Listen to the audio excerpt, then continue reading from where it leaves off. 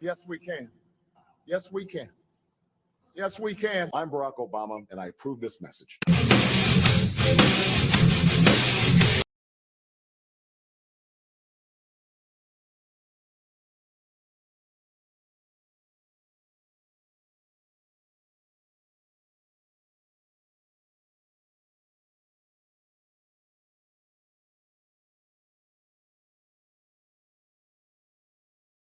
Mic check, mic check.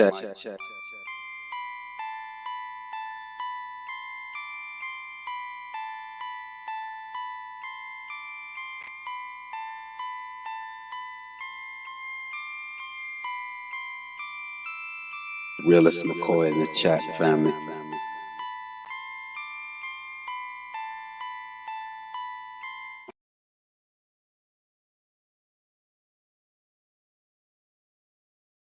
President Obama speaking from the East Room of the White House, telling the nation and the world President Obama is in fact dead.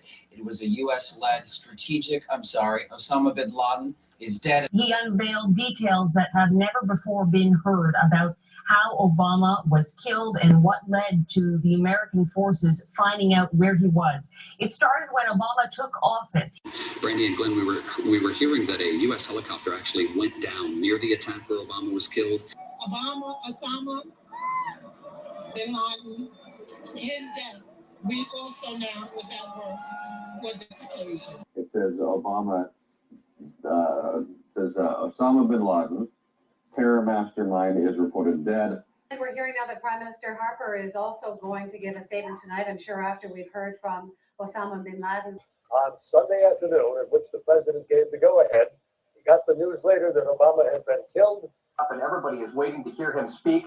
But this is what we do know at this point. This has been sort of labeled as a situation that deals with national security. What they're calling it is a national security development. And we've been saying that President Obama is going to speak about this extensively over the course of the next few minutes. We're waiting for that press conference to officially take place. And as soon as we do hear that, of course, we'll take you right to it.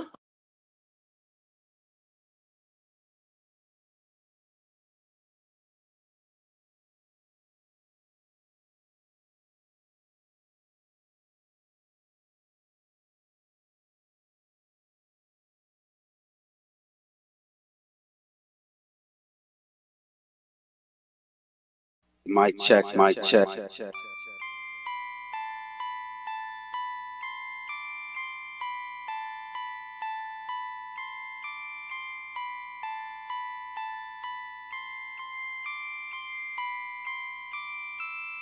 Realist McCoy in the chat, family.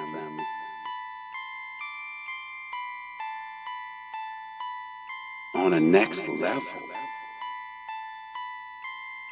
I'm not here for the play.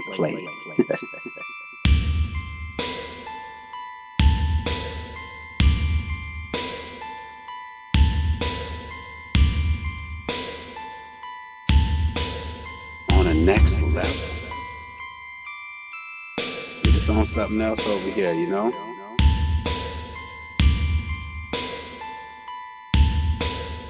We see a problem. We want to correct it. I'm not here for the play.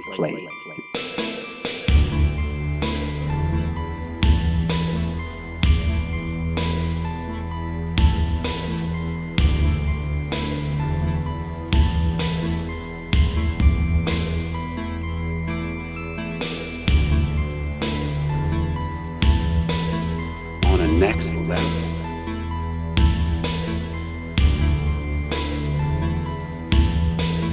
Let's pray the raid on it.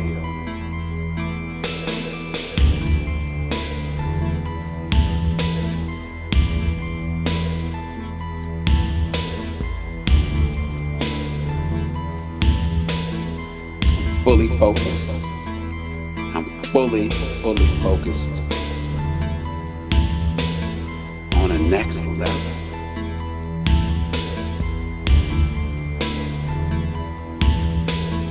There are weirdos out there.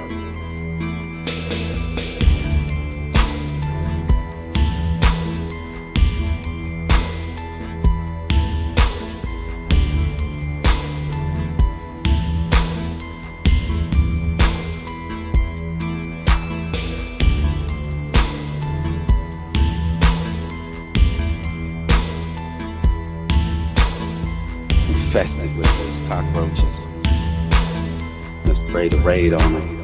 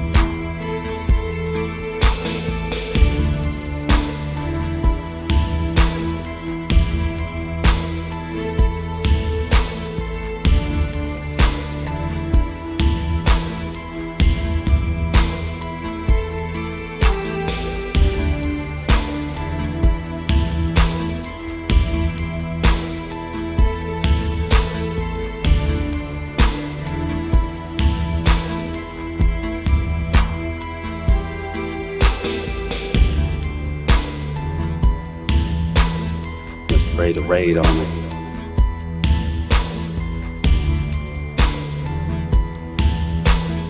Realist McCoy in the chat, family.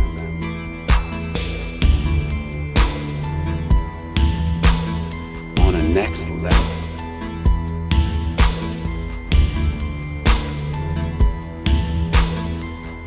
I'm not here for the play. Okay, boom.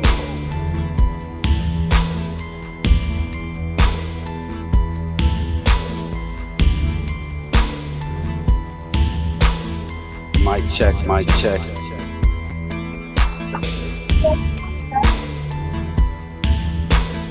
On the next level.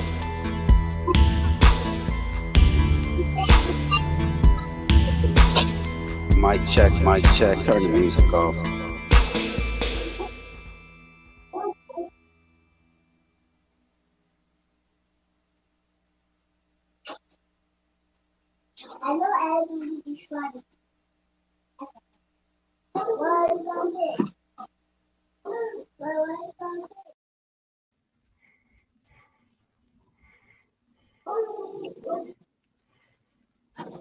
Yes, Grand Rising. I just want to read this that's on the screen. Sorry for the intro is supposed to go shorter than that, but but my children came in and I had to attend to them. So forgive me. I appreciate y'all for being here. But I want to read this that's on the screen to why I'm making this presentation today.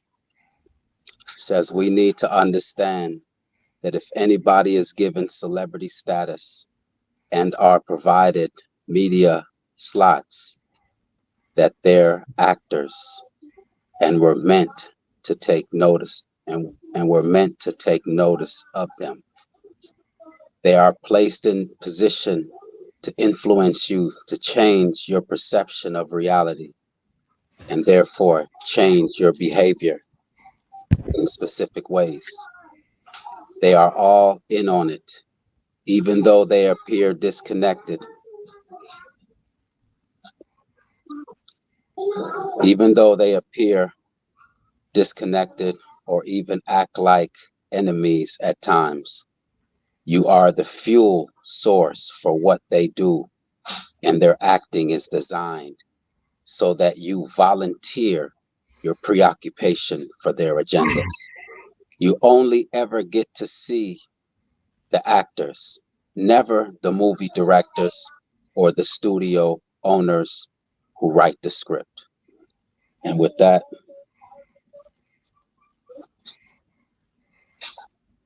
joining me is Annapurna and Sparky Lee. Thank you, Sparky, for being here. I appreciate your time.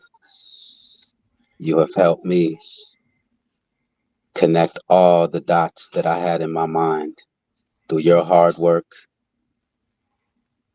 It's just made, I don't know, I just feel it's destiny, and I'll just leave it at that. And Annapurna, she's encouraged me to go down this path, and I've lived knowing this, but to bring it out now, it's that you all know that's why I'm here. I focus on my enemies, and that's all that I have to offer.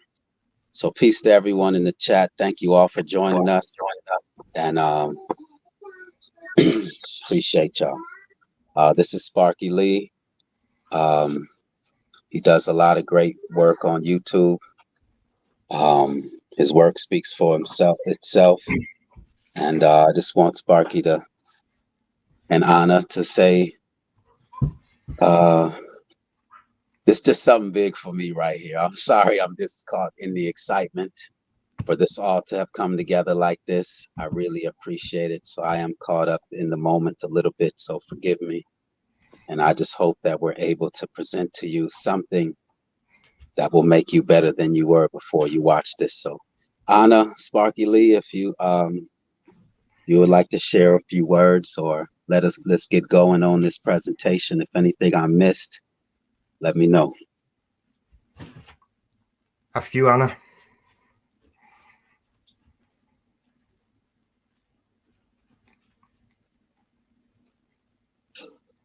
Anna, you there? She might be a little occupied. Go ahead, Yeah, Sparky. well, I just like to say, first of all, thanks for having me. Hey to everyone who's here. Thanks for coming. First of all, this is kind of impromptu. It's not something I was expecting to do, so please bear with me. I've not prepared anything. This is just going to be on the fly. So, yeah, let's go. Thank you. Sparky, man, I'm telling you, I'm so yo, you've done my job for me, bro. I'm telling you. You know, I would explain this to people but I didn't know the depth of it until I saw your work. But Anna, go ahead. I'm sorry, Anna.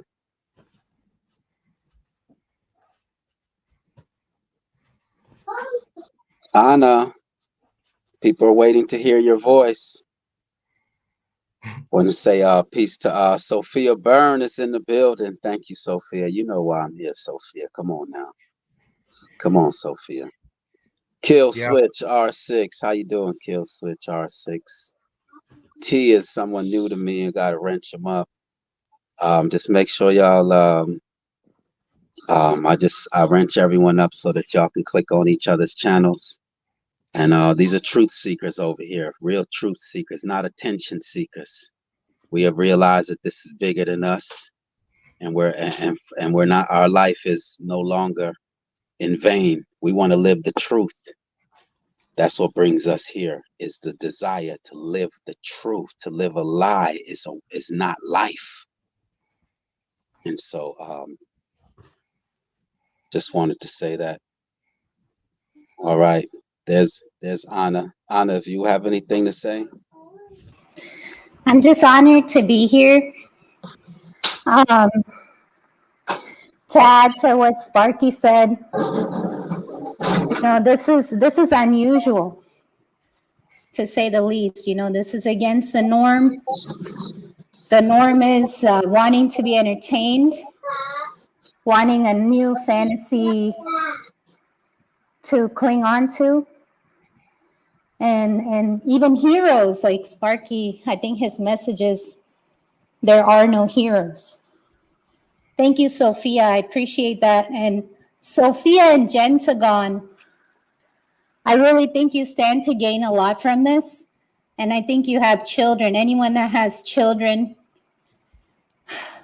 I think you have a lot to gain from this, especially the concept that there are no heroes out here. You know, it can save you a lot of grief. And that's basically it. It's an honor to have like minds and honorable people coming together on a platform that encourages drama, division, name calling, narcissism, and cash grabbing. So this is something different. This is something different. I'm very honored to be here. And Sparky, I'm just amazed that Sparky is here. I'm just in amazement. Thank you. I just wanted to say what brought me here was Building 7. Building 7. Watching this all happen back in, what was it, September 11th, 2011. I saw that those two buildings, yes, okay, a plane crashed into them and they collapsed.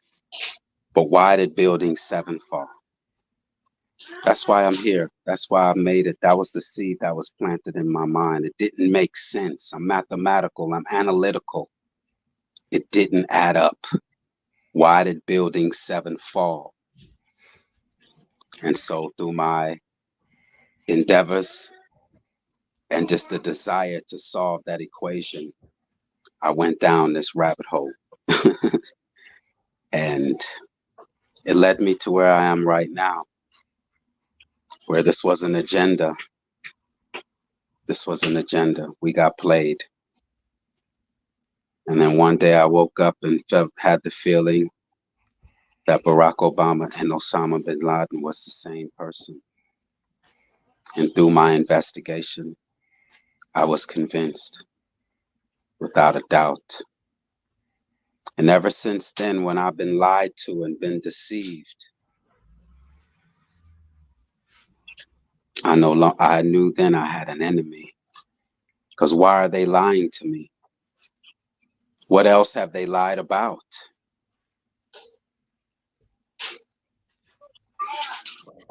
And so that's what's brought me to this moment here.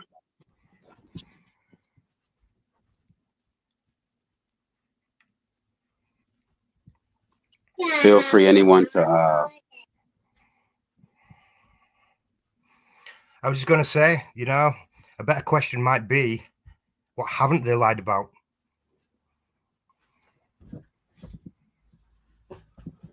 Right on, Sparky.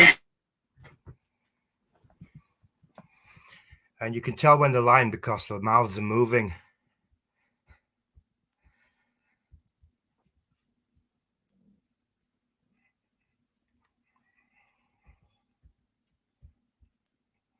Sparky, I would first like to ask you, I just spoke on what sparked my mind to investigate. What sparked your mind, Sparky? How did you come to this realization? Yeah, I suppose it's a very similar enterprise, really. 9/11, of course. I mean, I was brought up, my mother, she was very, very suspicious. She taught me that you don't trust anybody. So I grew up with that mindset anyway. So for me, as soon as I see anything, I start asking questions. You know, I want to know why. I don't just follow things blindly like, you know, like the majority of the population do. You know, I want to know why. And I don't only want to know why, I want to be shown the facts. But let's face it, when you dig into these subjects, the facts fall away very quickly because it's all complete fakery. You know, I'd say that there wasn't even any airplanes on 9/11. All CGI, all filmed prior to the actual event, and then laid over. We can see that when the plane goes through the building and comes out of the other side. That's because they were editing it in real time, and they had a split second to bring it in and out. They didn't have the technology that we've got today, so someone was actually sat there at that point pressing a button, and they got it just slightly off. You know, the plane came through the building. It's impossible. Do you need to know anything else after that? Probably not. You know, and then as you listen to the excuses and the story, it falls apart and it's just bullshit. So yeah, 9/11 for starters. The whole actor-based reality thing, I saw that perhaps 10 years ago. Dallas Goldbug, I don't know if anyone's familiar with him. Ed Sheeran, and everyone says that he's a shill, and maybe he is. I'm not sure about that. I can't prove it for definite, but that's where I started. I looked at his work, and then I started to look into things in more detail myself, and lo and behold, you know, once you start scraping the surface of these stories, you soon come to the realization that none of it's real. I'm sure everyone's going to agree. Yes, sir. It's just so like for me, you and McCoy, at least in this discussion, you're coming from a sort of macro perspective. And I have a little bit of that experience in the microcosm of my personal life.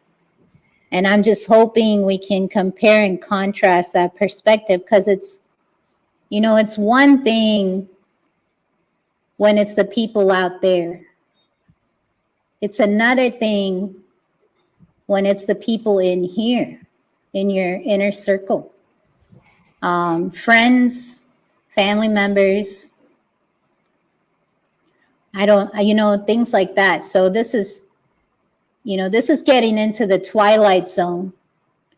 And I just want to advise the viewers that, you know, just if you need to go outside and like put your feet in the dirt or something, when you hear something here that strikes a chord, because it's really easy to put it out there. But I think the point I'm trying to drive home is the ones among us that didn't dull, that we didn't become dull and drone type, we are of great value. And it's very possible that people like us are being targeted, to say the very least.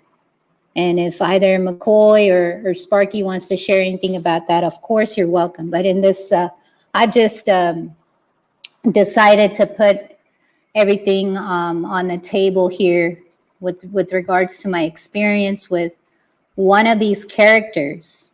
And no matter how you slice it, I mean, I think I'm just scratching the surface here, because if this is true, then you start wondering, where does this end?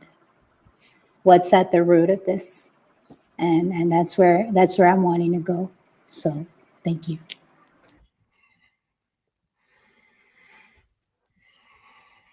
Yes. Yeah, we're gonna take our time here because this, I live with this. I know this. This isn't something that I believe. I know it. I have a mathematical mind, and I'm not easily convinced. And that's why I say that I'm not here for the play. I'm not here for the arguing nor debate. I'm here to exchange information and to link with like-minded individuals so that I can get closer to my goal, which is to live the truth, to live how I was naturally meant to live. Everything that this enemy gives me is a lie. The food, the environment, the clothing. They don't like me. They despise me. And I no longer want to stay in this abusive relationship. I want no part with my enemy. They are my enemy. And I'm not here to change them. They are who they are. Just as long as they know that I was born naturally free with the right to pursue happiness. As long as they can respect that, they can be them and they could do their thing. But so I'm here to let the world know that you have been bamboozled. We have been hit over our head, programmed all our lives. Generations after generations have been lied to. That's why I blame no one. I point my finger at no one who is in the same situation that I'm in. I'm just focused on this enemy. They're wicked, they're evil, they're cowards. But at the same time, they're no one to be feared because they're liars and deceivers. And the moment that you lie and deceive, you've lost.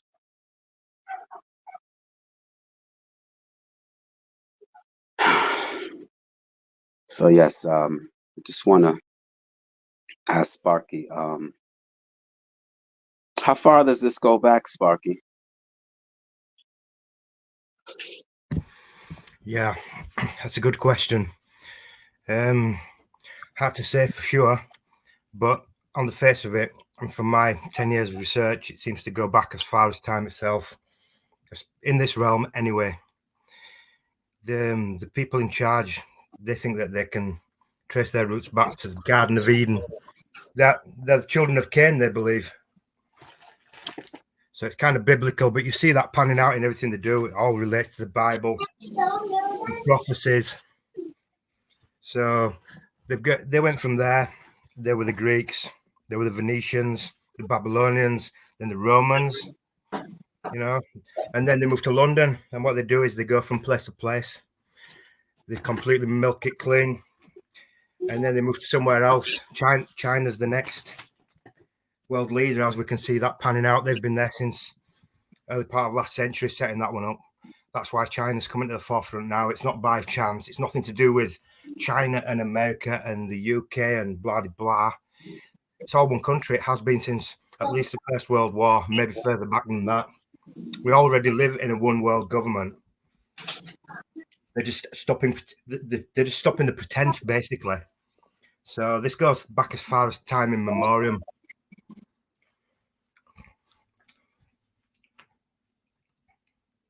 Anna, I would like to ask you, Anna, this is all new to you. So if you can express what has attracted you, Why does this work resonate with you? This is all new to you. Okay, so, well, since we're all sharing the 9/11, I'm just going to say that, you know, I was in India when it happened. And in my childlike innocence, I just thought it was a bomb, like a bomb had gone off. And it wasn't until much later, maybe when I was 15, 16, maybe I even met somebody from the United States that was an exchange student back home in India. So, and they were like, no, that it was a plane. And I thought that was the most ridiculous thing. Like, huh, what? It can't be a plane. That's a clear bomb. And when I finally moved to the States, you know, people would just tell me I was crazy because I thought it was an inside job, and I didn't think Osama was dead. And so it's just, I'm not going to say it, man. I'm not going to say that's the day I woke up to everything, because I'll be the first one to admit I've been bamboozled. Because when you see something like that, you immediately look for something that's not like that. And my entire trap has been, and I say but I know people do it over and over again. We do it again and again, is looking for communities that that will then stand on the truth. And that's a slippery slope, because that's where, you know, I think, oh, I'm helping out this person, I'm doing the right thing, I'm on the right side. And then boom, it turns out it was all controlled opposition. So the reason I'm here is because I know I don't know it all. And I know that each one of us is vulnerable, especially if you have a kind heart and a giving nature, especially if you're just natural, if you're a natural human being, just if you are as you were meant to be, the system primes you to be a perfect victim time and time again. And I don't want to be a victim. I don't want to be a victim. I'm not a victim mentality. The minute I see that I'm victimizing myself, I want to change it. And most of the people here know, but if for those who don't, you know, Santos Bonacci walked into my vegan restaurant right before the quarantine of 2020. And he was the first person to introduce the term truther to me. I was not really on YouTube. I had a channel that I put videos on, but of course, you know, if you're just a channel nowhere, nobody's really looking at you. But the first time he walked into my restaurant, he was already on a live. And that was like the first red flag I ignored, because I didn't even have Wi-Fi in there at that time. So, you know, I was just trying to be off the grid, excuse me, off the grid. And in comes somebody, you know, basically broadcasting me to 200,000 people. And he was a vegan. He was a truth teller. He said I was a truther. He started introducing me to people as a truther. I didn't even know what the term was. And this is, again, another red flag. So these tiny little red flags, I ignored them because I thought, oh man, this is a good person. They're telling the truth. They have their bad side. I mean, they're not perfect, but they're here to befriend me and do the right thing. He was leaving a generous tip for the Mexican ladies that worked for me. You know, he was a good customer. And I just, you know, how do I fell for it, guys. So Sparky's work is like the cherry on the cake for me, because I did end up moving to where he was in Mexico and being a so-called teacher in his academy. until I realized there was no academy, basically. So, I lost almost everything I had. I lost the ability that I had built. I uprooted myself for a pipe dream. You know, it's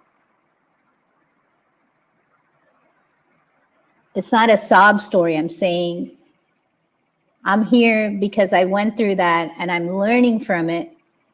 And so as to not repeat this again and not allow the enemy into my inner circle ever again. And that's what I'm hoping the audience will get out of this as well. I'm hoping this experience can save someone a lot of grief. Some people that went over there died. And it wasn't just, you know, it was like 2 or 3 people died. And one of them died in such a weird way. They just got a motorcycle, took them out, basically, crashed into them, took them out right after they called out the Syncretism Society. So, you know, it's just a lot of people didn't survive. A lot of people lost a lot of money. So if I can save that grief for one person and also expound upon the lesson that I'm learning, that's it. That's my purpose here, so that we can be protected against the enemy. And I want to say, I already, you know, at the beginning, yes, I did defend Santos. I thought he was just a victim. But again, Sparky Lee's work is just a cherry on the cake that confirms me. I've come at this 3 ways. And I'm going to share like this, the 3 kind of ways that I'm coming at this. And no matter how you slice it, the guy was an imposter from the beginning and controlled the opposition from the beginning. And that basically, that is the norm. That is a norm. So there are no heroes, so to speak. And I'm done following so-called heroes. And if that message comes across in as many ways as I can put it across, I'm going to present 3 ways today. Then my purpose will have been achieved. Thank you. Thanks, Sparky. Sparky Lee. Hey. Did you have anything you wanted to add before I? Yeah, it's a mind-blowing story what she tells. I'm sure everyone will agree. You know, it's very rare that you meet someone who's met these people, never mind had interactions and spent time with them. You know, it's something that we should all listen to and take on board, because there's quite a lot to be taken from it that we can discern for ourselves, because it only reinforces the facts of what we already know about how fake these people are. I'm pretty certain I've never been really around them, although I know people that have briefly, just through coincidence more than anything. But there's one thing for sure, they don't like us, and I'm pretty certain that when you're around them, once you know, you'll see it for yourself that these people are actually a world apart from us in every way possible.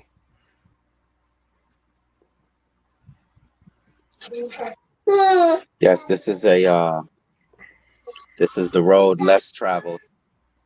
So I'm very thankful to have you here. You know, I no longer feel alone in my thought process. And so that's why your presence is very much appreciated. Thank you. I think first what I would want to feature is the methodology, the method. You know, like their tools that they use.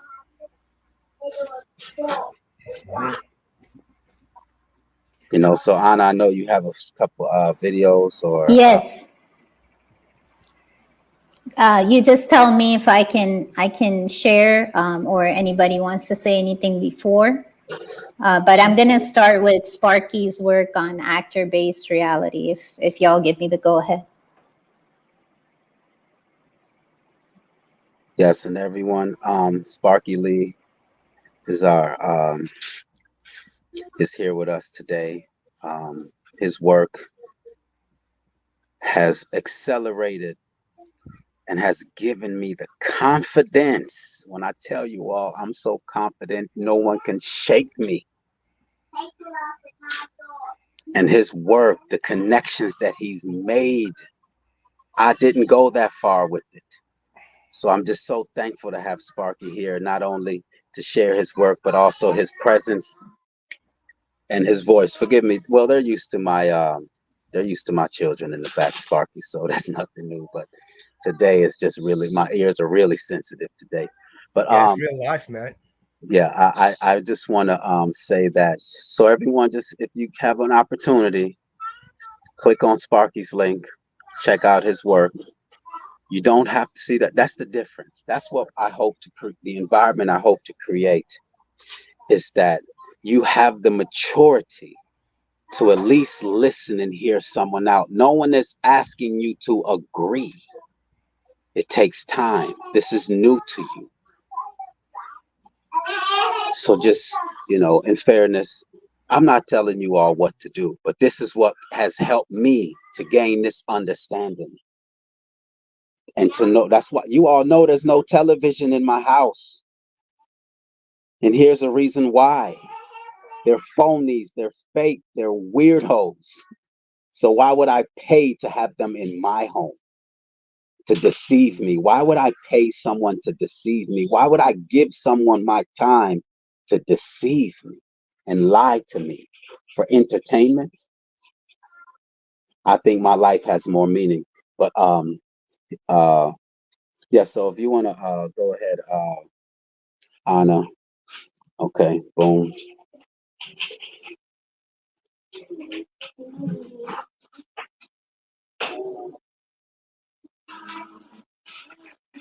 They may ask, why should I care about a few actors and if a few news stories are fabricated? What is that either to me or to my family? Why should I really ever care? Some may say that a few bad actors are involved in staging events which become the news of the world. Why, considering the grander scheme of things, others may want to know, should that even matter? These are my responses to all of those hypothetical questions. 1. It is not just the mainstream and alternative media which has lied to you. You've been lied to about everything. Even popular historical narratives, those of which... Hey, McCoy, can you mute for a second? Sorry. Sorry? Oh, no, I was just asking. Oh, It was I'm just sorry. I'm some so sorry. I background told y'all noise. my children and I forgot to mute. That's horrible, horrible on me. Sorry about that. Yeah, it doesn't matter about the voice at all, Sparky. I'm just going to go back because there's a lie you just said there. I'm just going to go back and play it again.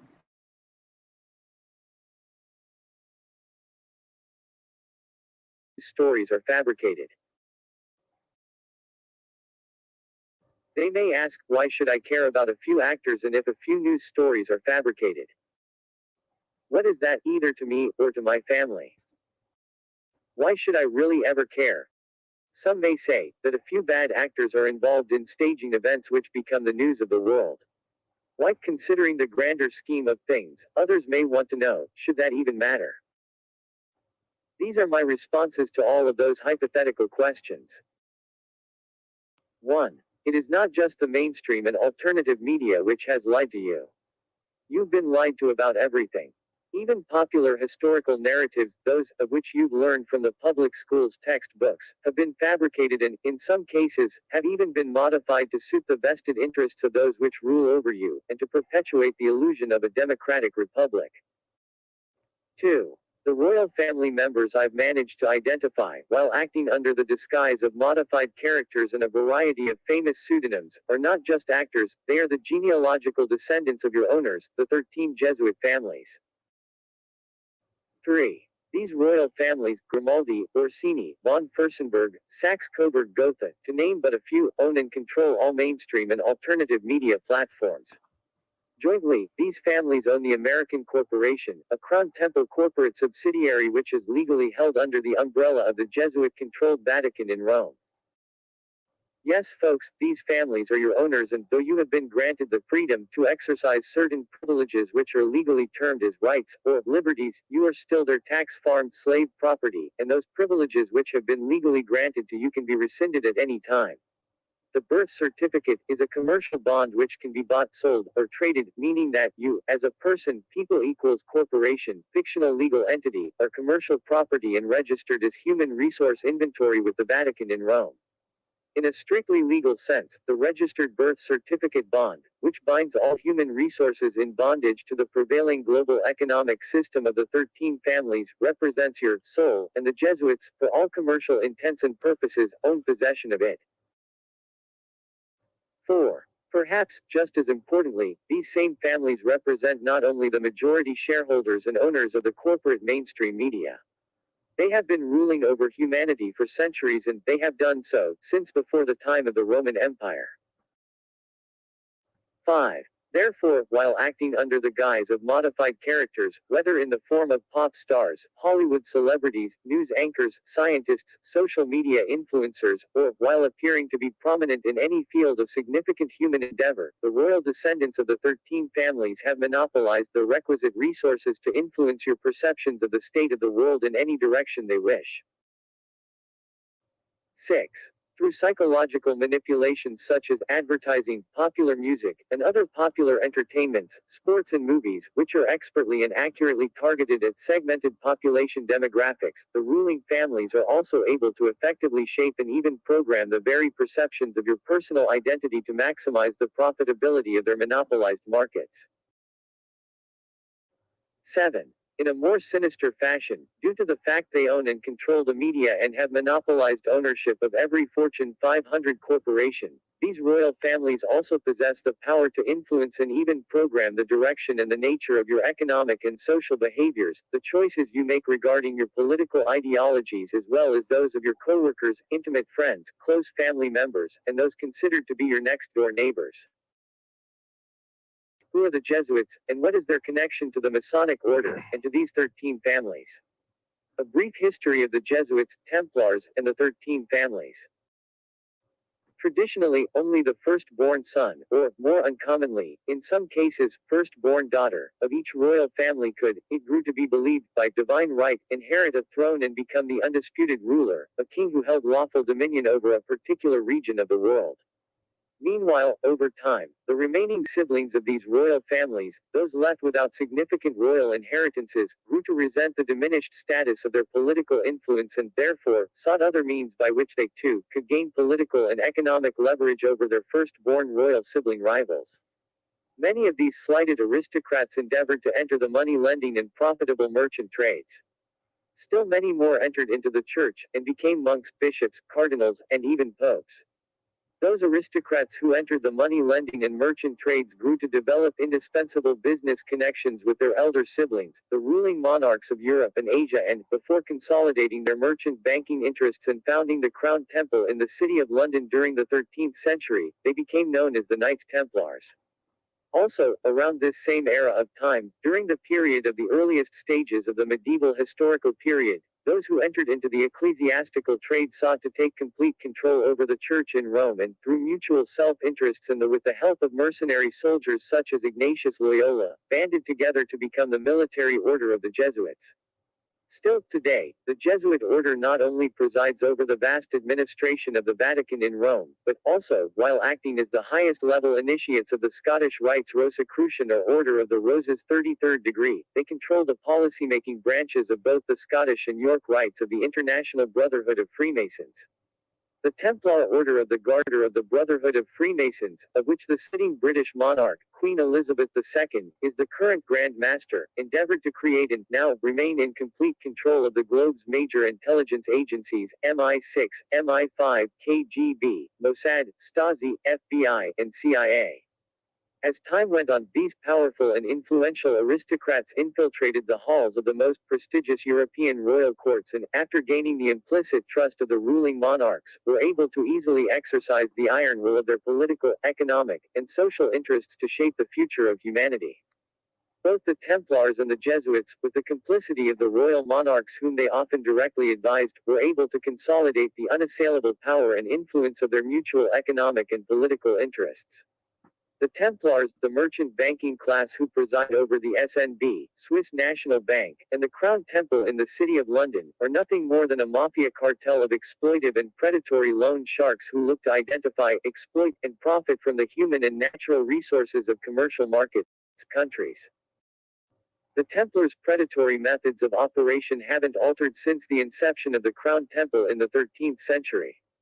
After identifying a market country, which possesses exploitable human and natural resources, the Templars arrange a principal loan to the sitting corporate government, with floating interest rates attached.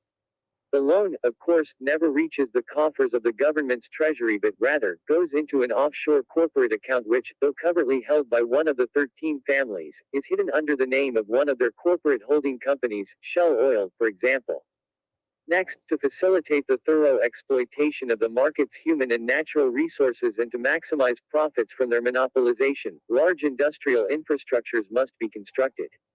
But the Templars, ever the shrewd businessmen, never use their own money, gold and silver, to pay for the construction costs of such immense projects.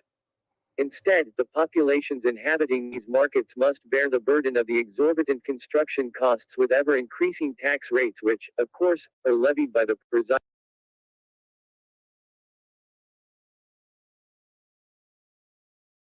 corporate governments.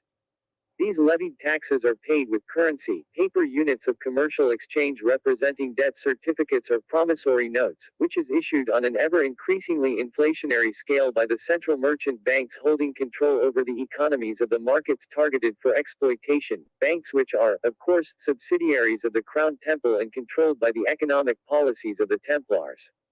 When the human resources and the corporate governments cannot pay the interest owed on the loan's principal, the market defaults. It is then that the Templar bankers will make alternative but no less crushing demands for compensation from the defaulted market. 1. Demanding the market's oil, water, or wheat grain be sold to corporations owned by the 13 families, Shell Oil, Pfizer, General Foods, for bargain basement rates so they can be exported and sold to foreign markets at a steep upmarket price. 2. The Templar bankers will also demand that the market's government make a political concession to the UN in the form of a vote in favor of the economic exploitation of some foreign market which has also been identified as being rich in both human and natural resources. 3. The Templars will also demand that military complexes, overseen by the intelligence jackals of the Jesuit order, be built on the soil of the defaulted markets for the purposes of ongoing security. Hegelian dialectic. Over time, both the Jesuits and the Templars were able to effectively develop and perfect yet another powerful tool which came to be known as the philosophy of the Hegelian dialectic, or the divide and conquer strategy. Dividing populations along superficial racial, economic, and political lines has always caused commercial markets, countries, to become easier to control and much easier to economically exploit. Using these effective strategies, time and again, both the Jesuits and Templars have been able to thoroughly consolidate their control over the globe's population, slaves. Both the Jesuits and Templars quickly discovered that, while conspiring with the ruling royal monarchs, Hegelian dialectical political strategies could also be used to promote propaganda in the field of not just politics, economics, or religion, but, as well, in the field of the creative arts. The Jesuits, in particular, as financiers of the works of Michelangelo and Leonardo da Vinci, and as covert patrons of the works of William Shakespeare, have always highly valued the political utility of both the theatrical and the creative arts.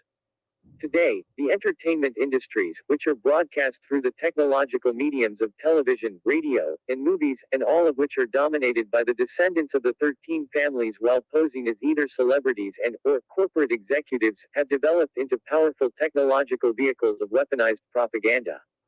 While portraying roles as actors, Hollywood celebrities, rock and pop stars, and even politicians and presidents while posing under the cover of an array of religions, races, genders, and pseudonyms, the descendants of the 13 ruling elite Jesuit families, through a nearly inexhaustible arsenal of subversive and exploitive tactics, seek to sedate, divert, control and ultimately, profit from the general public's misinformed political perceptions and programmed social behaviors.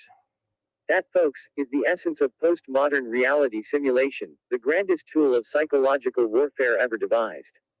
While you're contemplating all of that, keep in mind, these are the same families holding the coronavirus psychological operation over public's heads like a sword of Damocles, a grand smokescreen for the gross criminality of economic and political terrorism.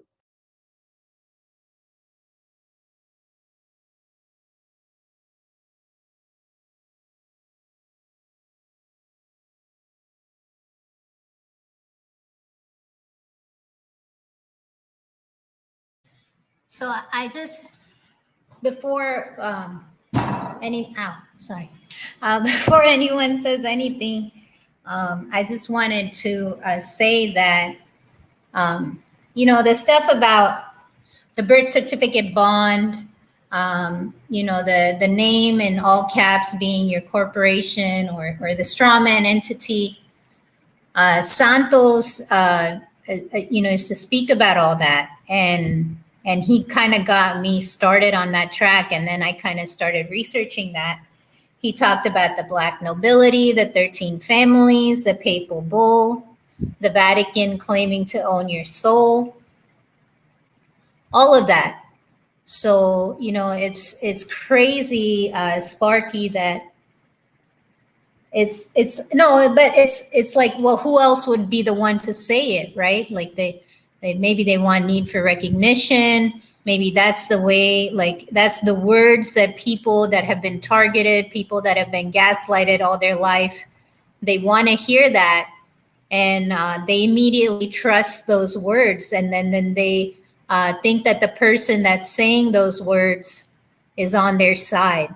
And that's what happened to me. I'm like, oh, well, if he's saying all this, he's definitely on my side. He pays his bill on time. If he eats at my restaurant, he's giving generous tips to Mexicans. So he said all of that. And now what we're uncovering is that he is part of that. And he has been kind of sent to give out little snippets of information.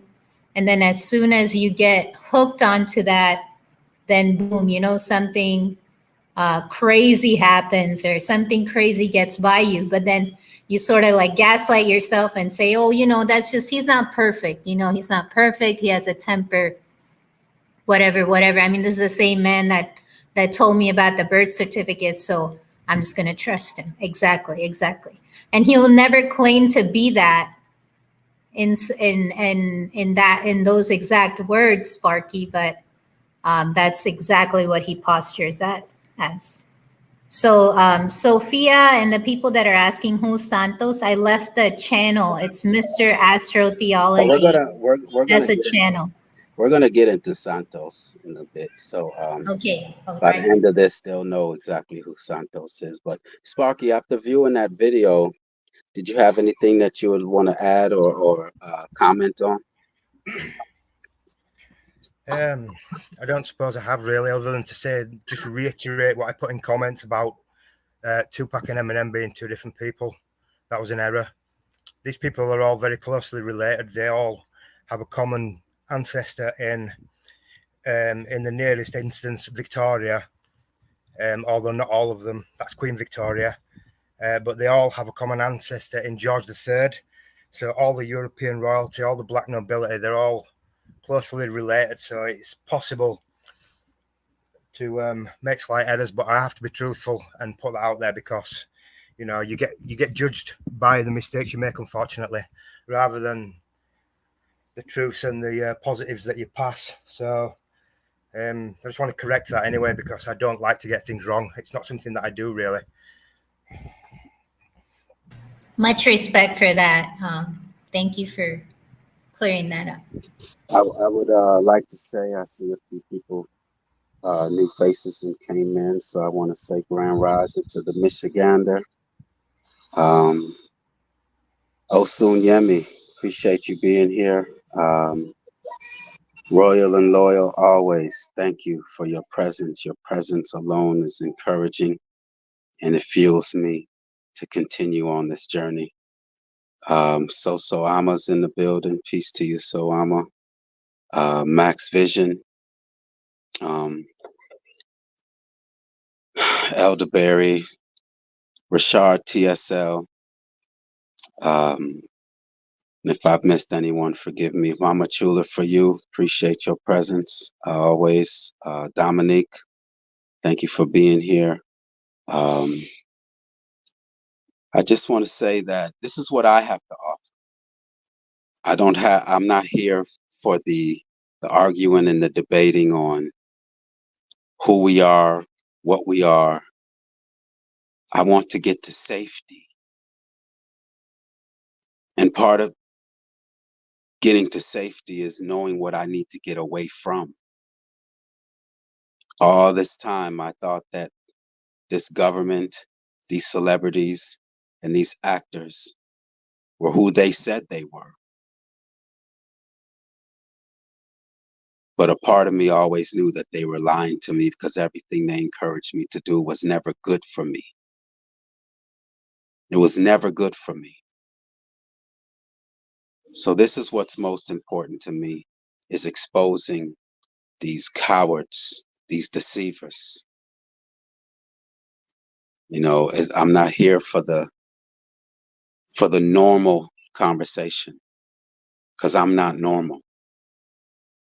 I see deeper than what has been given to me. I question everything because I'm mathematical, I'm analytical.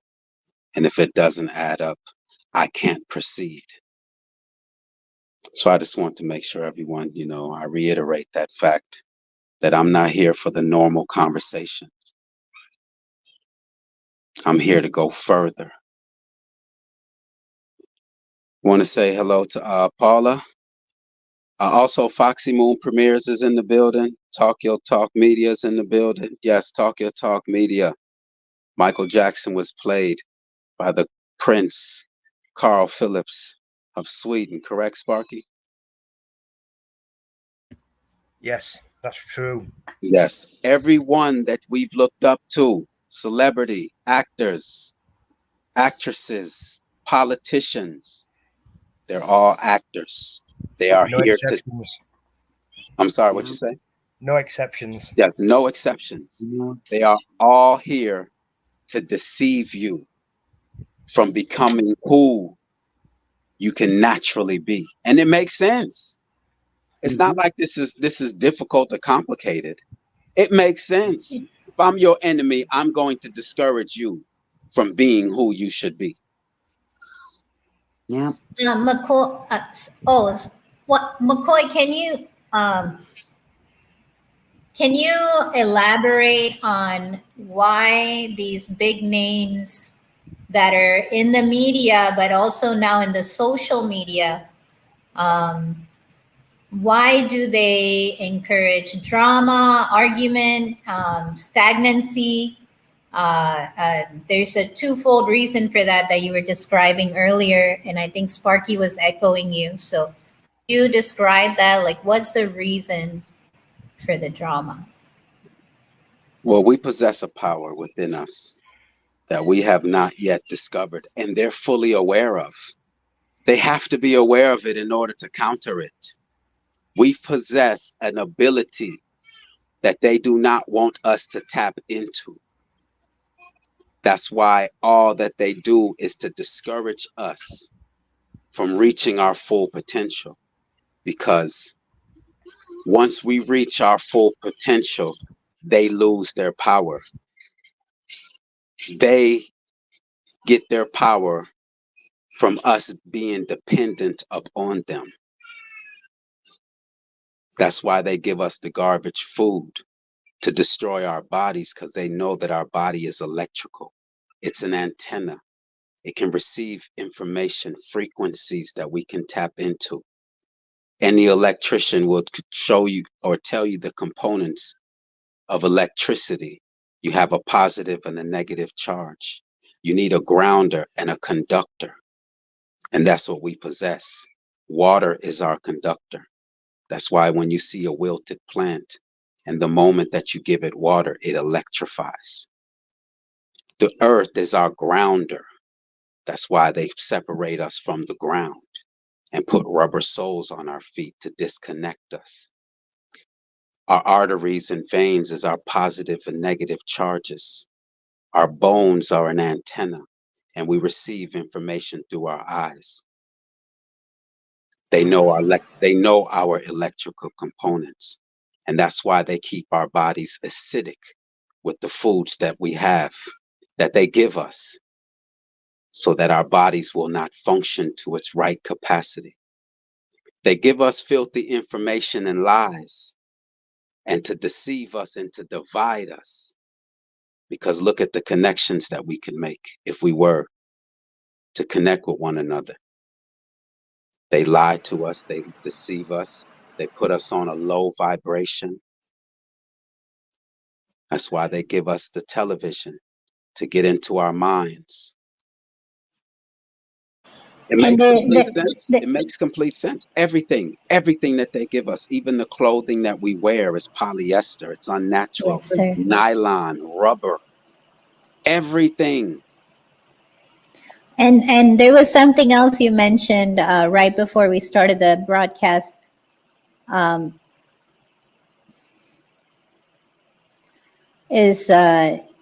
drama is also an excuse not to be in the same room at the same time in some cases. Oh, okay, yes. Like you say, you'll say like a Nicki Minaj. And what's her counterpart? What's that lady's? What the other artists? They'll create a beef so that they won't have to be in the same room.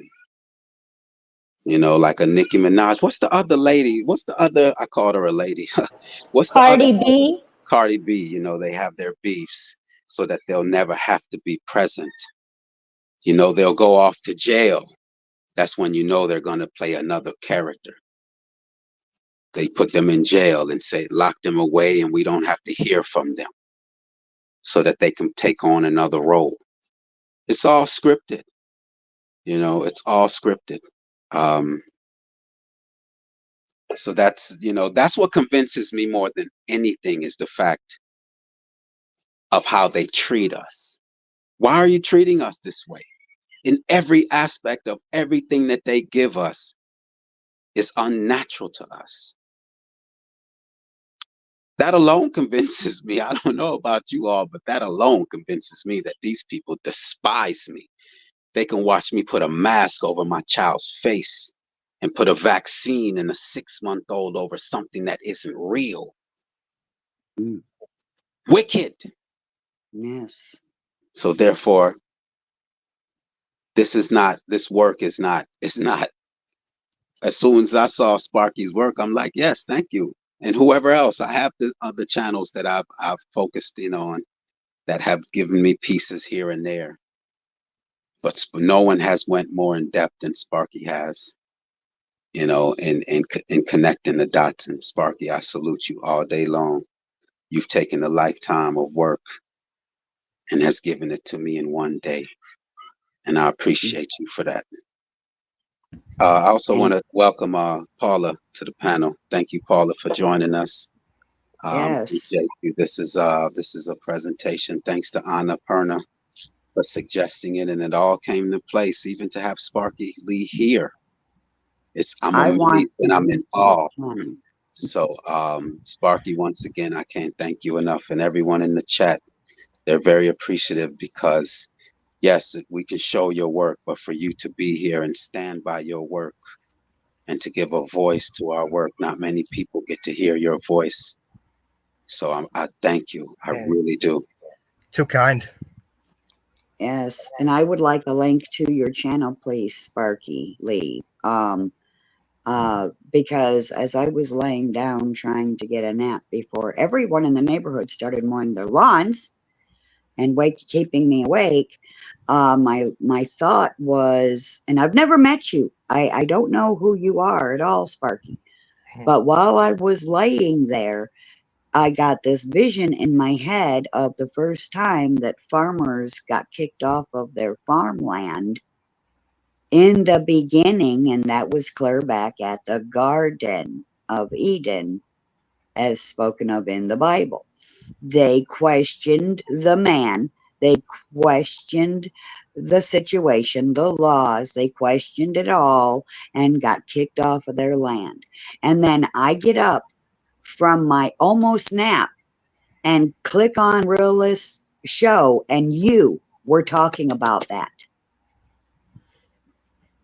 So I definitely am linked to you somehow. I need the link to your YouTube channel. It's Sparky just dropped it in the chat. Yeah, it's in chat now. Okay. And then the Shell gas station, when it first came out, I was probably in my early or late teens. When the Shell gas station first came out, I questioned it immediately because of the shell game, where they'd hide a little pea or a rock or something underneath the shells and play the old switcheroo on you. So you confirmed why that bothered me in the beginning with your video as well. I wrote this down so I wouldn't forget. I would like to also, how's my mic, everyone? My mic all right? Good. Yeah, great. Okay. I would like to also add, you know, prior to seeing Sparky, here's how Sparky Lee's work confirms what's my intuition. Here's an example. 50 Cent, the rapper 50 Cent, bought Mike Tyson's home. I always found that odd. He bought Mike Tyson's house. Mike Tyson's best friend is who shot 50 Cent 9 times. Has to be the quickest deal ever. And wow. 50 Cent wrote a song about it, and also 50 Cent put $50,000 hit on Mike Tyson's best friend. However the story goes. So come on, see, those are the scripts. Those are the scripts. All right. And so now, after viewing Sparky's video and seeing Mike Tyson is 50 Cent, you'll never see them in the same room unless it's CGI. And so that's all I'm saying. This is what I'm saying is this is my own intuition, and Sparky has confirmed it. Because the moment I knew I had an enemy and they lied to me, I questioned everything. That's only natural. If you're in a relationship and your partner cheated on you and lied to you, you know, the trust is gone. You're going to question every and anything. You're going to be suspicious. And that's what has happened to me. So I just thought that I would give that as an example as to how Sparky's work has confirmed my own intuition. So yes, let's see. Where you want to go with it now, Anna? I have another video pulled up. That's what I figured. So this is where I was prior to Sparky, discovering Sparky Lee's work. And I also want to make sure that we present some of their methodology, the masks. You know, Sparky did a great video. Sparky, remember the video that you did where the different cameras can show the same person, but they can look different? Oh, that's an awesome video. That video. Yes, lens distortion. Lens distortion. Basically using a wide angle lens at close range. What's the title of that? Pull that up for me. Pull that up for me.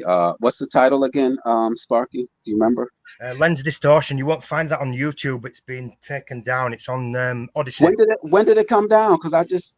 Okay, well maybe it's still there somewhere. Maybe I saw it the other day.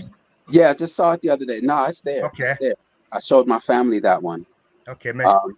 Hold on one moment. Let me see if I can find the title. Okay, can I just interject there? Okay, so I'm gonna have to leave chat briefly because I've got to go and pick my daughter up. Okay. So I'll be back in as soon as possible. All right. Appreciate you, man. Thank you. Okay, thanks. Yep. Anna, if you want to go ahead and present that video while I pull up that Sparky Lee video. Here, just share my screen. I have it here, and we can look for it together. I have his entire channel. No, just present your video, and I'll go looking for it. Okay, gotcha.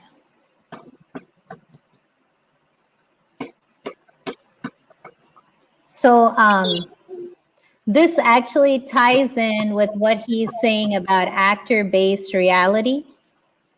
And it's going into the Whore of Babylon, basically. That's described in the Bible, but also in kind of, I think he draws a connection between Sumerian and Babylonian texts. Again, I don't 100% endorse this guy, but it's the motivations that Sparky shared and the connections to the Vatican and Rome and theater. He said it was all theater.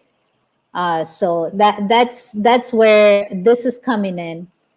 And I just want the viewers to kind of come in openly and consider this information. This is where I was before I jumped onto Sparky's work.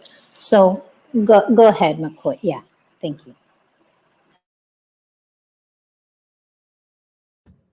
All right, welcome back. Today we're going to look at the ancient origins of the tranny and its association with the worship of pagan gods. Why are there so many trannies in the mass media and the government? Well, we're going to see that's the way it's always been. Okay, so really nothing's changed. The real question is, why wouldn't they all be a bunch of trannies? So anyone who thinks these people are not trannies, the onus of proof is on them because they've always been trannies. This is just a good summary. This book right here, in fact, called The Babylonian World, is a series of essays by experts in the ancient Near East. And we're going to find out some things about the goddess Inanna. Okay, so that'll be part one. Will be focused on the goddess Inanna. And then part two will be focused more on the rituals of this pagan religion. This book is talking about the ancient Babylonian world, but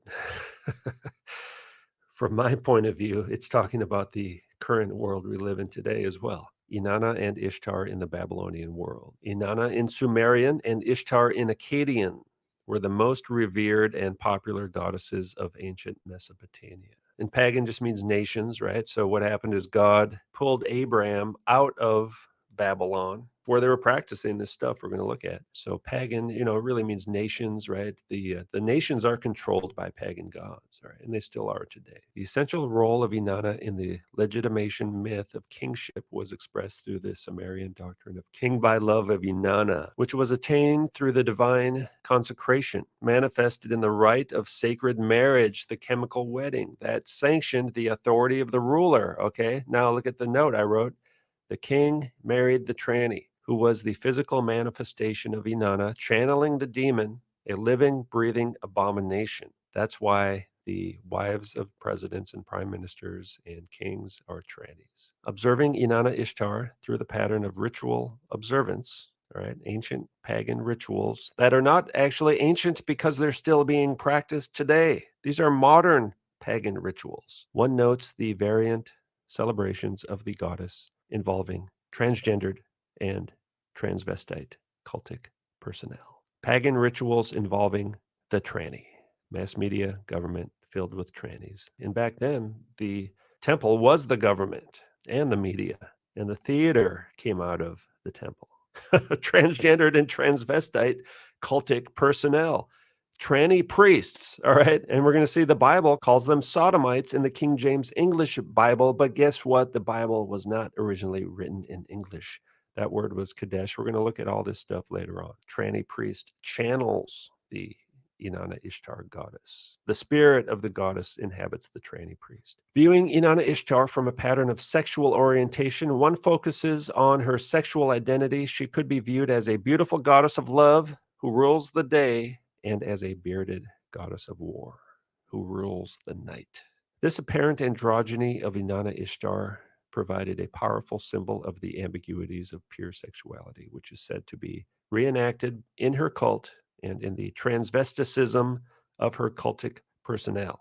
All first ladies have been trannies, all right? That's why. And now, by the way, this Inanna Ishtar is directly linked to the wandering star called Venus. The word planet means wandering star. So they believe Venus is both male and female because you see it at night and in the morning. That represents the two different sexes. And the word wandering star also is associated with false teachers, right? False gods, the small g gods, the small e Elohim.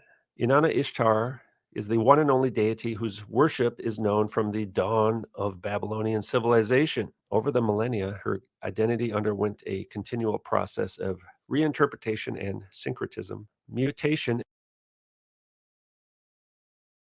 He said reinterpretation and syncretism. I just want to say that again, syncretism.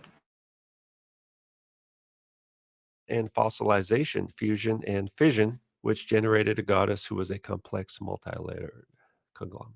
Next to the volute-like symbol of Inanna appears also a rosette star, the icon that became the major symbol of Inanna Ishtar throughout ancient Mesopotamian history down to the Neo-Babylonian period. From this period, we have not only images of her cult symbols, but also representations of the goddess. So the tranny is a human manifestation of Inanna.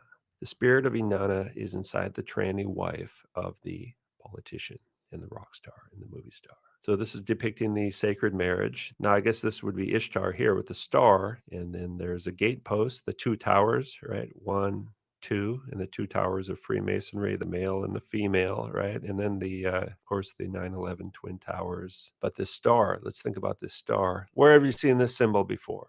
Well, of course, we know the flag of Canaan, or the flag of Judah, officially called the flag of Israel, the nation of Israel, composed of one of the 12 tribes, and they use this symbol as their flag.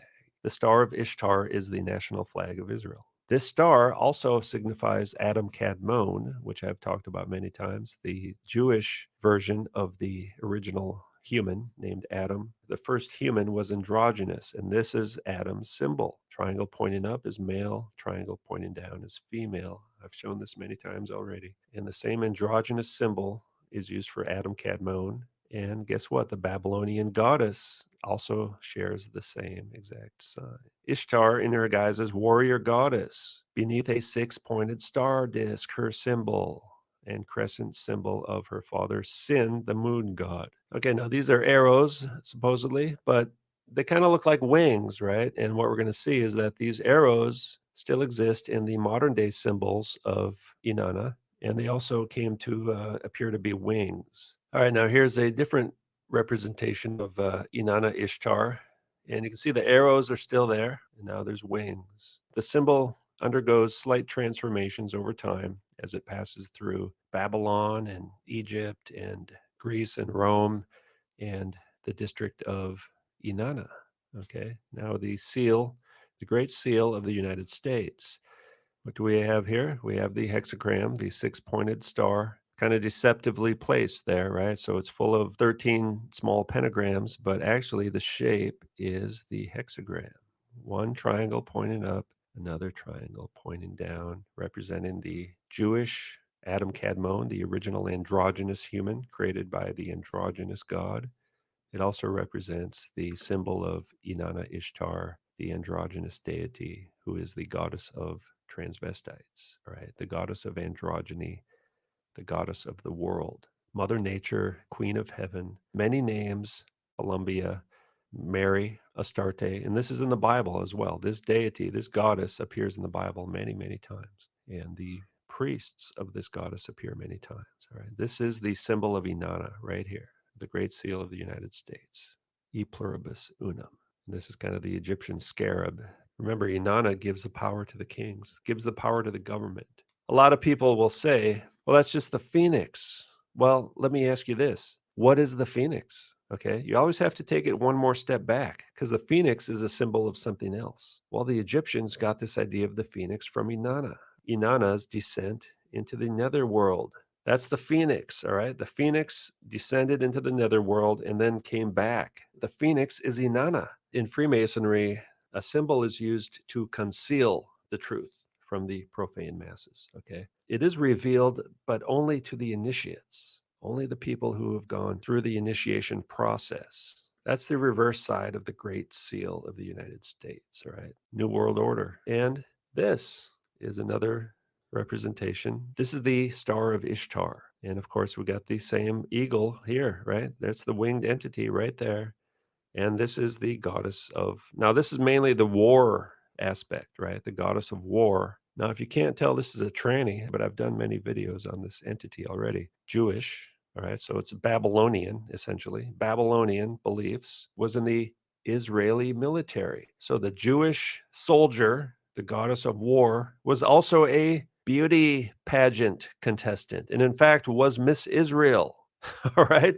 So the goddess of war was also a beauty pageant contestant winner for Israel, wearing the tiara, the little crown on the head. That's also an Inanna symbol, and the scepter, the little rod they hold. The beauty pageants are ancient pagan rituals for Inanna. So this person had both the war and the fertility. In this movie, it's the goddess of peace, trying to bring about peace, but yet it's also a warrior. And this person's a male to female transgender, right? So it's a Kadesh, it's a sodomite, and we're going to see some Babylonian terms they use for that same thing, the Hydra. Back then, you would have seen trannies. Every time you went to the pagan temple in the ancient world, you'd see the tranny. They'd be hanging out. You'd be seeing trannies all day long. Now, we still do. They're on television. When you idolize the tranny, you're idolizing Inanna, pagan gods, breaking the first commandment. Male to female, transgendered, Jewish soldier and beauty contestant. And now playing Wonder Woman. Wonder Woman was the ambassador to the United Nations for gender equality. United Nations, as I've shown many times, has an agenda to bring about a world of androgyny, to eliminate gender entirely, to eliminate boys, eliminate girls. They are now giving boys estrogen. They are giving girls testosterone. They are giving children puberty blockers so they do not go through puberty, so they do not become men and women who can reproduce. Because Inanna is the goddess who will reproduce. Only those channeling Inanna will be allowed on earth. Inanna is trying to take over the world, all right? It always has been. Sacred marriage, in which the king would take on the role of Dumuzid and engage in sexual intercourse with the priestess of Inanna. Question is, which one's the king? And is the priestess really a priest? You know what I'm saying, right? We've already seen the priests are transgendered, right? This is the king becoming the king by going through ritual acts of sodomy, all right, sex magic. And when you watch a movie filled with the tranny priests, what's the first thing you see? Before the movie begins, we have to bow down and worship Inanna. There's the star up here, right? This is the star of Inanna. This is the Statue of Liberty, same thing. This is the goddess Inanna. And before the movie begins, just like in ancient theater, Greek ancient theater was performed for the gods, just like the temple rituals were done for the gods. And in theater, it's the same thing. The actors were channeling the gods, and they're transgendered, right? I mean, it's a known fact that all the female roles were played by men in ancient Greek theater. All female roles in theater are still played by men. And the movie begins. Now, depending on what studio is making the movie, they have different symbols, but there's always some kind of pagan symbol at the beginning of the movie to remind you that this theater production is done in honor of the goddess. That's what's going on, all right? So it opens up with the goddess of transvestites, and then the movie begins, and you see the transvestite. The entire movie is a pagan ritual. This is an ancient poem or whatever it is for Inanna, translated into English, right? So this is like thousands of years old. To destroy, to build up, to tear out, and to settle are yours, Inanna. To turn a man into a woman and a woman into a man are yours, Inanna. In like manner, the Neo-Sumerian kings considered themselves the spouses of Inanna. Okay, and my note says that's why politicians marry the tranny.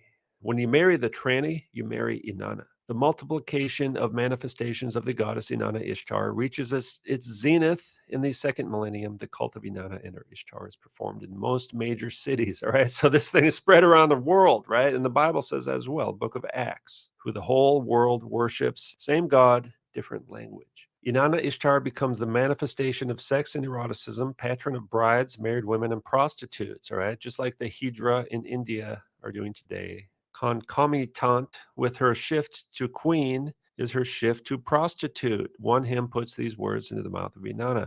When I sit in the alehouse, I am a woman, and I am an exuberant young man.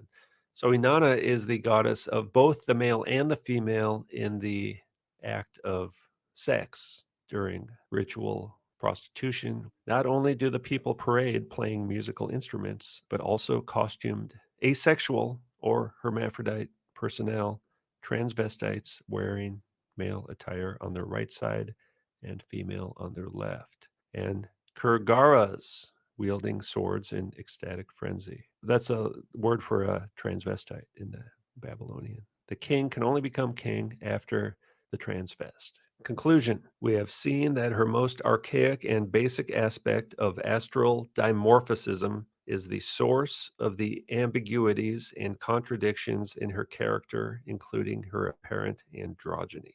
In like manner, she held dominion over all polarity of behaviors, all right? Balancing the polar opposites. Remember that concept? Equilibrium. The basic principle of all occult sciences is balancing the polar opposites. Represents both order and disorder, structure and anti-structure. Her bipolarity was founded on a natural phenomenon. The wandering star Venus appears twice in its course, once in the east, once in the west, as morning and as evening star. Lucifer. Her very mutability may have intrigued the ancient Mesopotamians and led to the conception of Inanna Ishtar as the one and only divine entity able to embody such opposing aspects. So if we had to summarize what's going on, why are the people in mass media transgendered? Well, it's because of paganism. The people we see in mass media are the modern day cultic personnel of Inanna. Thanks for watching. See you next time on Transpocalypse Now. So yes,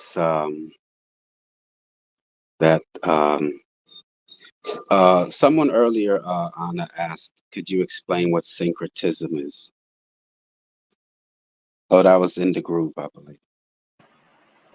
So syncretism, definition-wise, is when religions mix to create something new, like a new religion, like Catholicism mixed with indigenous practices from Latin America, and Africa gave rise to things like Santeria.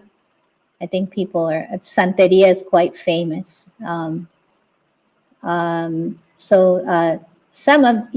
That's syncretism in like the dictionary sense. And then based on Mr. Astrotheology, syncretism is his version of bringing back the ancient mystery schools, I believe, of Ptolemy and Plato. I believe that's how he determines it. Sparky, is there anything that you would like to add to your observation of that video? I don't know how much of it you saw or heard. And then Paula, if you would like to also add anything.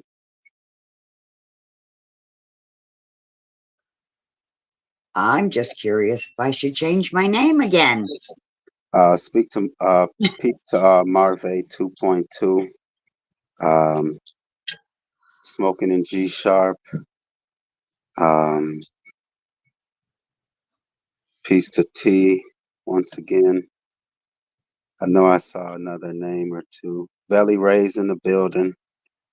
Appreciate you, Belly Ray. Sparky, are you there? Or Wake Up, Peace to Wake Up. Okay, Did you hear my joke? Sparky's probably Did you hear my joke? Oh yeah, in regards to you should possibly change your name. But what did you have anything you would like to add to this, Paula, before we go to the next No, that was all good stuff, and it just has me questioning. I mean, I know I'm a phoenix rising from the ashes of all this BS, but I don't want my name to be associated with their witchcraft and fuckery. It's kind of hard to avoid the whole situation because the English language is based off of it's hard to avoid it. So it's your intention that matters the most. Like when a person says bless you to me, I look at the word be less you. I no longer use it, but it's I know why. We've all been trained this way, but it's the intention. Sparky, I saw you unmuted. Your mic is good. Yeah, I'm here. You hear me? Yeah, I hear you. Did you have any response to that video that Anna shared with us? Not really. No, but I pretty much agree with everything said. Oh, Yeah. okay. Although my only thoughts on the whole thing is, are they actually transgender or are they hermaphrodites? I think there's a chance they may be hermaphrodites. Yeah, that's why. Right. Yeah, that's why I don't really spend too much. I just know that they're liars and deceivers. I think they play know. both parts. Yeah, they play both parts. That's why they have women dress up as men and men dress up as women in movies. I mean, there's a sorry. What's that? There's a suggestion. Sorry. It's okay. Go on. No, she wanted you to repeat what you said, Sparky. We didn't hear it. Oh, okay, yeah. Now, there's a suggestion, and they like to play up to it too, that these people are fallen angels. Now, I don't know where I stand on that one, to be honest with you, but they definitely want us to believe that. I don't know if anyone's seen anything about that. I know they want us to believe that, Sparky, and I was thinking that, there's a lot of information out there to get us to be in a mode of eternal mistrust, I guess. Like, you can't ever relax. You're always looking over your shoulder. And then the other part is like, well, they're releasing it in little spurts. So if we take it at face value, like, is that it? Because I know there's stuff you can do in utero to get a hermaphrodite baby out of somebody. Wow. So you can do weird things like chemical manipulation, hormonal manipulation, genetic manipulation. So there is, they might have their own way of birthing individuals. So I would like to respond to Sophia Byrne. She said, this information will be soul shattering to those who don't have an anchor. And then she follows that up by saying, I'm going to have to really watch what I type and speak. Wow. Not really, Sophia. They're no one to be feared. They're cowards. They're liars and deceivers. They fear us more than anything. They fear us. All Clearly. Right? So they're no one to fear. I would not fear a coward. I would not fear a liar and a deceiver. I would point and laugh at them, but I wouldn't fear them. They're punks. Can I say something? Of course. Yeah. Look at it like this. If they're all powerful like they like us to think that they are, why do they have to lie, cheat, and deceive in order to get by? If they were as powerful as they're suggesting that they are, I'm sure they'd be a done deal anyway. We wouldn't be playing this game. There would be no bone of contention. So the fact that they hide, they lie, and they deceive proves that they're scared. Yes, sir. So again, this is like about the actor-based reality and deception. And really, this is really pointing me in the direction of, do they age or as in, do they die? Are they sort of like harvesting energy in some way, shape, or form to keep going? Because we didn't even get into the blood ritual part of it. Hold on, Anna. You're moving too fast. Let's go to their methodology. Right. Like the link that I sent in regards to the camera. I want to go into the masks, the videos on the masks that they possibly wear. We're gonna get to it. We're gonna ask those questions. I just want right now at this point, a lot of people, they're like, how are they able to do this? Let's give them some images. Let's give them some images to relax their minds so that we can give them even more.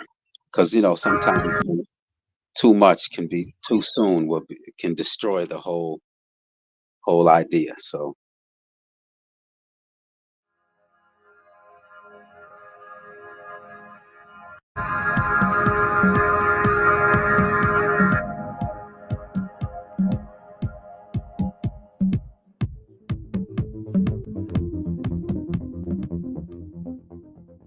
of the main reasons for where they basically go inside your nose and the a-hole segment and clear out a bunch of shit so you can breathe, because I couldn't breathe out of my nose for the Minion group. Talking about like one person who's involved in the economy and environment and all these different things. You know, take a snapshot here, a higher mind snapshot. We will never be here again. President, like one person who's involved in the economy and environment and all these.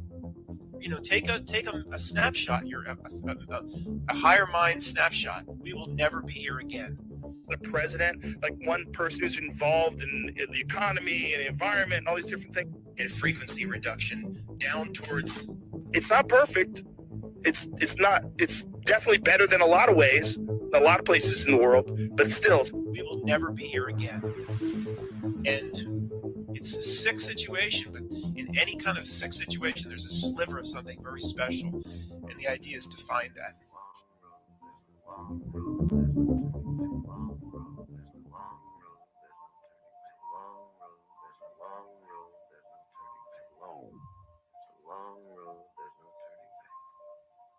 Long road, there's no turning back. It's a long road, long road, there's no turning back. It's a long road, long road, there's no turning back. It's a long road, there's no turning back. It's a long road, there's no turning back. It's a long road, long road, there's no turning back. It's a long road, long road, there's no turning back. It's a long, long road, there's no turning back. It's a long road, there's no turning back. It's a long road, there's no turning back. Long road, there's no turning back. It's a long road, there's no turning back. It's a long road, there's no turning back. It's a long road, there's no turning back. It's a long road, there's no turning back. It's a long road, there's no turning back.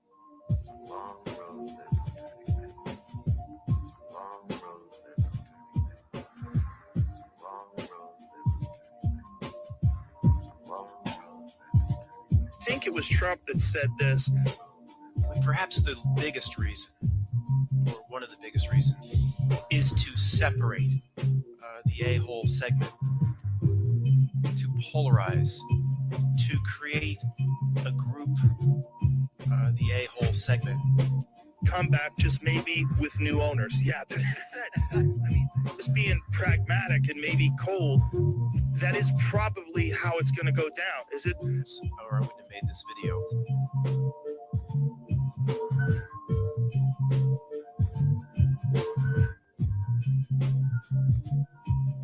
You know, take a snapshot. A loved one could die. That's real. On the other hand, there's a sliver of something very special. A loved one could die. You know, take a snapshot.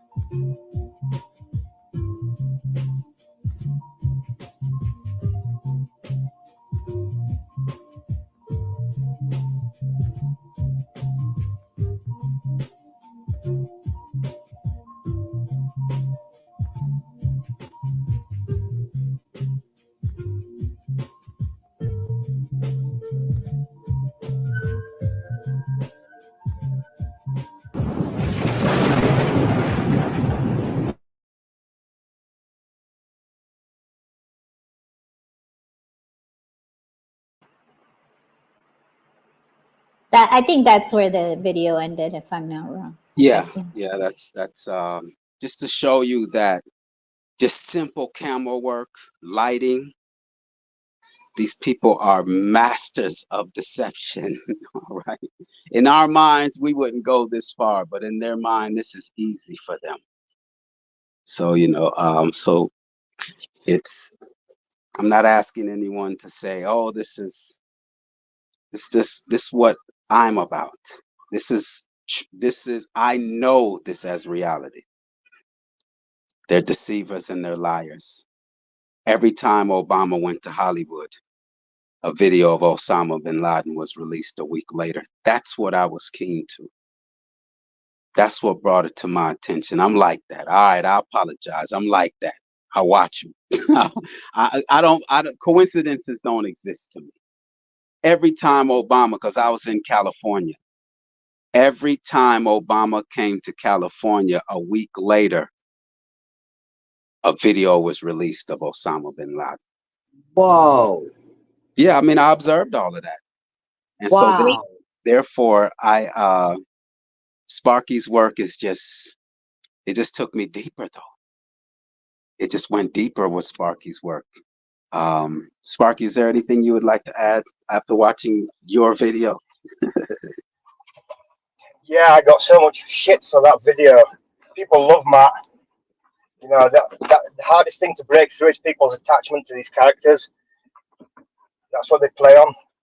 It's emotional blackmail.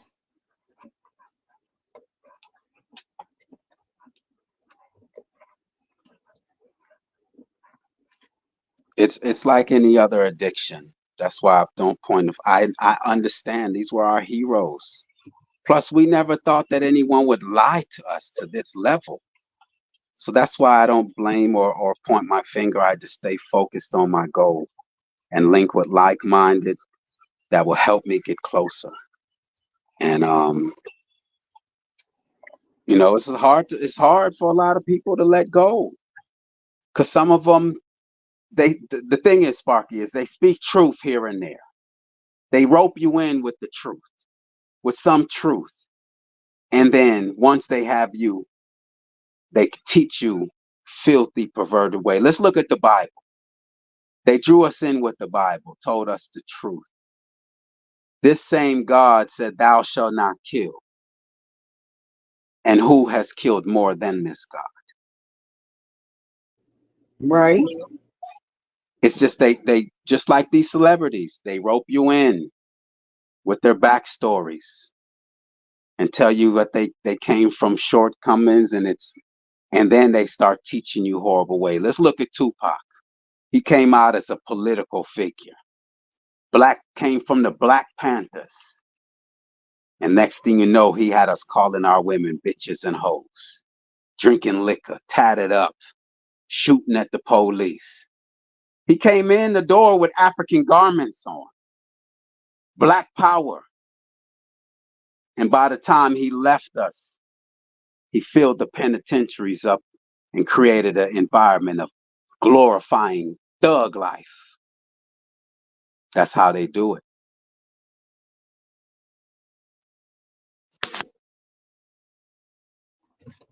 Can I add to that? Peace to Kimba. Thank you for joining us. The enemy's public. Thank you for joining us. Kim B is in the building. Thank you for joining us. Amongst us are predators. Salute to you. Max Vision in the groove always. Miss Seven Serpents. It's Miss Seven Serpents. Nice to have you. Hello. I think Sparky had something to say, McCoy. Oh yeah, go ahead. I just wanted to add that the record companies with the rap music, there's a link with the prisons, so it all works hand in hand, you know, because the prisons are a business. So the black music encourages basically behaviour that's going to end up with you in prison, and that suits their agenda because they then make a wage out of you as well. Yeah, that's it.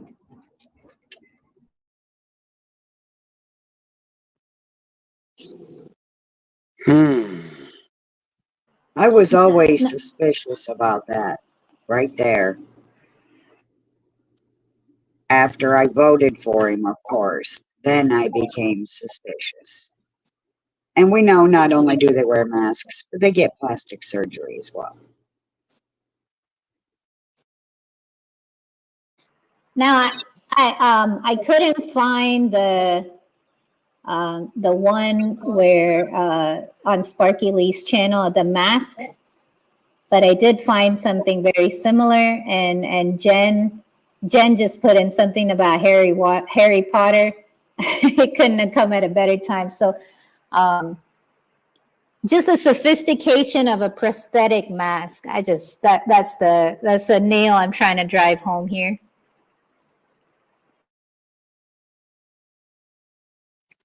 Volume, Anna.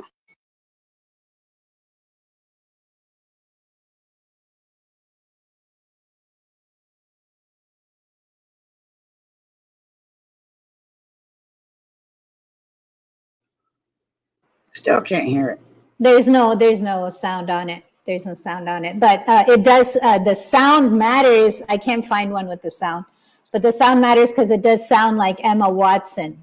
You know, so it sounds like Emma Watson, and Sofia Vergara has like this extremely exaggerated Colombian accent. You know, and she keeps her whole brand is, oh, I can't speak English well, it's my second language. But then this is like pure, you know, whatever, London, upscale British, that English that's being spoken, and then take out the mask. So just a second here.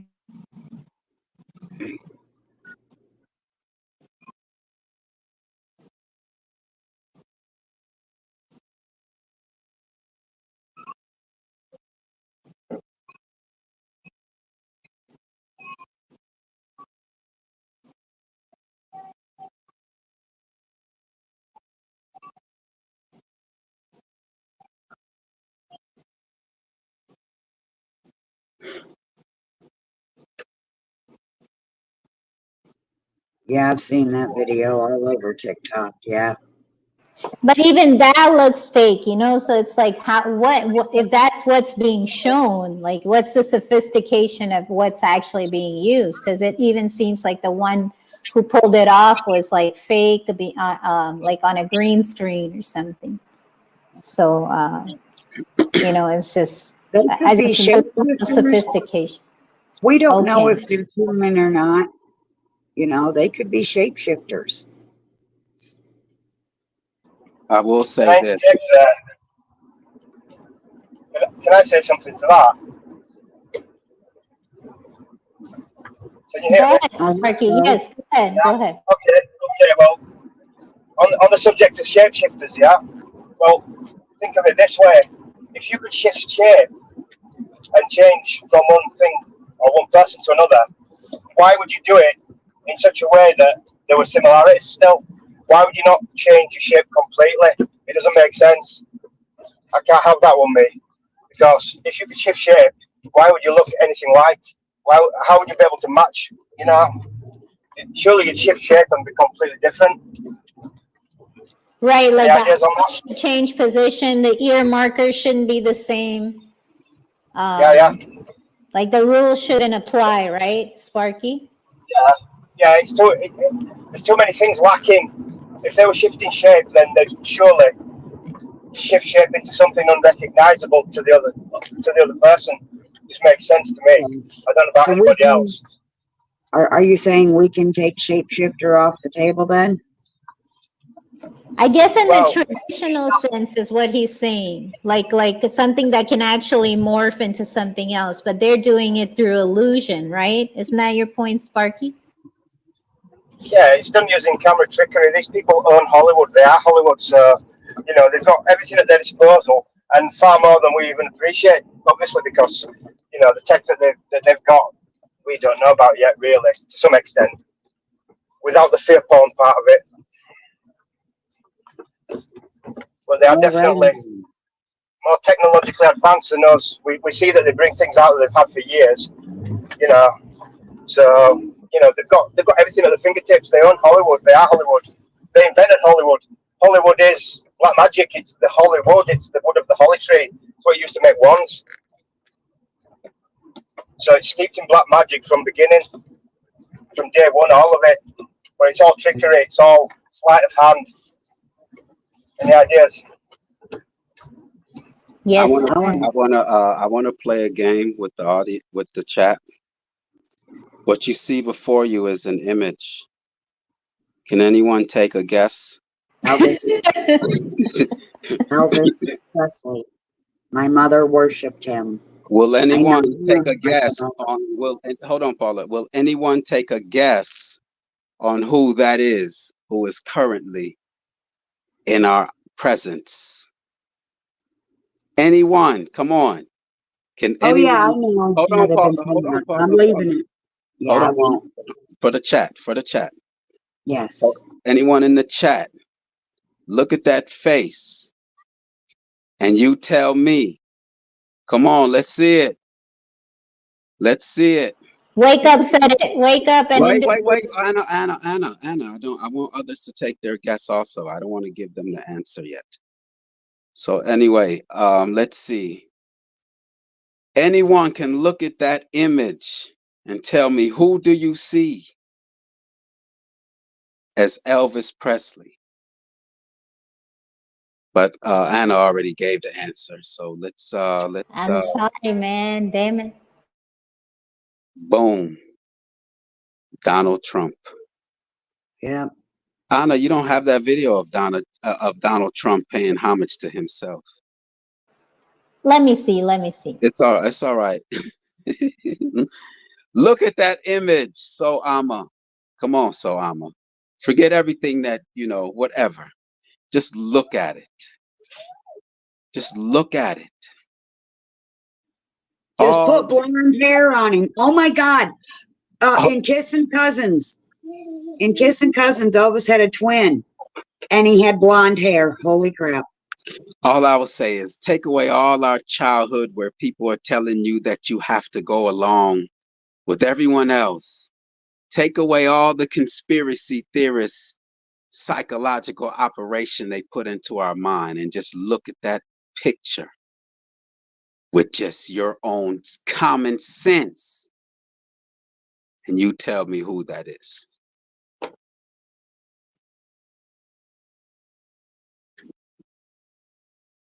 They had a movie of Donald Trump in 1952 about a man who came to a village.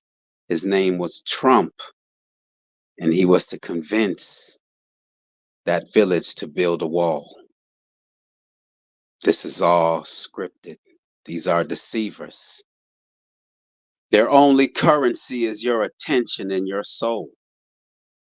To them, they own the world, they own the earth. All they want is for you to hurry up and die so that you'll never discover who they really are, and to also never discover who you really are. That is their currency. That is what drives them. They know that their very existence depends on you not knowing who you are.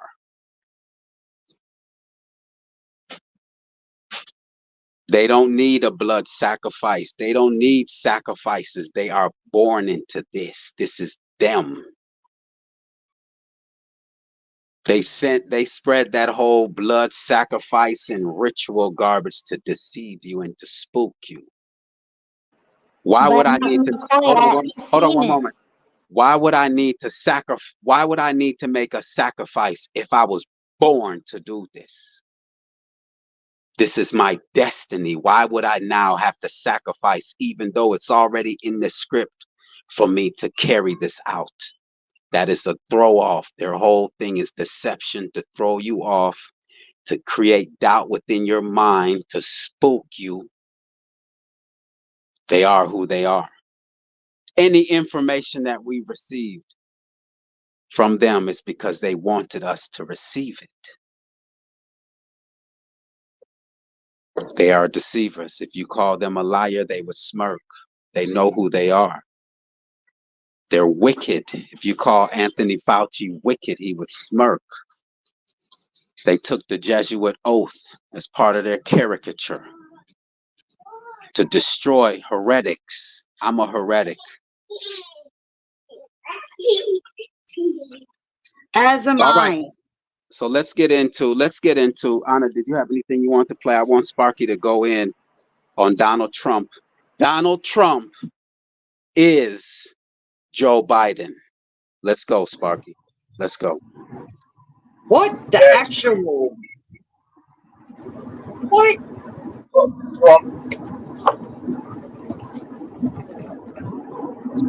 Are you waiting for me? Yes. Take it away. Unless Sparky. He sounds a little muffly. Maybe can you get closer to his microphone?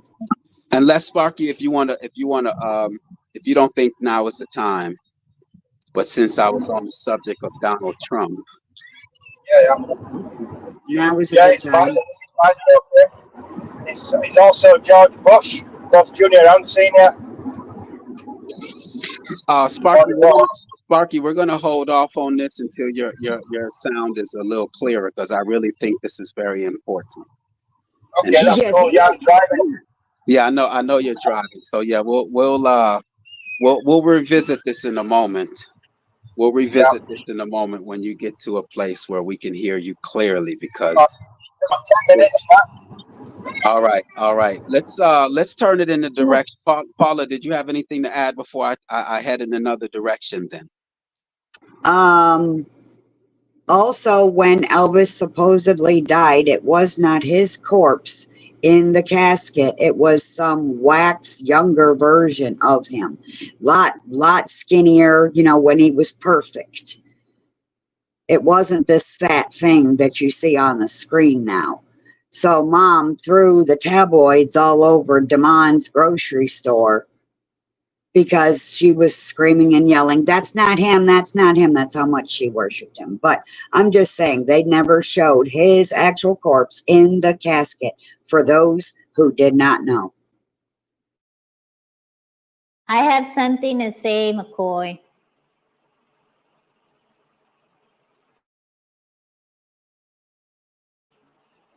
Can y'all hear me?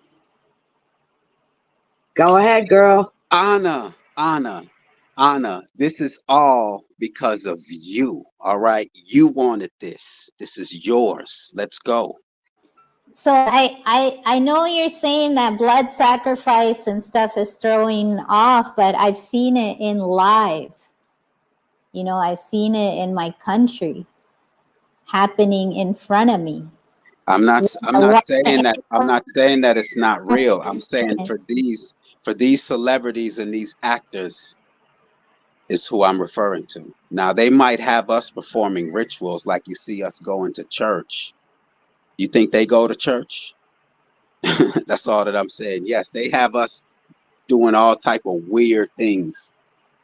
But they themselves, LeBron James and Kanye West did not sacrifice his mother, is what I'm saying. No. I'm not saying it like that. Like how, okay. So this is the thing. So there is a level of harvesting.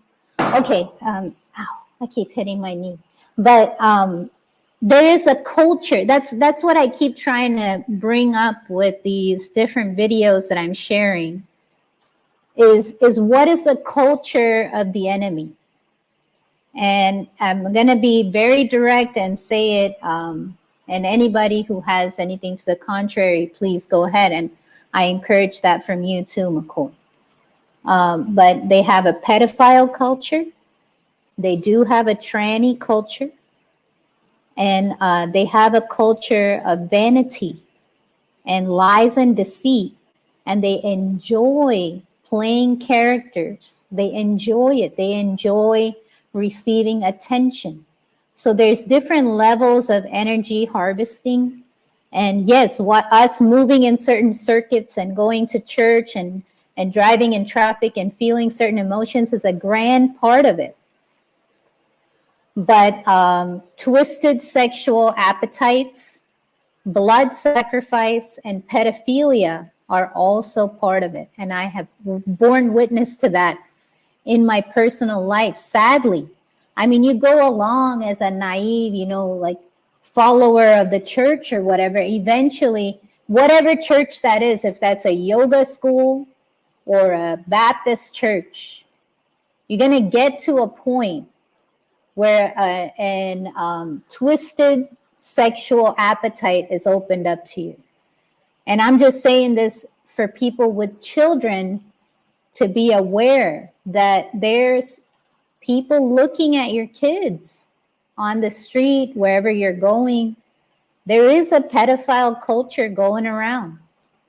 And it's been going on for a long time. And if you just directly read, I mean, some of this is in the Jesuit oath, but most of it you can find in books like the Talmud, Talmud, where there are explicit instructions on what to do and how to do it in terms of raping 2-year-old children. They even say it's not a sin. It's only as if you poke them in the eye. And then the entire sexual revolution of the 60s, this can be it's very easy to verify this. It's not even hidden. And if it's a lie, then why are they admitting this? But the scientists that brought about the sexual revolution of the 60s, right? There was a book like that detailed all types of oral, anal sex and you know what it means to reach orgasm, how to reach orgasm, et cetera, et cetera. Basically, the modern pop ideology about sex education from the 60s, it comes from experiments on babies. And that's where they're getting this idea that we're inherently sexual in nature. They were examining how many orgasms can babies have per minute. Like, who is doing these experiments? What is going on here? So you know, I'm just saying, and that's what condoms, that's what sex advice, Cosmopolitan, all of that is it's coming from this weird place. And the last thing I'm going to say is that in the Talmud, it explicitly says to take the enemy's children, that's you and me, take our children and rape them to reinforce their power and control over us.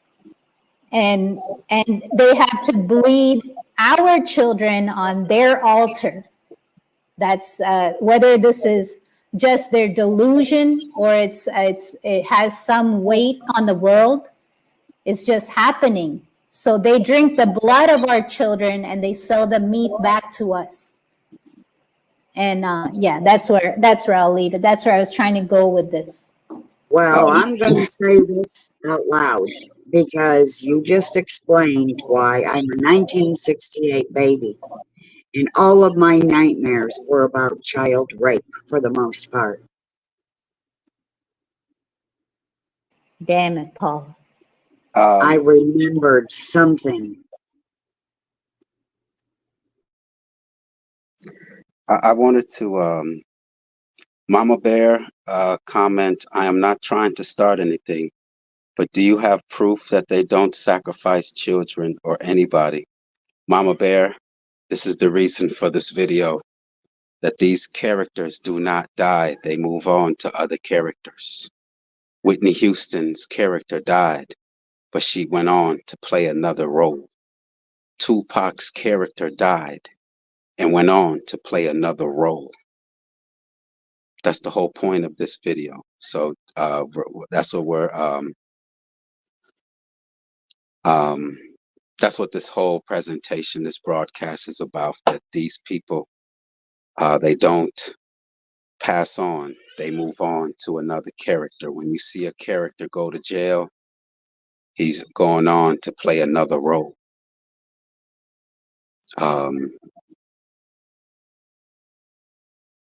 That's right. The sacrificed ones have no names. I mean, like there's so many babies that are not registered. They're born just to be killed. Like this is, you know, Mama Bear, we're presenting that as we speak. You might have to rewind it a little bit, but that's what this whole presentation is about. So if you just give us, if you'll be patient with us, we will give it all to you. Anna, if you don't mind, you see that video in the back? I see it. Look, I see it. well, I'll pull it up. But Oh, I you, just you, you had want you to had say something you had one something thing. else Yeah. you had something else you wanted to play real quick or show? Yes. This Okay. is about the theater part of it, and about their culture. Basically, their culture. If you understand their culture and their value systems, no matter what's going on in your life, you can pinpoint and say, "Oh, you know what? This doesn't add up. This is a red flag. I've been taught better. I've learned better. I've educated myself. This doesn't appeal to my discernment, and I know where this is going." And you can just get the heck out of there. So that's my point. I also would like to welcome Mama Bear. Good to have you here. Let me make sure I put the blue on you. But yes, go ahead, Anna. Right on. And I just want to say there's my country is number one, I think, in human trafficking. Man, it was not at all uncommon for children to go missing. And that's what I'm talking about. The sacrificed are the unnamed. They are the unknown. And they are our children. Those are the ones we need to be looking out for. I don't know if they sacrifice their own. I don't know if they're making their own babies to sacrifice or not. But I'm leaning towards what McCoy is saying, that these are characters playing other characters and feeding off of our sympathy when they present sob stories about their death and their life and things like that. And the sacrificed are the unknown, the unnamed, and they are our children. We are the sacrificed. They sacrifice my children every day with the poison and the lies every day. My children are not living their natural life. They sacrifice us every day because we're not living our natural life. We're living a lie. Our energy is being wasted. Our existence has been in vain. How many people have died not knowing the truth? That's the sacrifice.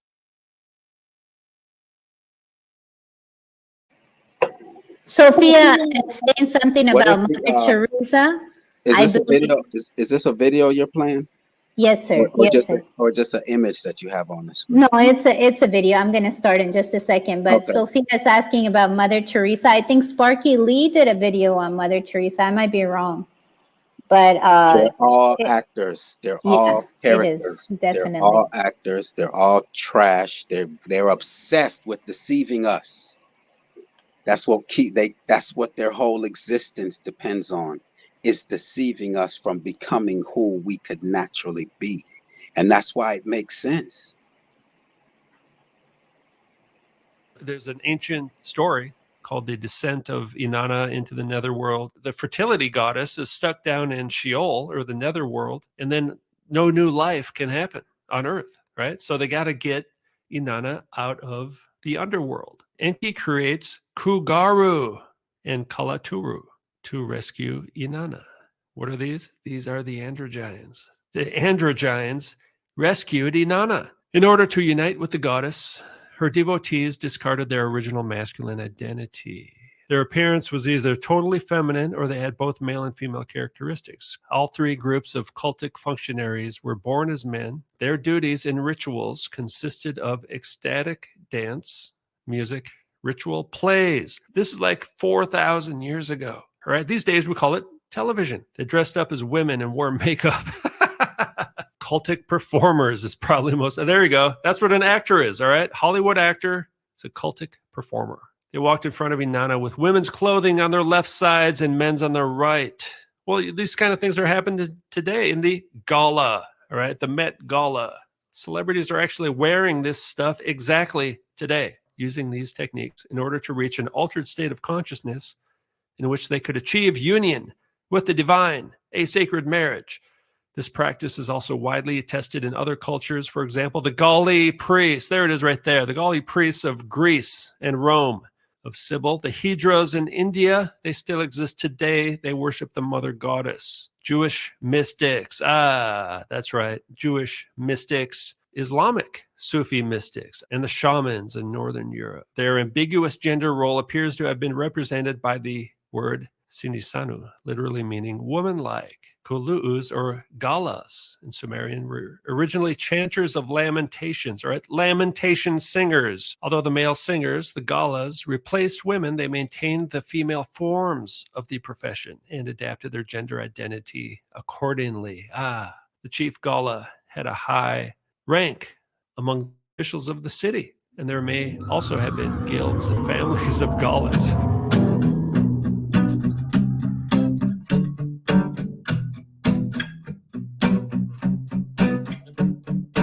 Never believed in things that I couldn't see. Said if I can't feel it, then how can it be?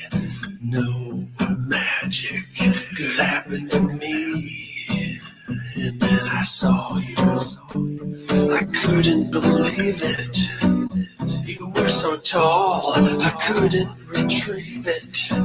I said to myself, what's it all about? Now there can be no doubt. You can do magic. You can have anything that you desire. Magic. And you know you're the one who can put out the fire.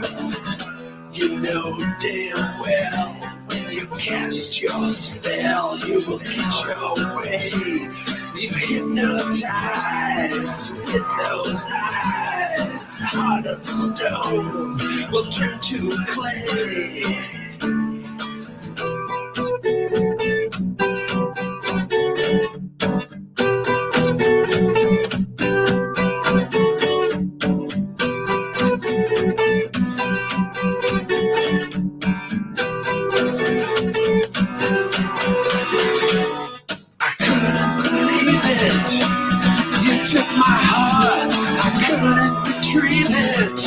I said to myself, what's it all about?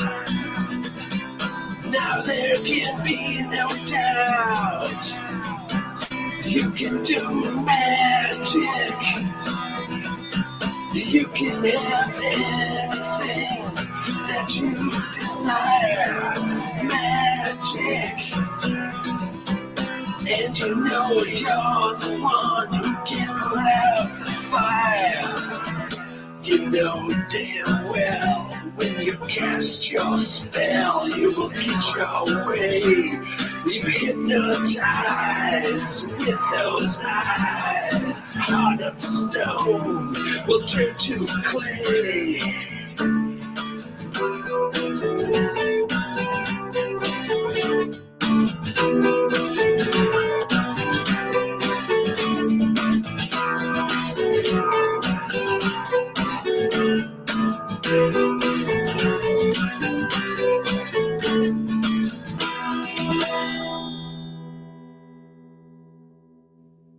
Westworld.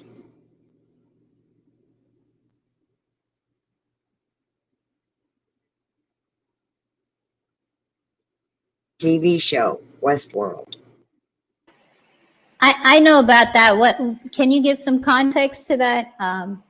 Westworld was a show where they had these human-looking bots that they made to be their slaves. But I think it's that in reverse. I think they are the bots, and they've turned us humans into their slaves.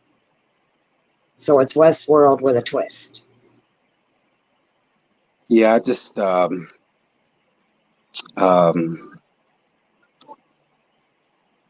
it's a lot, you know, it's a lot of information.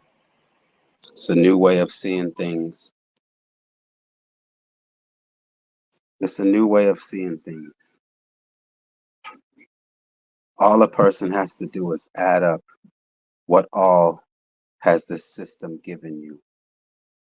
That's all you have to do is analyze your whole, just go in your house and analyze how many real things are in your home. Your clothing is fake. Your food is fake. Your environment is fake. They have us knowing more about these celebrities than we know about our own selves and our own family members. That's the most convincing part of it to me is, what have they taught us that was good for us? Nothing. Can anyone in the chat tell me anything? Can anyone in the chat tell me anything real that these beings have given us?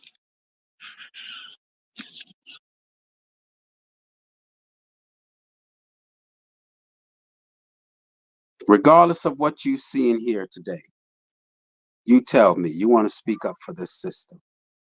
Tell me one thing that they promote that is good for us.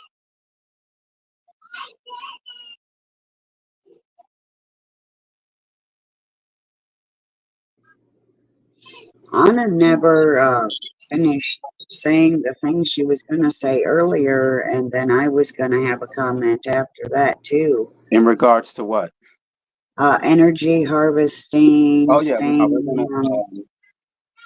we're gonna get to that methodology in a minute, but I just wanna it's on you, Anna. If you could hit another one, Sparky Lee. You are peace to Sparky Lee, and his presence is just greatly appreciated.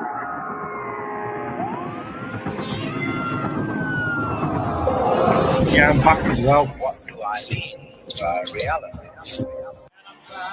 Forget Donald J. Trump. Meet Donald Elvis Trump. Elvis!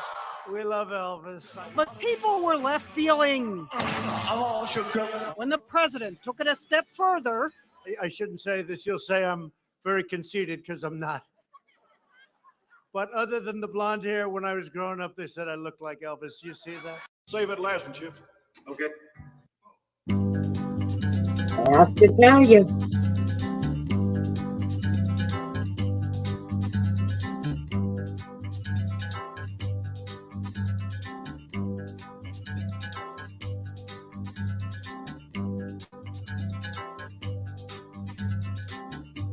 We're caught in a trap. I can't walk out because I love you too much, baby. Why can't you see what you're doing to me when you don't believe a word I say? We can't go on together with suspicious minds, and we can build our dreams on suspicious minds. So if an old friend I know, I start and say hello, would I still see suspicion in your eyes? Here we go again, asking where I've been. You can't see the tears are real and crying. We can't go on together with suspicious minds, and we can build our dreams on suspicious minds. We can't go on together with suspicious minds, and we can build our dreams on suspicious minds. We can't go on together with suspicious minds, and we can build our dreams on suspicious minds. Oh, let our love survive. Oh, dry the tears from your eyes. Let's don't let a good thing die. No, I'll never love you.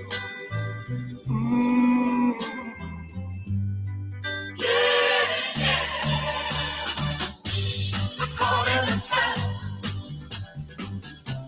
I can't walk out because I love you too much, baby. Why can't you see what you're doing to me? When you don't believe a word I say, don't you know I'm caught in a trap? I can't walk out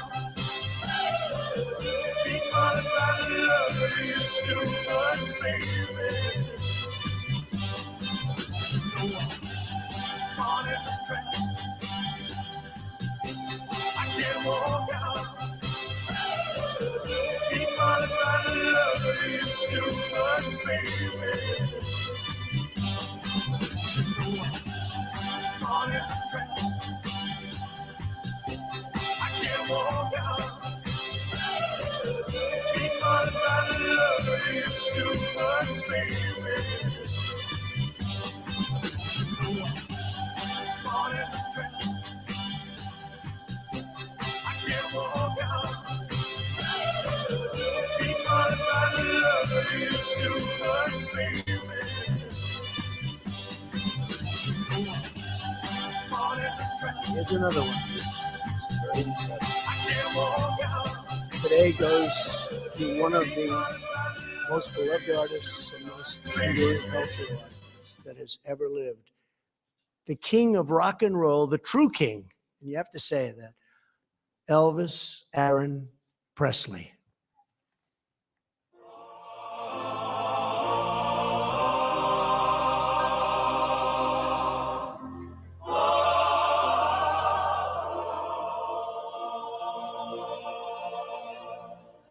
Oh Lord, my God, when I in awesome wonder consider all the worlds thy hands have made. That was Elvis. That was my idea. Say, give me a little song. That was, I guess, a little promotional ability, but I will tell you he was something special. I'd like to hear the rest of the song. I don't know why they cut it off so short. They have no promotional ability, that's why. In fact, at the end of a performance, oftentimes the fans would go so wild. I was there once in Las Vegas at the Hilton. The fans were ripping the place apart, screaming. They were going crazy. And they announced Elvis has left the house. Elvis, if they didn't say that, I think I'd still be there. Maybe I wouldn't be here. But they had to do that. Elvis has gone. Elvis has left.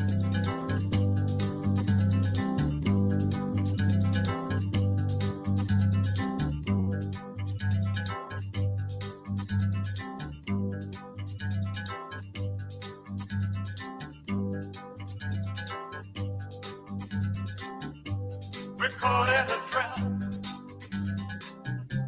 I can't walk out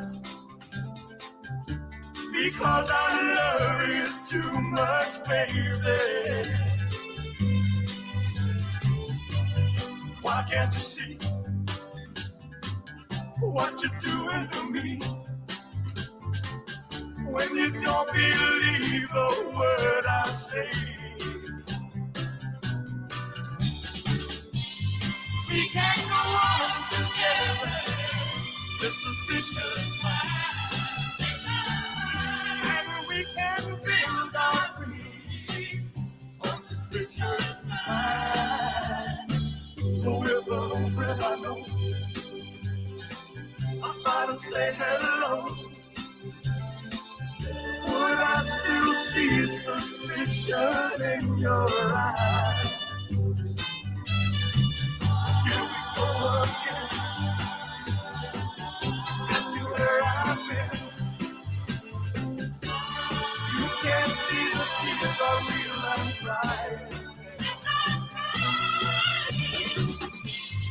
can't go on together with suspicious minds.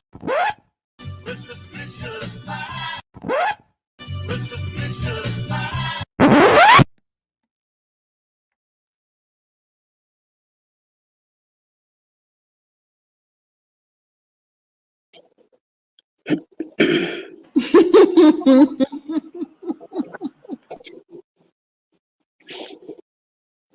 Sparky. Yo. Yeah, you have any? Would you like to respond to this? Anything on your Yeah. mind that you would like to share? Blows my mind just like it blows everyone else's, to be honest with you. It's even at this stage, it's bizarre, isn't it? You know, but it is what it is, and it's provable biometrically. You know, the science, the real science that is, proves that these people are all these different characters. Like I say, he was also Bush, George Bush, the same guy. He's been president 4 times, Bush Senior and Bush Junior.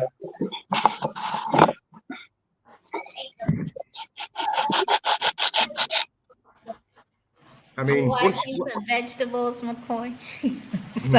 sorry, go ahead, Yes, Sparky. I heard it too. Yes. Yeah, I'm sorry. I'm cutting this mango. On my bad. We good? Go ahead, That's a Sparky. loud mango.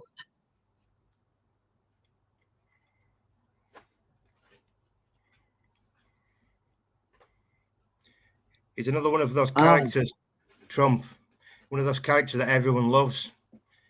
So, you know, it's a very emotive subject. People don't want to hear it. It's one of the ones you get attacked over. But it is what it is. Trump is Biden, Bush, also Brian Williams, the news anchor, amongst many others, including Paul McCartney.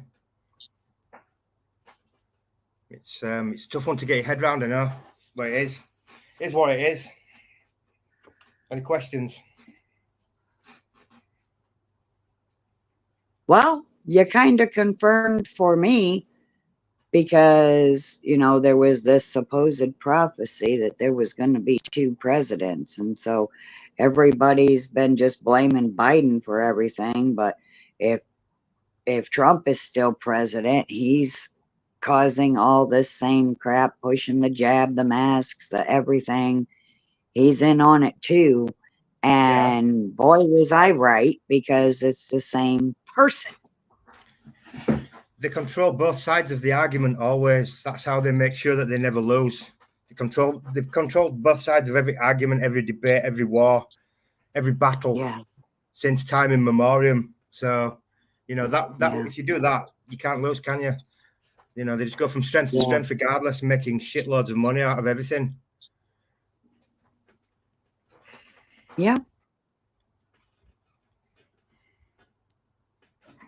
Just so they can have it all. Well, then why the hell are we here? Why can't they just let us go? Why All can't right. they just... You see your question that you asked? Why are we here? Yeah. That is their job, to make sure we never have the answer to that question. Well, we gonna get it. We gonna get it. If I can eat all of them motherfuckers, we gonna get that answer. So they're doing their job is to make sure that we never reach who we are. Yep, pretty much. You know, the further you look into this topic, the more sinister, the more nefarious, and the darker it gets. There's nothing to take from it that has any kind of positivity other than the immense talent that these people have that they put to waste by tormenting everyone with it rather than using it for the better good of everyone. But then again, I don't believe they are the same as us. So, you know, I mean, this is the $1 million question: is how do they live so long? And how are they achieving this level of fitness and longevity and intelligence? I mean, we're talking a completely different level of everything. They are the top sportsmen, all the best sports people. It doesn't matter if it's football, American football. It doesn't matter if it's snooker, horse racing, you name it. They are the top of everything. I have a theory.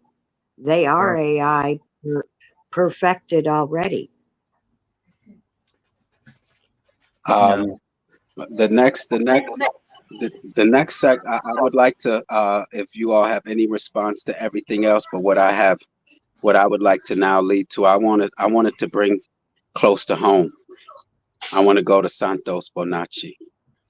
All right, because we have someone on the panel who actually interacted with one of these characters. So if anyone would like to add anything else until we go into Santos, Bonacci. All right. Yes, to answer the question that Sparky posed, all of the competitive sports are fixed, right? We can agree on that. I'm not sounding too out there. Absolutely. I hear you. Like we're big fans of cricket back home. And even like in our little like middle class, upbringing in India, we already understood, at least, between my mom and I, that the matches are all fixed. But I'm gonna expound that to all sporting events, all mainstream events of any kind, speaking, talent shows. Yep. And people like us can only come up to a certain level, and then we kind of get taken off the scene. Absolutely. But they're not only winning by default. They're not just cheating. They are actually far cleverer and far more athletic physically. I'm not saying they're stronger necessarily, but they are actually, in terms of talent and judgment and just all the things that go with intelligence and fitness, they're bred like racehorses, and they have been for a long time. And plus they've got access to all the best vitamins, the best food. They don't eat shit. They don't breathe shit like we do. So the gap between us and them is exponentially growing as time goes on, of its own volition, because as we get dumber and less fit, they just get better and better. And so it gives a false impression that they're almost like supernatural, but they're not.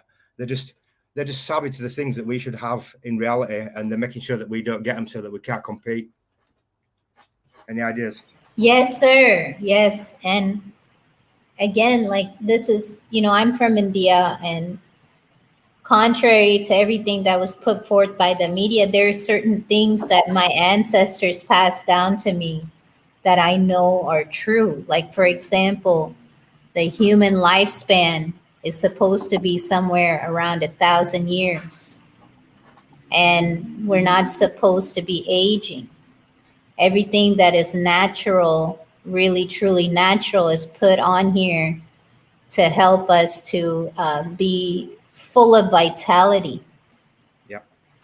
And that's the vitality that's been hijacked and taken into this bloodline, or whatever it is. These race horses, basically, the show ponies that they parade at the Miss Universe pageant. Yeah. And we're poisoned from birth. What's that? We're poisoned from birth. Correct.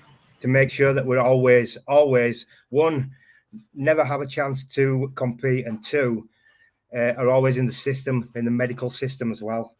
Because once it starts with the jabs when you're born, and you just perpetually ill for the rest of your life without even realizing it. Very true. Very true. And one more thing, Sparky, I don't know how much of that sort of mythology of the androgyne you caught, but castrating men on the altar and flowing blood on the altar, they believe that all of this, along with their supposedly superior knowledge of eugenics, is what allows them to gain that. I mean, I don't know if it's true, but they believe that being an androgynous person gives you superpowers, basically.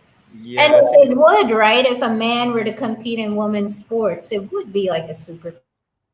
Yeah, sick, innit? But I think you'll find if you look into ancient Hermetic knowledge, and you know, the ancient black magic knowledge, all this sort of thing, it's like a recurring theme. They know how to manipulate reality using vibrational frequencies and resonant frequencies to do with how everything works that we are not being told about, that people probably knew about all about at one time. You know, they've got this ancient knowledge. I read that the you know, the Crusades, where they went abroad and waded through like all the Islamic countries and blah blah blah, supposedly extolling Christianity upon the world. That was really about attaining the ancient wisdom that had been lost after the flood. Yes, sir. They knew where it all was, and they were seeking it out, and then they came back. And I think there's also something to be read into the Philosopher's Stone, and that's why it's ridiculed and like lampooned, you know. And the same as the magic, you know, like to us, magic, as you brought up, it's ridiculed and made out to be like a children's theater, but in reality, it's an actual thing. And that's another theme that you'll find. What these people do is the things that they really don't want you to, what they don't want you to know, they don't ban you from seeing or going to. They laugh at them and tell you that they kill you, and then everyone avoids them. It's the best and the easiest way for them to put. It's like nuclear weapons is bullshit. Nuclear power is one of the best and safest ways to create energy, but obviously they don't want you to know that because everyone could have a nuclear generator. So you know, they said don't go near that, it kills you. You know, and everyone's like you know, and it works a treat because it's the best way. And the other alternative is they just laugh at it, and everyone rounds on you and laughs at you, and you know, predominantly anyone who's put in that situation with all the peers laughing at them just curls up and stops doing it. So, you know, this is the methodology what these people use. You'll find a lot of the actual fear porn and all the threats, it's just theater. I'm not saying they don't do evil and bad things, but I think more often than not, they're coercing other people below them into doing these acts. You'll find that they don't actually commit any sort of crime because they know how fate works. If you do bad things in life, you know, you get bad things back. So they have to somehow negotiate with the people below them to make them think that they can do this, thinking that they're ladder climbing and that they're going to get rewards. And I think that's the whole game for them. You know, you'll never see any of these people actually killing anyone or doing anything bad to anyone because they know how it works. Yeah, any thoughts? Yes, we have to like take on the negative karma, right? So the going rate in Mexico to kill somebody is $100 US. Maybe it's 200 now with inflation.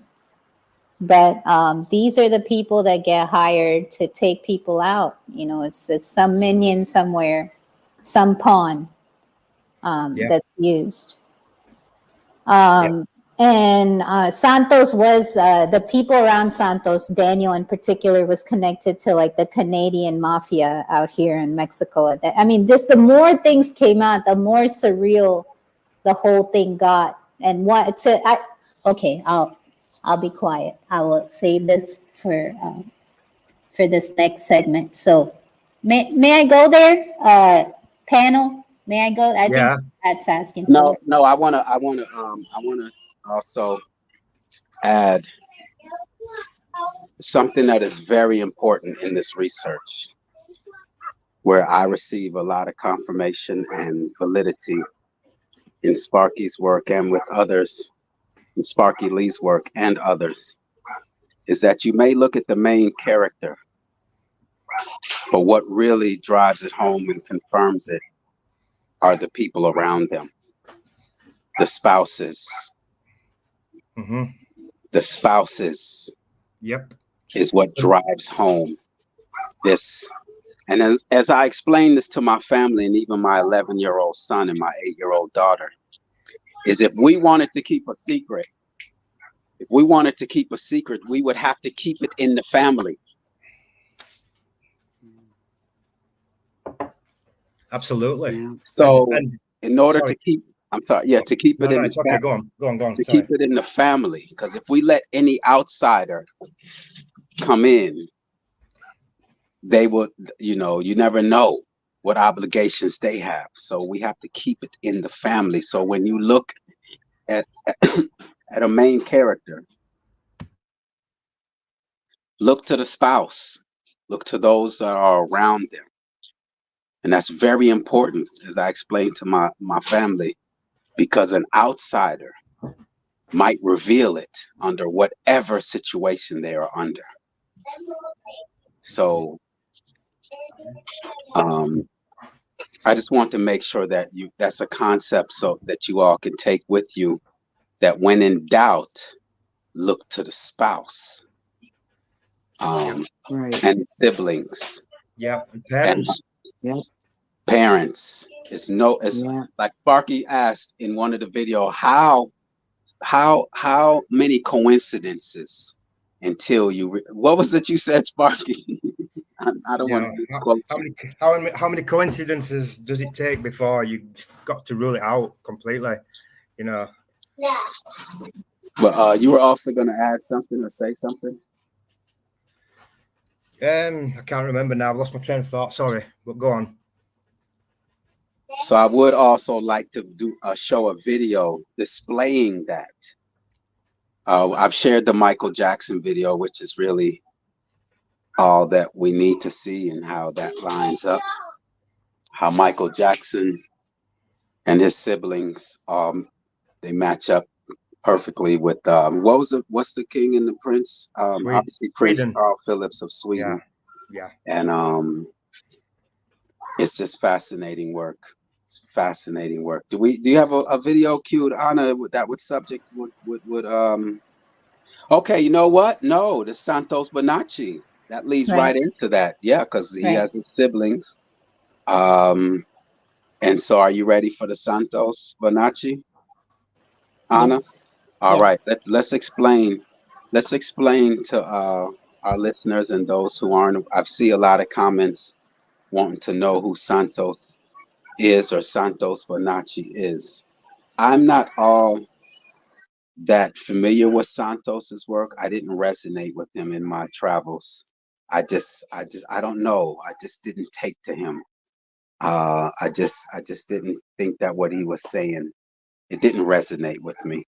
So anyway, Santos Bonacci, how would you define Santos Bonacci in just simple terms, Anna or Sparky Lee, or even Paula? You all might be more familiar with him than I am. I'm only familiar with him astrologically, where astrology is concerned, and that is all. So you do know his work. Okay. No, just if a short synopsis on who he is, what he's about. So he is about astrology, McCoy. He does do readings. That's part of it. I thought, didn't he have anything to do with the whole flat Earth and all that conversation? Yes, he's a flat earther. Okay, no, so that's what I'm saying. I just want an overall view of this person and what he was offering, because it wasn't just astrology, because I was not at all into astrology. I wasn't, I would say. I know I heard of him in another conversation. So do you all have like a overall, who is Santos Bonacci and what does he have to offer? Yeah, okay. Yes, but I just want to backtrack 1 minute to the whole aspect of characters, and just really drill it in that they believe it gives them a superpower. And that's the whole reason to do this, in a sense, like these rituals, these deceptions are precise. There's a reason things are scripted and precise. It is planned that way in order to give them an edge by bamboozling the masses. Anna, can you repeat that? We lost a majority of what you said. Oh shit. Okay. I meant sorry. I say that the reason that they're wearing masks and playing roles is to bamboozle us, and that in that sense give themselves an edge. In a genetic sense, give themselves an edge. And Sparky Lee puts it clear cut when he says to give the illusion that we are making the choice.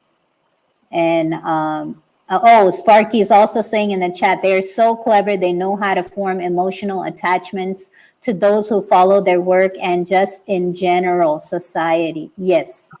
I agree with that 100%. And sorry, Jen Tagon asked, I think it was Jen or I believe it was Sophia. She asked very innocently, should I still believe in the true Christ? And I will personally answer and say yes. Again, you know, in the Gospel of Thomas, Christ says, I did not come to pacify the world. I've come here to set the world on fire. And let's follow in that suit and not be submissive, but set the world on fire with what we know, with the connections we make.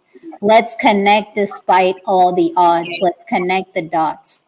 And now I'm ready to move into Can I also add? Can I also need add? to interject. Hold on one moment, Paula. Please. Hold on one moment. Hold on one moment, Paula. I would just also like to say I'm not into beliefs. I go with what I know. But whatever works for you is good for you. But I give zero energy to beliefs. I go with what I know. I know I exist. I don't know if Christ exists. So I go with what I know. But whatever works for you works for you. But I don't focus. Wow. Beliefs have. I'm sorry. Go ahead, Paula. Now, I just want to say that because of the Jesuit oath of Jesus, you should probably call him Yeshua, because it's probably two different characters. And that's all I really wanted to add. Yeah, I just want to make sure I emphasize that for me to move at the pace and the speed that I move at, I have to be confident. Beliefs don't take, there's no confidence in beliefs. You'll hesitate. But when you know something, you move on. And that's why you see these people are stagnant. These religious people are stagnant because they're relying on beliefs as opposed to what they know. See, they're still in doubt. I go with what I know, and that's the only thing you will ever hear me speak on are the things that I know. But whatever makes you at peace and happy with yourself. But I will encourage you to go with what you know as opposed to what you believe. So if we could, please, if we can get to Santos. Yeah. I still haven't got the audience would still like to know who Santos Bonacci is. We still haven't gotten an answer. So he's a truther. He says he's one of the original truthers. He talks about flat earth. He talks about the black nobility. He talks about the 13 families of the Illuminati. So he basically brings together a lot of work from people like Jordan Maxwell, maybe some of David Icke, the Tartaria stuff. He talks about Tartaria. He talks about sacred sexuality in terms of ascending, like what he calls the Christ oil or something like that, to open the pineal gland. I don't know if semen retention is part of that. I don't know, but it does get a little twisted. So he's about that. He's about astrology and languages.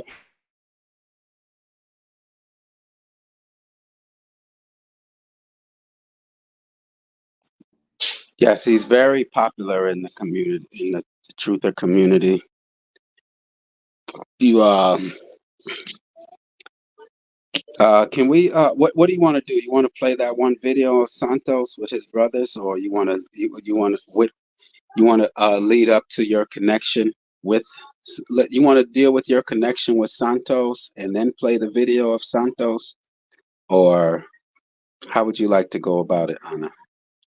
Because Anna, well, as she will tell you, has personally interacted with this character. And that's what makes this even more fascinating, is that we have one who has interacted up close and personal with one of these figures.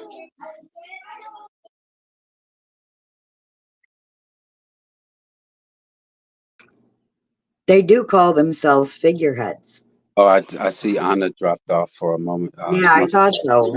She stopped mid sentence. She wasn't done talking. Yeah.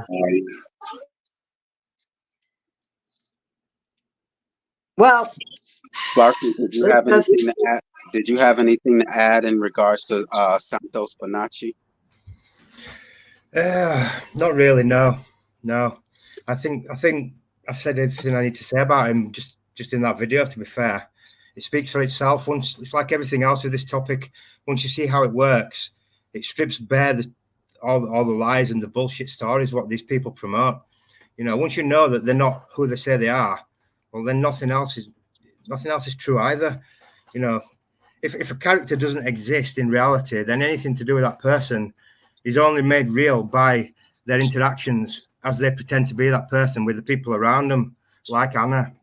You know, in that situation for that time frame, obviously they're real, but it's not. It's all pretense. They're so unbelievably clever at manipulating minds. But it's all down to research. This research has been done forever. Places like the Tavistock Institute for Human Relations, they've worked out how our minds work. This is the thing. Think of these people. Think of these people as ancient psychologists. Yeah, this is what they are. Yes. And before we get too far away from this, where Christ is concerned, or Jesus, or Yeshua, remember that if you studied that book yourself like I did for over 22 years, you should be able to recognize the fact that he said he came to divide the families, mother from daughter, father from son, and put them at war against each other. Why? I grew up in that house with those people I was forced to call family. And if there's one person that is responsible when I die and leave this body, I'm coming for him.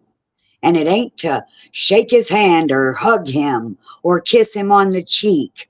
I'm going to eat that motherfucker.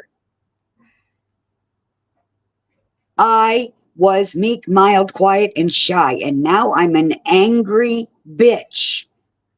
And that should never happen to an innocent soul. Plus, I was tortured by sex dreams of rape as a child. I'm quite pissed off.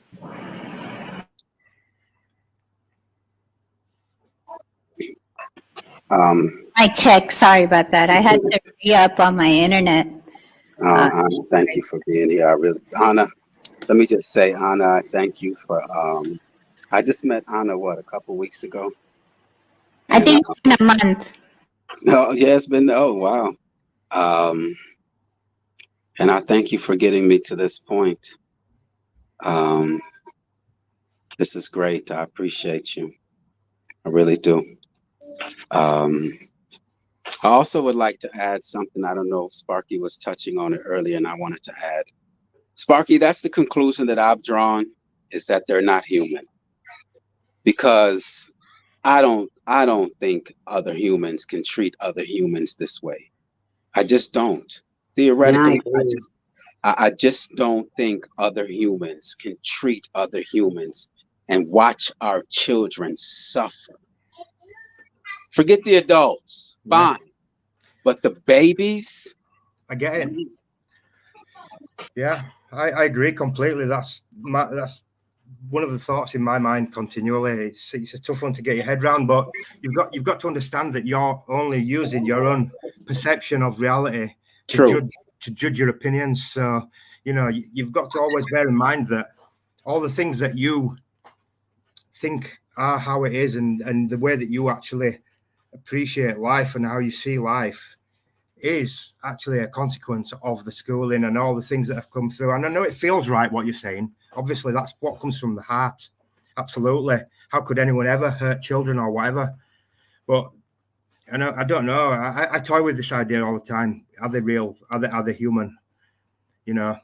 But once again, if they've got some kind of supernatural element to them, why do they need to fuck about like they do, hiding, pretending, lying, deceiving. You know, it's because they understand how things work. I think they know that they can't fuck with things karmic wise because it comes back to them. But that also suggests that there's a human element to them, because surely, I don't know, it's a tough one, isn't it? You know, how do you encapsulate it? How can you say for definite we can't, can we? This is why I never speculate, really, and you won't find me on my channel making any kind of rash claims or promoting anything that I haven't seen to be true for myself. I'll toy with ideas and I'll speak in chat like this, or I'll speak in comment streams. But anything that you can't be sure of, it's good advice to just leave it there and just not make a decision on that for definite, you know. Yes, that's something I don't entertain. I might have them within myself, and then I will go find the answer.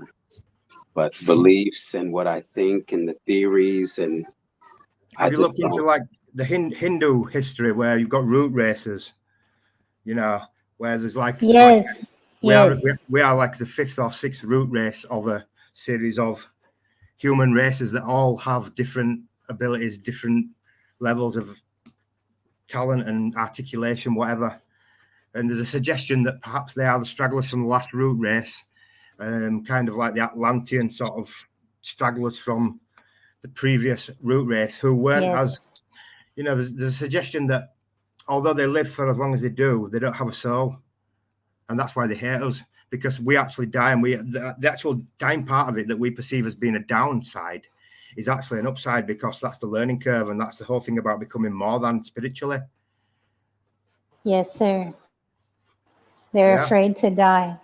Yeah, that's once again, that's generated by a lifetime of living in their system and the way that it's promoted. So, you know, you're out of touch with reality from the start. Everything that you believe, everything that you think, whether you like to think it or not, is actually in some way manipulated from their system. You know, it's hard. There's none of us have like existed without it. So everything that we do and think of is generated from their system. So you've got to bear that in mind. It's a tough one, I get it, you know, but it's a massive part of this, and they know this. They know how this works, and because they're detached from what we've actually been brought up to believe, and they know, they have this knowledge and this understanding that we don't have. Well, then they can sit back and just basically chuckle up the sleeves and laugh at us. They hate us, of course. They hate us. There's no two ways about that. But why? Why would you people? You know, and if this is a good question too, if they're so intelligent, why is it that as we get more intelligent, we see how childish and pathetic to be mean, to be nasty, to argue, to fall out with people is? Because surely as you get more intelligent, you realize that the best way to coexist is to coexist and just get on and everyone get together and you look out for each other. Yet they've detached from that. But at the same time, they're supposed to be more intelligent than us. How does that work exactly? So there's a definite schism and like something that's not in sync at all. Never, you know, it might be syncretism, but there's nothing sync about it. It's completely out of sync with reality. Yes. Yeah. So do people now have an understanding of who this person is? I mean, he says he came out of nowhere. He was a musician before. I wanted to now show the videos and images of him. If you had those queued up, ready to go. This might have a copyright, so you might want to say something about fair use, but I'll just play a few seconds of it. What's the video we played previously? Well, I'll find it then. I thought you had it. Hold on. I know you played Elvis music, and that's going to get hit with copyright, so you might want to do something with copyright where this video is concerned in order to try to keep it up. Well, no. I'm saying not the one that Sparky Lee made. I'm saving that one for a second. I'm just sharing. This was his life before he was a truther. I just wanted to show that. He was a musician. He said he was a street musician, but he made a lot of money now. A street musician playing for Bill Gates. Now that alone is I guess, you know, it's a little suspicious. I don't know. I guess I don't know what people think about I that, think but it's alone it doesn't stand. But on top of everything else,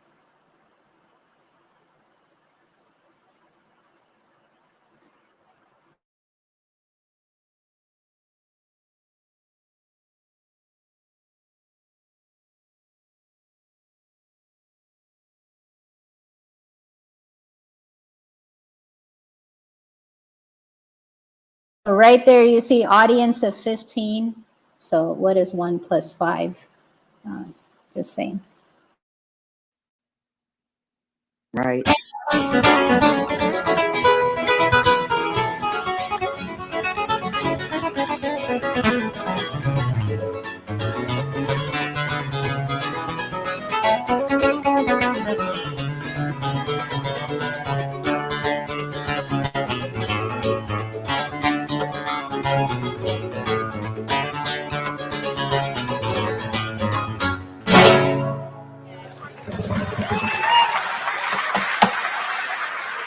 Thank you.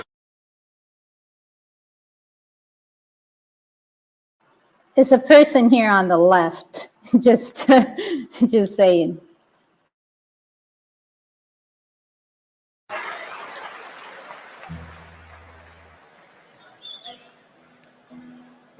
Are there any Santana fans out there?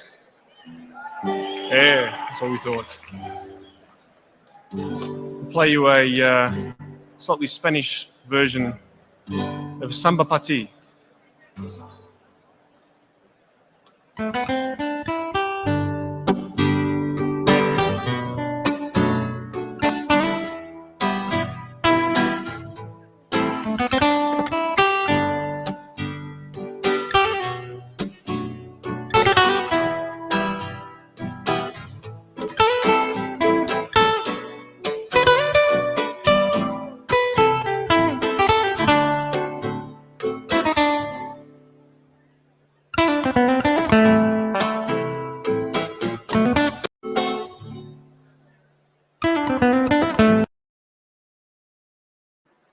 So that's just an idea. That's just the idea of who he is. And man, like I can't not notice that the beauty spot. That's what we call it. I don't know what people call it, a mole or whatever.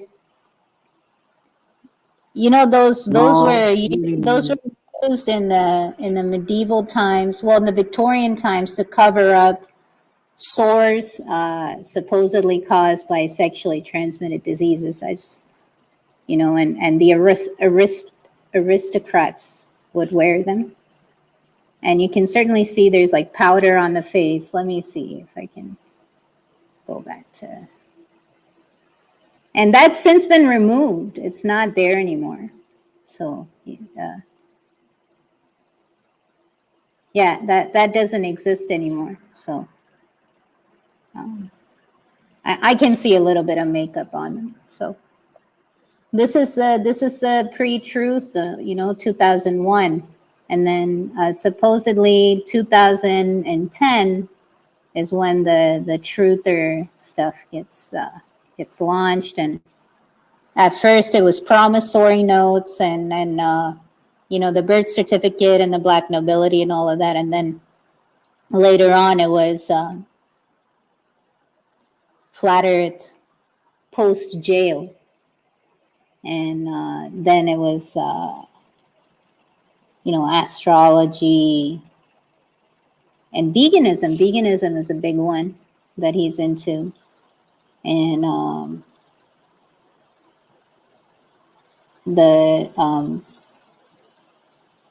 I think that about covers, what he talks about. And the ascension, right? The ascension of the Christ oil, supposedly. That's going to open up the pineal gland. So here, Max Vision is right about that. At age 55, he was dating a 25-year-old girl. Yeah, that was true. That happened. Can you now tell us? Your audio dropped back, bro. I want to add that Elvis Presley married Priscilla when she was only 14.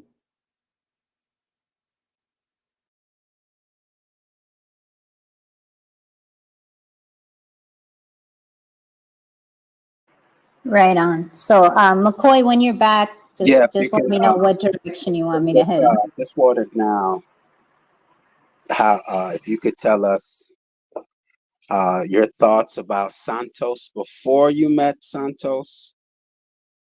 I didn't know anything about him. He just Okay. walked into my restaurant one Okay, day. he walked into your restaurant. What was your mindset at the time? Can you pull up some images while we tell the story of Santos? Anna, can you just Google some images of Santos? How about I pull up that video of him in my restaurant? McCoy, what do you think about Okay, that? yeah, you could possibly just play that while you. But I also still though I want the people to actually see an image of him, like what Gotcha. he actually I looks will look like. it up. I could find. You know what? I could find one also. Right on. In the meanwhile, if you could share what your thoughts were prior, and then when you met him, or where you want to start with that you met him, and he just entered to your restaurant. Yeah. Can I touch on something real quick? I'm glad that Yeah. Sparky Lee commented on it. I don't get caught up in their stories. So whatever they tell you is because they want you to have that. So it's like if they say, yes, this person was married to this person at this age, that's what they want to tell you. We have to, I don't repeat their scripts. I just don't. Even more than that, right? They actually aren't aging as we think. So, but the dates and the ages what they're giving you aren't real. So you can't use them as a foundation for any kind of anything or a basis for anything. It's all theatre. Everything they do, everything that they promote is theatre. It's there to distract you and keep you busy while they're pulling the wool over your eyes. That's all it is. So we have to I'll say, I don't repeat their stories. Mm-hmm. They're liars. Why would I repeat what a liar says to me? Exactly. That doesn't make so. I don't get caught up in their stories, their fairy tales. I just know that they are liars and I don't want nothing to do with them. That's my approach. You know, if you caught a guy, if you asked a friend to look after your house while you went on holiday, and when you came back he robbed you, you know, next year would you ask him to look after your house again? You wouldn't, would you? Heck no. In the same way, why would anyone trust a liar to tell you the truth? Yeah, so it's repeating what they tell us is they still have us under that spell. Repeating laughing at you. Anything we repeat that they've told us, they still have us. So I choose not to repeat anything they have to say. They're liars. They're deceivers. Yes, Anna, if you could. I want to salute Not Know. I don't know if I had a chance to, and Not Know. Not Know was here when we put this thought on the table. Not Know and Annapurna put this thought on the table just 3-4 days ago, Anna. 4 days ago, Tuesday or whatever day I decided to fire that live up. And here we are. Not Know. Here's Sparky Lee. Here's Sparky Lee. Not Know. I think our minds, Anna, myself, and Not Know, put it into our, because immediately Not Know had the thumbnail he wanted lined up. They get the name of the video, just boom, boom, boom. And here's Sparky Lee. So thank you all for being here. I really do appreciate it because this is not for everyone. That's why I don't promote my channel. For those of us who's gonna be attracted to this, they'll be here. I know what I have to offer, and it's not for everyone. And I'm not inviting arguing and debates. I am not for everyone. I got to repeat that. So peace to everyone in the chat. Peace to everyone on the panel. I'm going to pull up. Did you ever find an image on Santos? I'll go grab one so that they all have an image in their mind as you're telling your story. Or the video that you said you had. Oh, okay. I didn't pull it up because I'll do it in just a second. Sorry about that. I did put the video of Santos, Sparky Lee's video of Santos in the I have that pulled up. Okay. I have that pulled up. All right. But I guess that might be like you shouldn't reveal the end before the beginning sort of thing. So that's why I didn't pull that up yet. But Okay, I guess I'll just start. Okay, here's a set of images so people can just see what's going on. And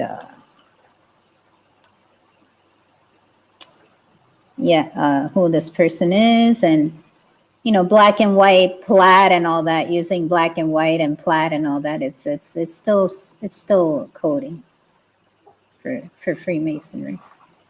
So it, you know, whatever. You appear in front of a bunch of books to make yourself look smart, you know, basic. Like I think Inda Groove said, appear in front of a whiteboard to make yourself look smart. Can you click on some of these images so they'll be larger so we can look into his eyes? Yeah. Oh, where? I think that's the telltale one right there. Hold up, let me share that one.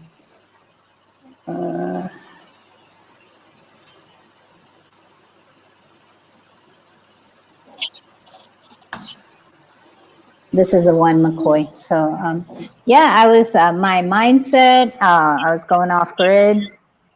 You know, I still didn't have as many plants in the ground as I wanted, but I had connections with all kinds of organic farms, local farms, and I was serving that in my restaurant. You know, my business was booming. I was ready to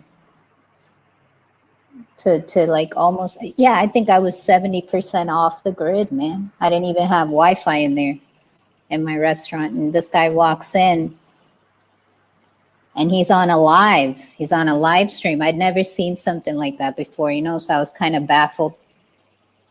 And like I said, I didn't even have internet in there. I had barely gotten on Google Maps. I was trying to be low key. Anna, do you have the image?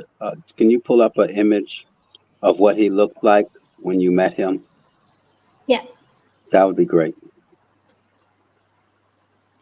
And I just want to mention the circumstances because he appeared right before the quarantine in 2020.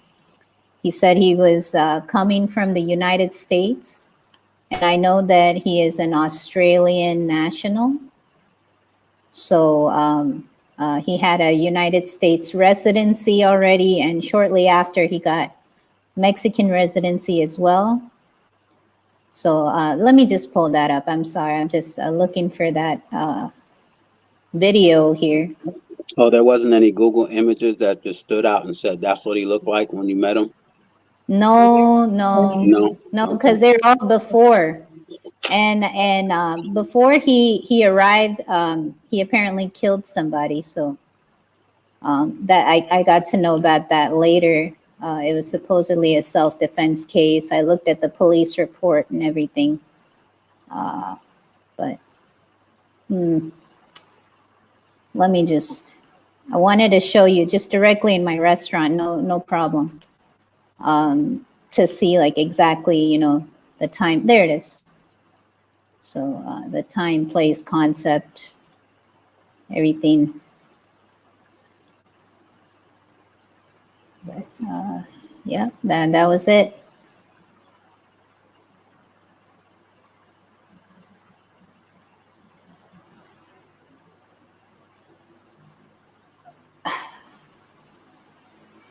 There. So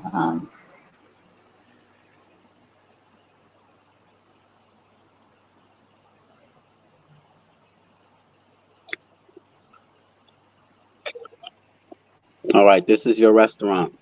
yeah, and that's him right there. Let's Let me go. see if the quality can be a little better.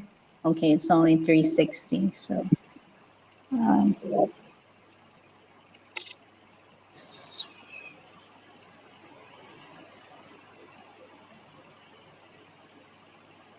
that's him on the left.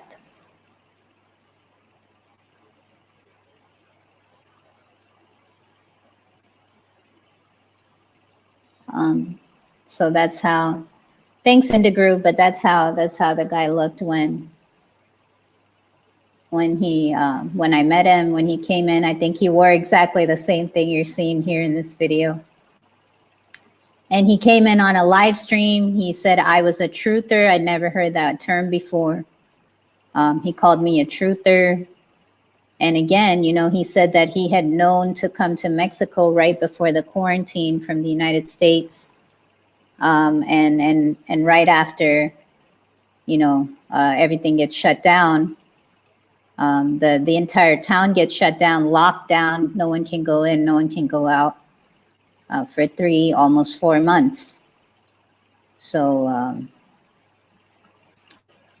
yeah, that's the story. And he would come and eat every day. He started doing astrology and other type of classes, like flat earth type classes at the restaurant. I think that gives an idea, you know, of who this guy is. So McCoy, can you help direct the conversation? What details should I share? Where, you know, because it's a long story. We knew each other for a year after that quarantine. You know, me and my friends were sort of trying to help him, take care of him. He seemed to be emotionally distraught, physically distraught, mentally unstable, asking for help, sort of, but not really asking for help, asking, but not, you know, it's like when people ask for help, but they don't really want to change. It was that kind of situation, but we did help anyway. And then he got this Mexican guy to basically do everything for him, find him a car, find him a motorbike, find him a place to stay, find him a new computer. I mean, he had that guy working. And when he left, that guy died. And they said that he died because of COVID. So there's that odd occurrence. I'm trying to hit on, okay, the people that surrounded him. This is a problem I always had. I kept saying, yo, you know, why do all these weird people come around you? Like, why don't you tell them to F off? Like that girl that was sitting there with him, he would always pay for her. And I knew that she was just like sleeping around to have people pay for her food and stuff. And it was like morning one person, evening another person, you know, and a little bit like, you know, totally nuts. And one day, like, he was like, yeah, I'll pay for her too. And I said, are you sure? Are you sure you want to pay for this freeloader again? And he was like, yeah, I'll pay. And there was so many odd people like that were clear freeloaders. Like, they wanted free food, they wanted free room when and where possible, they wanted free stuff. A lot of them would end up stealing stuff from my business. I mean, it was just an odd cohort of people that he kept saying, man, these are good people. These are good people. You can trust them. And then boom, you know, they would show to me that they're really not good people at all. But since he always paid up and he left tips and stuff, you know, I thought he wasn't like, maybe he's just a victim, you know, maybe he's just getting taken advantage of. He would give money to kids on the street, you know, just give money to make sure that people looked up to him, and people did. They treated him like a fucking god. I don't know if it was subconscious or not, but even me, to a certain level, you know, I put up with this bullshit because the first day he walked in with the live stream on, I wanted to say, shut that shit off, but I didn't. You know, I welcomed him in, and I saw he was a vegan, and I was like, oh, you're a vegan? That's great. You know, like, okay, well, I'll cut you some slack for your a little bit outrageous behavior. And everything always had to be about him, no matter what we were talking about his work, about how he's great, about how people who believe in the globe are idiots, and his work is going to stand forever, you know. And he did have nasty episodes where he just was vile and rude.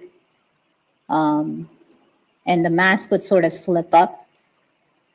And we permitted him that because we were like, oh, he's a good person. You know, he has a lot of good information. How could he be a bad guy? He's telling all this truth. He's calling people out, but then what he says and what he does don't really match up. So he could have been playing like the good cop, in this situation. So Sparky Lee is saying they drop truths and wrap them in shit to disparage them. Yeah, Sparky. That's it. And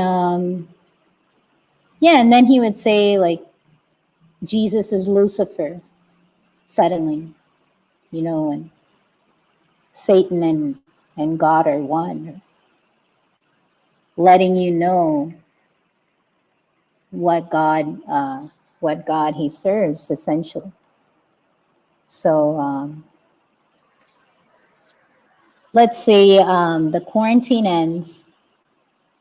So December of 2020 is when he leaves where I'm at, and then he heads on out to Cancun area in Mexico, and that's where the academy comes about, the Syncretism Academy, so-called academy that is garnered much attention on YouTube, the scandal. And December 2020, January 2021 is when I'm a guest. I started being a guest on his channel, presenting different stuff from like the Indian perspective, things like levitation through sound, concepts like that, opening of the pineal, the role of marijuana and enlightenment. Those are kind of things that I was exploring, the realms of this universe. He even knew, it's so odd. He even knew like what scripture or what text, what Vedic text I would find proof of flat earth in. And he pointed it out to me. I was so surprised by that. And all throughout this time that I'm knowing him, he's been taking pills. He takes pills to sleep. He can't sleep. He's itching all over. He can't sleep. Very mentally disturbed. Very vain, constantly worried about his appearance, wants to appear like a more muscular man. He's not happy with his body. Can't get over his girlfriend or ex, things like that, just like stuck in a loop. So how come you know all this truth and you're stuck in a loop in your personal life? It's like, how can you openly lie that you're healthy and you're not sick, but then you're taking benzos? So it's just, there it is, as above, so below. That's basic Freemasonry. So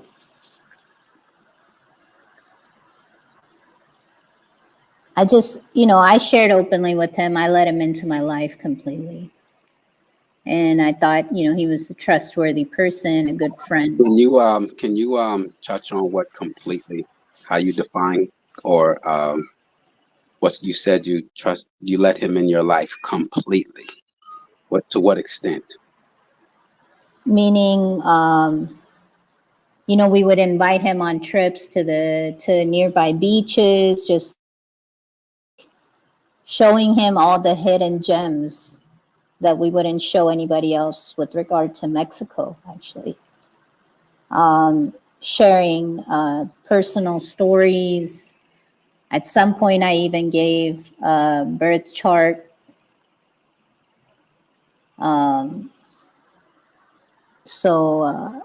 Like this, the guy knew who I was. He knew what I was about. He probably knew how much money I made and how much I didn't make. I just, I thought, okay, well, this guy is sharing his story, so. Can you So I'm going to share. Can you now describe your observation of his lifestyle? When I say that, meaning how you would describe to me how he lived somewhere and everyone lived around him. Okay, that's How did he December have- 2020. That started in December 2020. So after 7 or 8 months with me, basically, with our group out there, it's just me and Yusuf. how he had a protocol, his diet, his Yeah. had a personal chef, those things. Yeah, yeah, yeah. So this is, again, he goes to Cancun. Anyone that knows Cancun knows that it's like a super urban area. That's where they start the academy and stuff like that. Maybe half an hour outside of Cancun. It's a place that was basically built up in the last 10 years just for tourism. So that's where he relocated to. And a bunch of people went to see him. He did a presentation with someone called Sasha Stone, who's a very suspect character. In fact, he admitted to me in confidence that he didn't trust him. He didn't think he was a real deal. But then, boom, off he is doing a presentation with a guy that he says, well, he's not trustworthy. He seems like he's from the dark side. Also a musician, ex-musician. A bunch of people go in from Canada and the United States to go see him. And that's when Daniel arrives. So Daniel, now this is when I think I need to pull up Sparky Lee's video to show who this is. Because this guy, I mean, straight up shows up from the UN, right? And up until that point, the guy has not endorsed the UN at all. But then, he's happy to ignore anything and everything about Daniel being from the UN. And Daniel had actually created a cryptocurrency supposedly backed on gold for the UN, but it never really took off the ground because they didn't raise enough capital. So supposedly they needed like $20 million, but they raised $2 million. And then boom, that was the last you heard of it. You saw him on a yacht somewhere with the UN. And there was no cryptocurrency ever made. So what happened to those $2 million? And right after that, this guy is a New Yorker, small hat New Yorker. And he just shows up. He shows up. And somehow, like, I visited them for one day, the day after this dude shows up. And he rents a place right next to Santos. He has a four-wheeler just like Santos. And boom, he's always talking to him. Always talking to him. Always talking to him. Like always like maintaining eye contact. Always like, it's almost like they had a private thing going and everybody else was an outsider. And I've seen that manipulation tactic play out. It's a sort of neuro-linguistic programming. But it was just very interesting how he showed up from directly after working with the UN.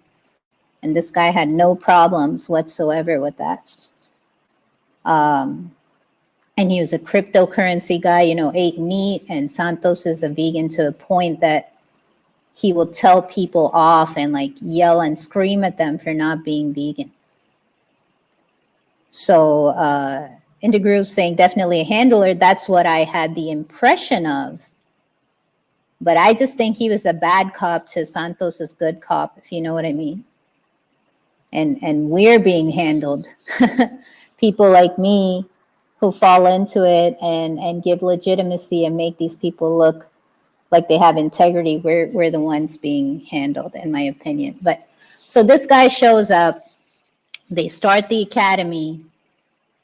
And mind you, at this time, I'm doing presentations on Santos's channel. And he kind of like even needed the content, because he was drying up a little bit. He wasn't following through on, he didn't have like a cohesive mental process. Like you can follow one idea to the next, and he said it was because he didn't have enough sleep or he was itching or the computers. weren't working around him, so on and so forth. So that was a reason why he was incoherent and not getting a point across most of the time and just tooting his own horn. So I served there in terms of getting content that was new for his channel and something people liked. And I would receive donations from that I put towards planting food and getting people to come in and do permaculture and paying them for it, and also hosting classes in my restaurant, and things like bringing teachers from India together with people from Mexico, learning things like yoga, but also weaving, practical things like drawing, but then also like yoga, spirituality, and diving deep into that and seeing how to basically what it means to be a human being. So that's out there. And then they do the exact same thing. They create a podcast. They call it Syncretism Society, and they create a donation thing. And they start asking for donations for the school that they want to build. And they immediately got at least $20,000. And that was just like from the GoFundMe, and then they had a PayPal. But all they ever really did were the podcasts. Like, I didn't really see any classes happening. And then I finally went down there. I went down there in November of 2021. And that was when I observed all these sinister occurrences. So he had a personal chef hired by Daniel. Daniel is a muscular person here on the right of the screen.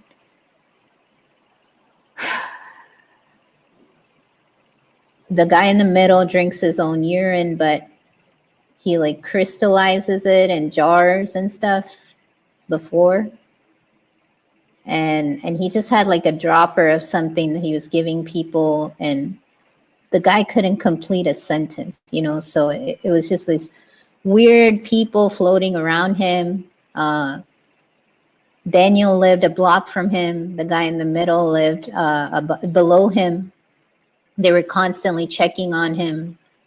And then the studio, which they called the school, but it was just a studio, was 2 rooms that were rented out.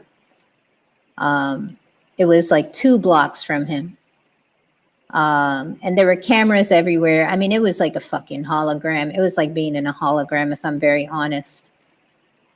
And whenever I kept trying to get to the root of it, because immediately as soon as I got there, I knew everything was wrong. It was all a lie. But I still believed that this guy was being taken advantage of and wasn't the one doing the taking advantage.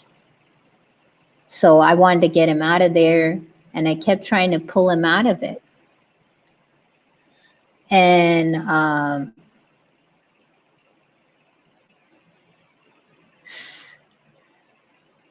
one sinister experience was, I only spent a month down there observing and sort of like being part of this, or acting like I was part of it so that I could get this guy out. But one night there was an unmarked vehicle, black SUV with tinted glass, right outside where we were living. And then there was like a flash at the window, and my friend's dog that was with me at the time, she started convulsing for straight up 3 hours. And that's supposed to kill an animal. I don't know how she survived. It started at 4 a.m., ended at 7 a.m. We were at the vet at 7 a.m., and she returned back to normal. The personal chef was wearing a skull ring, and they were like, they drank and ate meat and smoked cigarettes and stuff. It's just like, you want someone like that preparing your meals?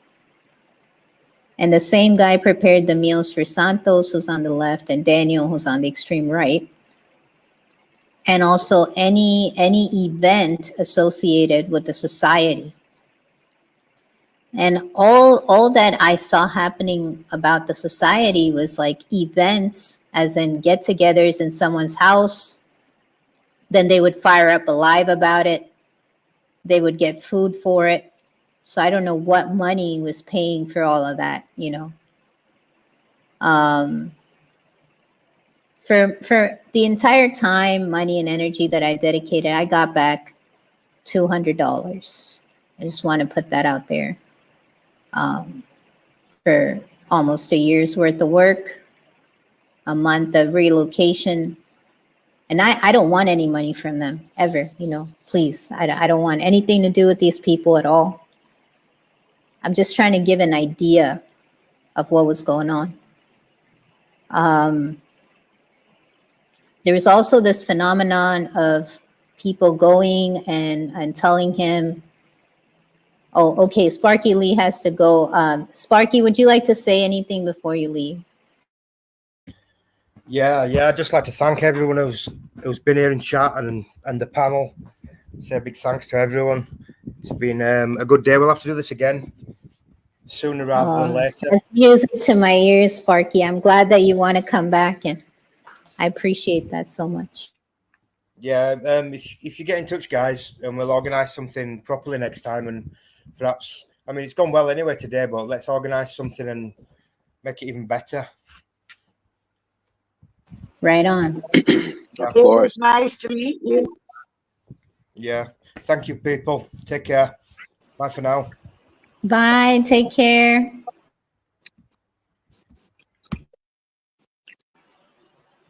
Right on. So, McCoy, do you want to say something? Any, you know, like I can just keep going and finish the story. I'm almost at the end.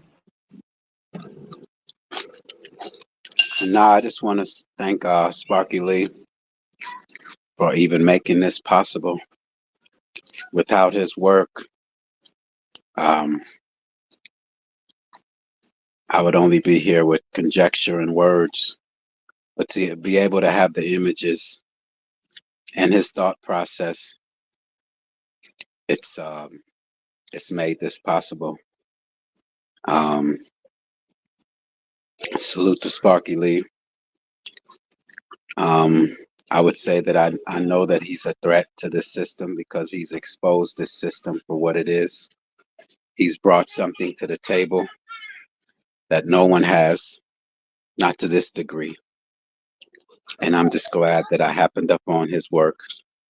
And his work has made me even more focused and has answered a lot of my questions, confirmed my intuition, and my confidence is even greater after meeting Sparky Lee.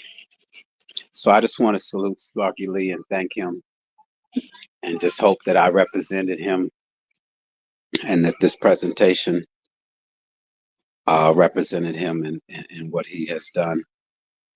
So thank you, Sparky Lee. Really appreciate all your work. And I ask that, I'm not asking anyone, but I would recommend that anyone who want to go more in depth, check out his work. And others like him. Like I said, I started out my journey with Barack Obama. And it's led to this day. Once you lied to me, I can't trust you anymore. What else are you lying about? So thank you, Sparky. Not no. I got to always acknowledge not no. Who did I miss? Kim B. Dean Kendall's in the building. Salute to you, Dean. Hurricane JW in the building. Salute to you, man. Yeah, Hurricane. Peace to you. Marvey 2.2.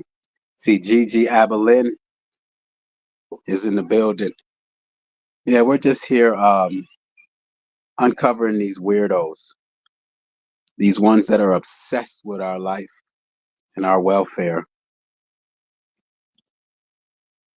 And I serve no other purpose than to at least let my children know that they are not who they claim to be. And they are poisonous. They are a poison They are in complete opposition of our natural existence. Look at what they do with their powers and their abilities. It's all aimed at us. Why is that? We must possess something that they do not want us to discover or uncover. They go through these extreme lengths to deceive us. All these politicians, all these celebrities, they're all actors.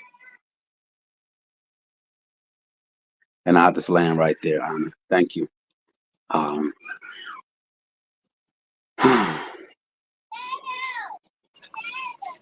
Okay, so there's a lot to say still.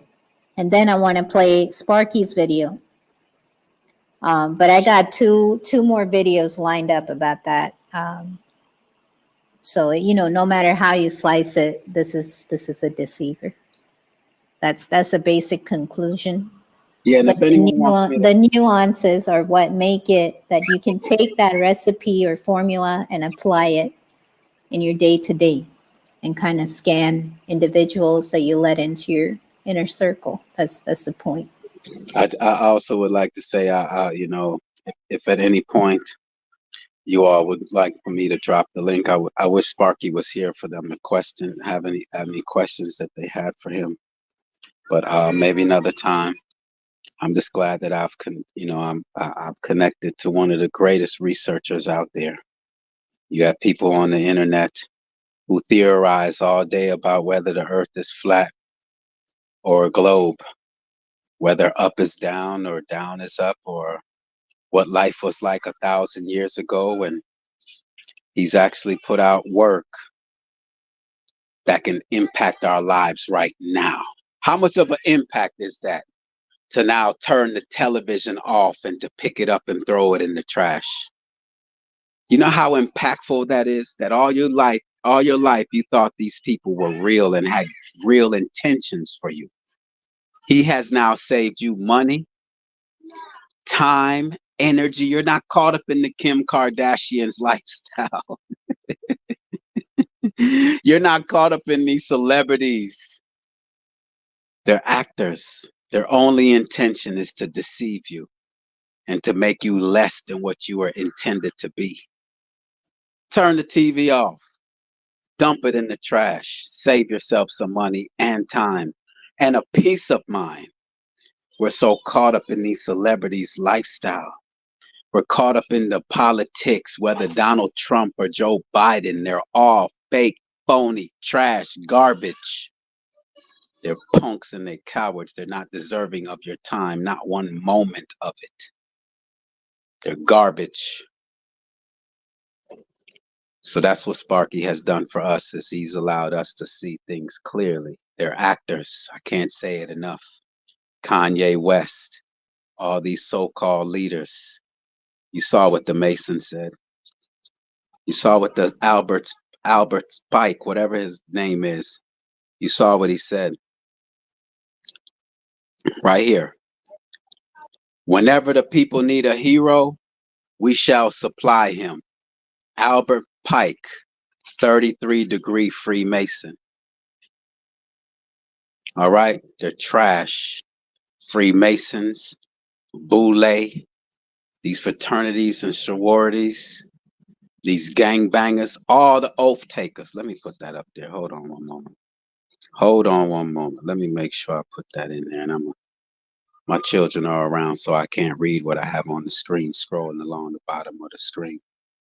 But F the WHO, WEF, CV19, all secret societies, all oath takers. And if you're down with them, F you too. All of them. This That's good racism. stuff. They sell this racism to divide us. They sell us religion so that you don't rely on yourself. You have to wait on someone else, God, instead of you taking justice in your hand. Imagine a police officer pulled someone over and killed them. And if we all said an eye for an eye, you think they would ever do it again? But no, instead the parents like the Trayvon Martins of the world and the Michael Browns, whoever parents say, no, we shall forgive them. Let God deal with it.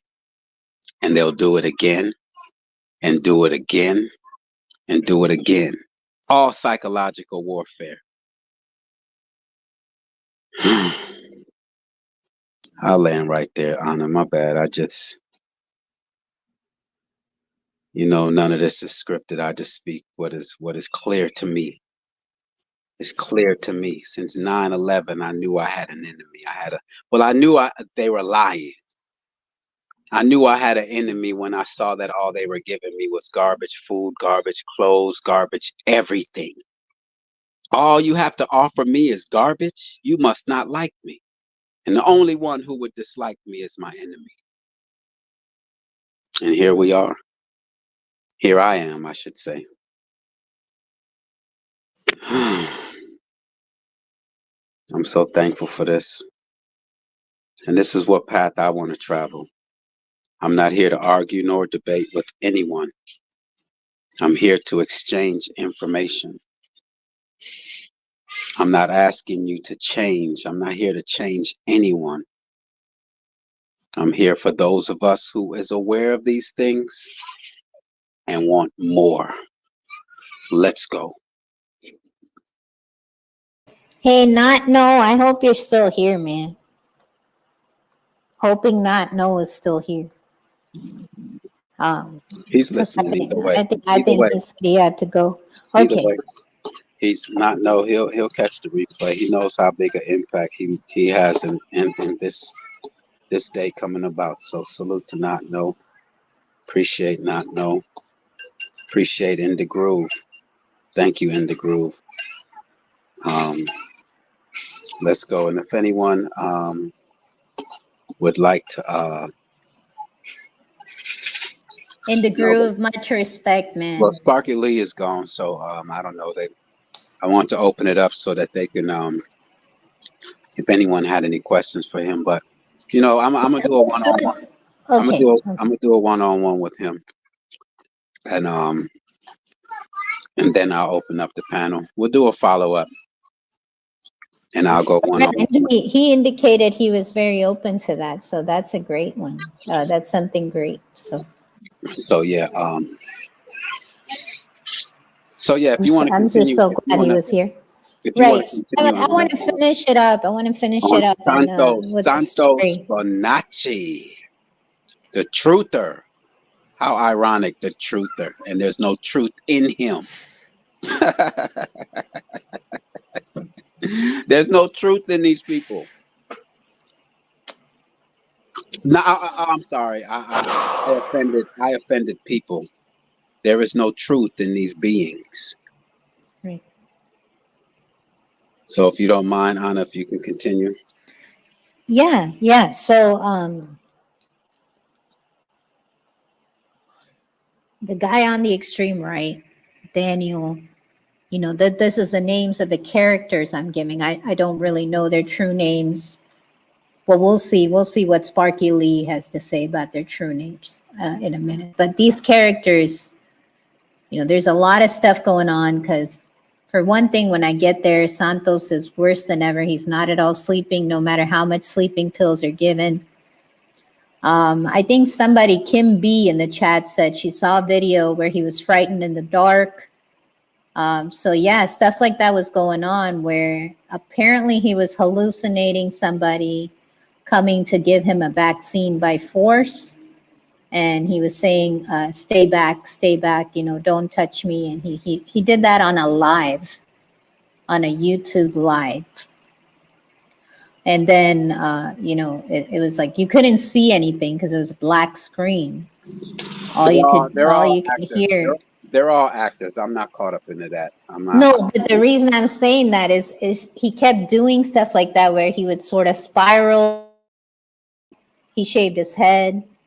And on one of the bio rants that he was going on, there was like a suicide warning put on YouTube. And Sparky Lee just, in the end of this video, all he says is, don't fall for it, and don't give YouTube more reason to censor. So, you know, it's like it's acting to the point of making anyone who speaks truth seem like a freaking maniac, schizophrenic maniac, and therefore give YouTube more excuse to censor free speech, basically. You know, because this guy just gets vile. He gets vile. He goes on rants. He talks about reproductive organs and suck and this and that. You know, it's just like he goes into it. He's weird.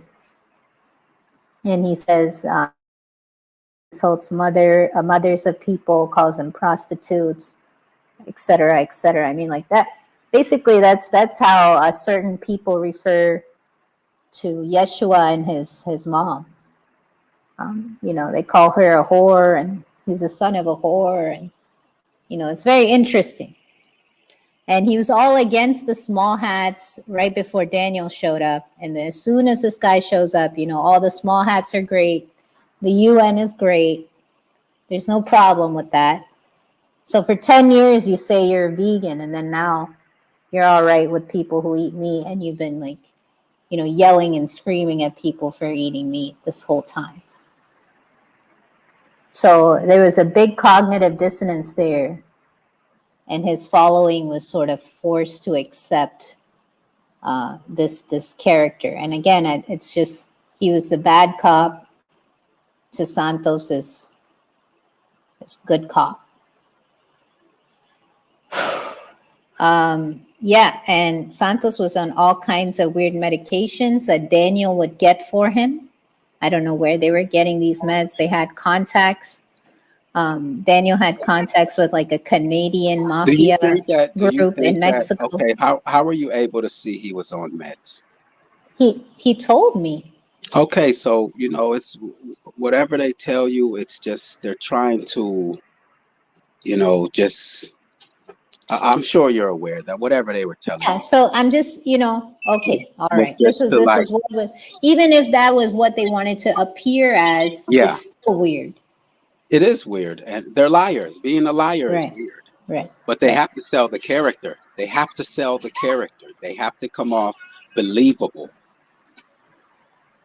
Right. So on screen, he's like this perfect, ascended individual who's just calling out the BS when he goes on rants like that. Off screen, he's this tortured soul that, you know, he's been taken advantage of by this Daniel and drugged up and handled.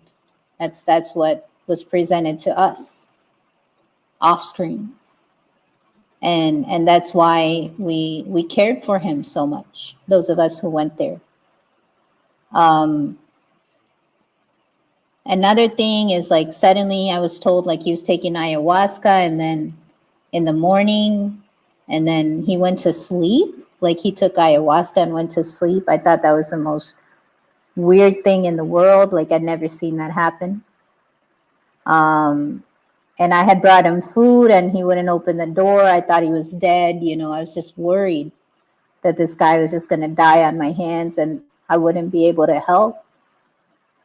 And that's when I was told by Daniel, he said, "Don't worry, love. He has his own protocol. He has his own protocol. Don't worry."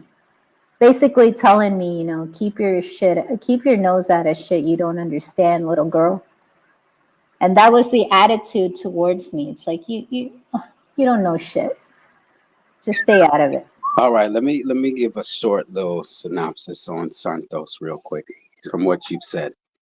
All right, so this Santos character, he has people, he pulled up in a black SUV.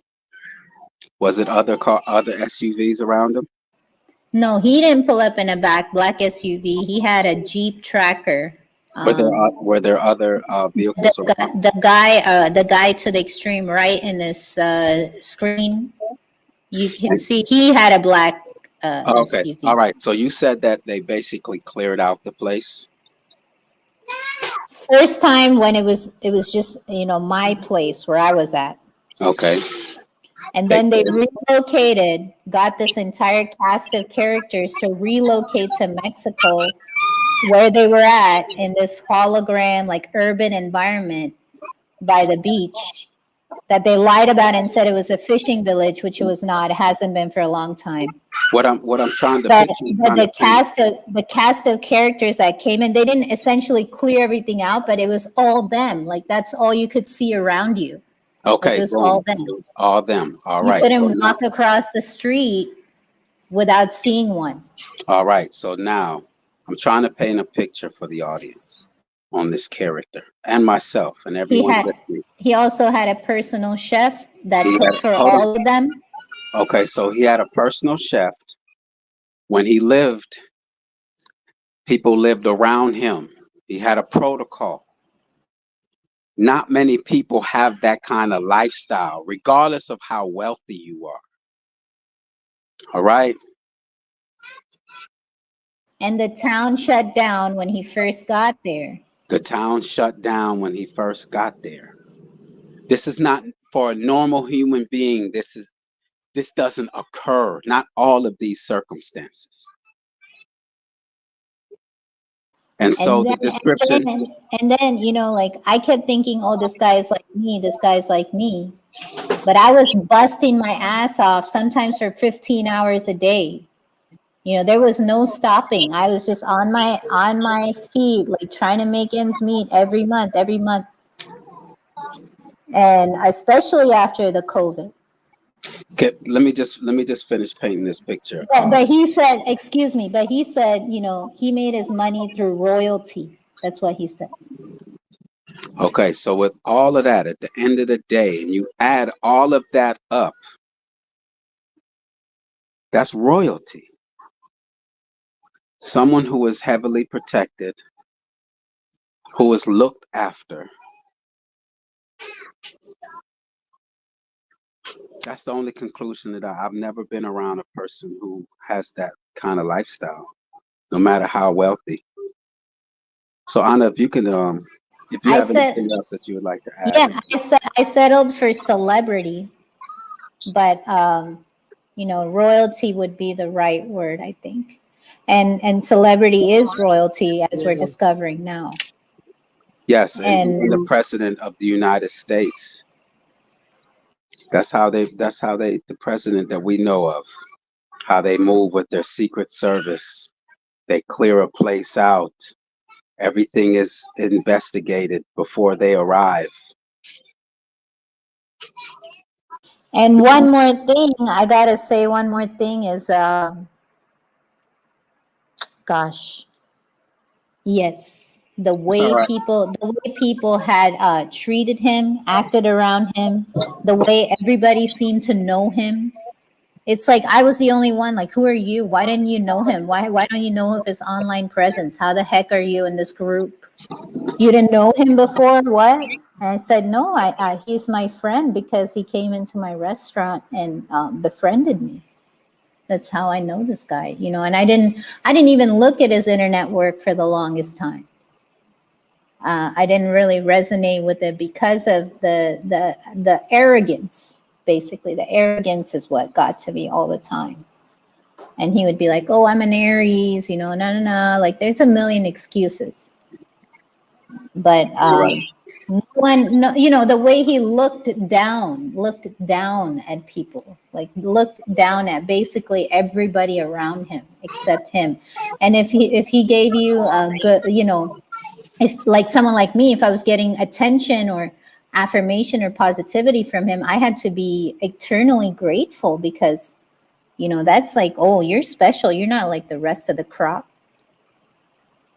And I want to finish with a few more things. So I remember the last day I was there, and I've told this story before, but I was like, hey, just get in the car, go to the forest.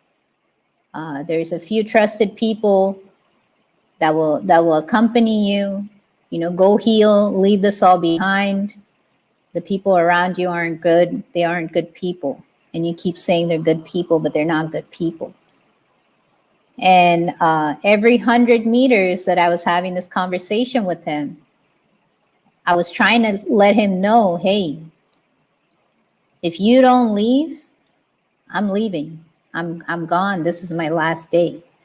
But every 100 meters, there would be a person that locked in on him in sort of a trance-like state. They didn't see me at all. They only saw him 500, 600 feet away. And they would turn and walk directly to him. It didn't matter if they walked through people almost, but they would walk directly to him, start talking to him, you know, kind of like cut me out, interrupt the thought flow.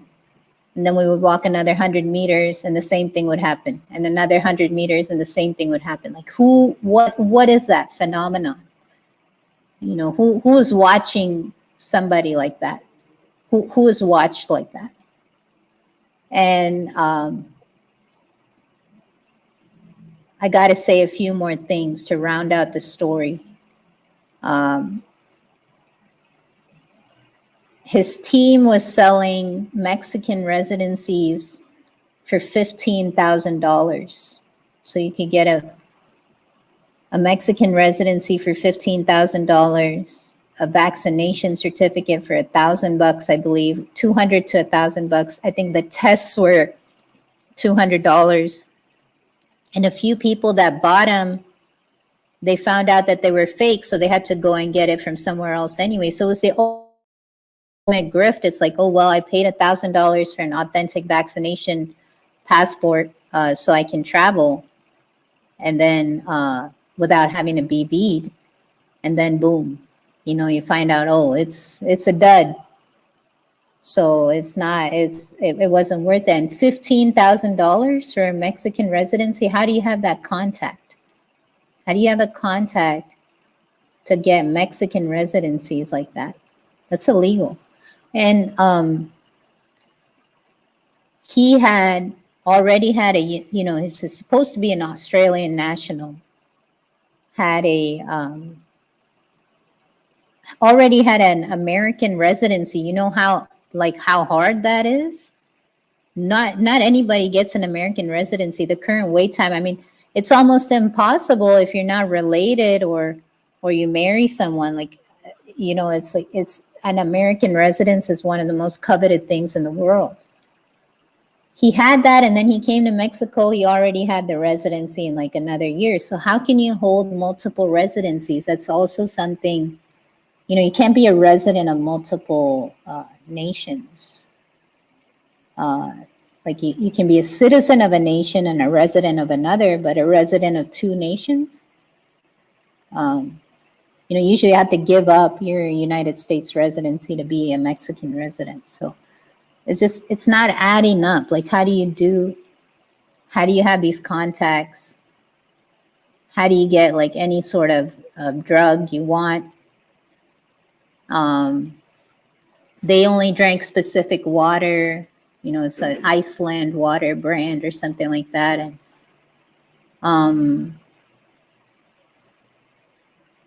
I mean, with Daniel, it was just obvious that the guy is like, you know, he's an obvious grifter. All right, I'll land here. Daniel would use the staff laptop. He wouldn't use his own laptop. And the guy was like, you know, in this black SUV, like driving around, wearing the best suits. He wore perfume and stuff. Basically like how do I say, like a player. Like he came across as a player type of person that you never saw it. It was all plausible deniability, but it certainly did seem like he was sleeping with everything that moved. Now this guy, why doesn't he use his own laptop to do money transfers? So he was receiving like $50,000 a week. He was on the phone with people, like drilling them for money. I think it was a family supposedly, but he was receiving and transferring $50,000 a week, but not on his own computer. He was doing it on the staff computer. Why? All of the money, all of the donations. Misdirection. All of the money, all of the donations were going directly into his account. he took off for 2 separate, like he's not even back yet, but he took off on 2 separate journeys to supposedly Africa, and nothing ever materialized from that.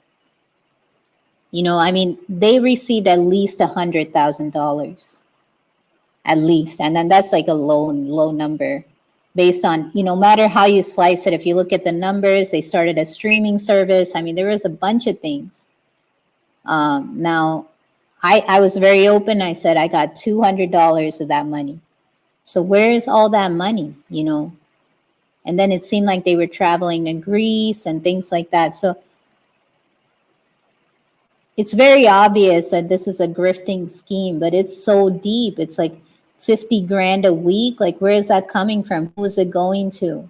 All of these donations go directly into your account. How is that? Like, why is there no oversight? Why don't you have a business name that you put that money into? You know, why is it going into somebody's personal account? Couldn't that raise questions with the IRS? Daniel also, like one day there was people talking about QAnon and he didn't know what that was. So he called somebody. I don't know who he called.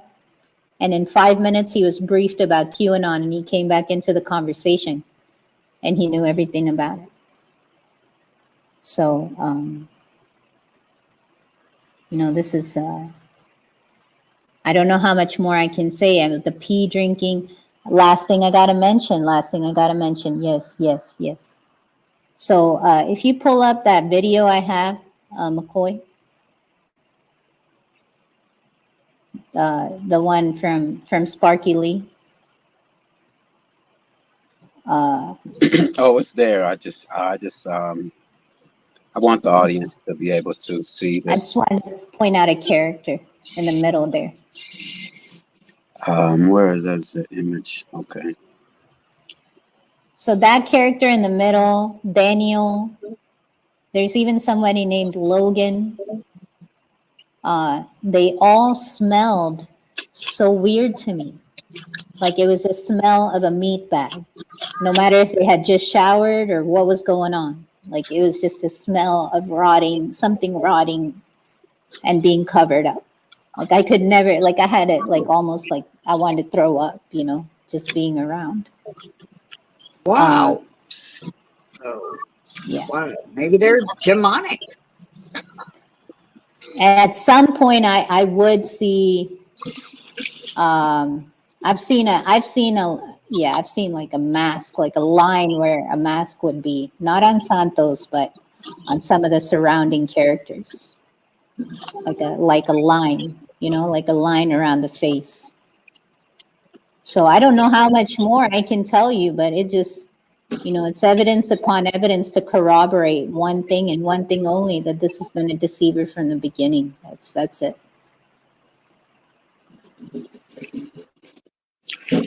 Wow.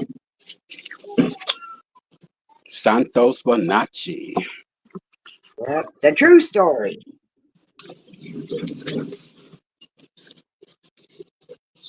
And McCoy, I want to finish up my side of the presentation with 2 more videos, if and then I want to play this Sparky Lee's video, if you'll permit me, because this is about shape shifting. I have something that was the first thing I saw that made me question like my defense of Santos. Was this channel Offshoot 100, and It's just, you know, I hear of the shape shifting and all those theories. You know, I've heard. Trust me, you know, I've been scraping the pile and digging in the holes to try to find truth. And the shape shifting, I don't know. Has it been proven, or is it just a theory? I want to show something that can count as proof. That's and then I'll leave it up. So it's just like whatever, however you slice it. There's 3 ways. One is Sparky Lee. One is this offshoot. Because like Sparky said, yes, the shape shifting. Why would they now still have the same, you know, ears and nose and bridge. You know what I mean? It's just, why not shift into something or someone completely different? Why are they still like have to remain in that structure? So I know that theory's out there and they're reptilians and no one, I maybe it's truth, but I just like to present what I know. But no, you're more than welcome to share it if you feel it's a part of this presentation of unmasking the enemy. Yeah, yes, I do. And it was something that made me question my undying faith and the goodness of this person. It's one thing that, Does it take us off the Santos? no, it's about Santos. Okay, That's all right. crazy. Then let's But it go. is about I wanna welcome Michelle Canham Free. Thank you for joining us. I appreciate you. That said, I had intuitive feelings about Santos in 2016. I shared that also in my journey. I just never resonated with them. It just never added up to me because they never speak on what's going on right now. They're not calling out anyone. If you're not calling out anyone and saying and calling it as what it is, then I know you're avoiding it. And that's always one telling sign to me. I hear all these people on the internet talking about Tartaria, mud floods, globe earth, flat earth, but you don't see the walls closing in. Why is it? It's right in front of you? It's priority. They're after your life. They're after your existence. But now we're gonna just share theories all day. No, I mean awareness is preparedness, and they just never seem to express that at all. It's like they just want to have class and religion all day. Gather around, gather around.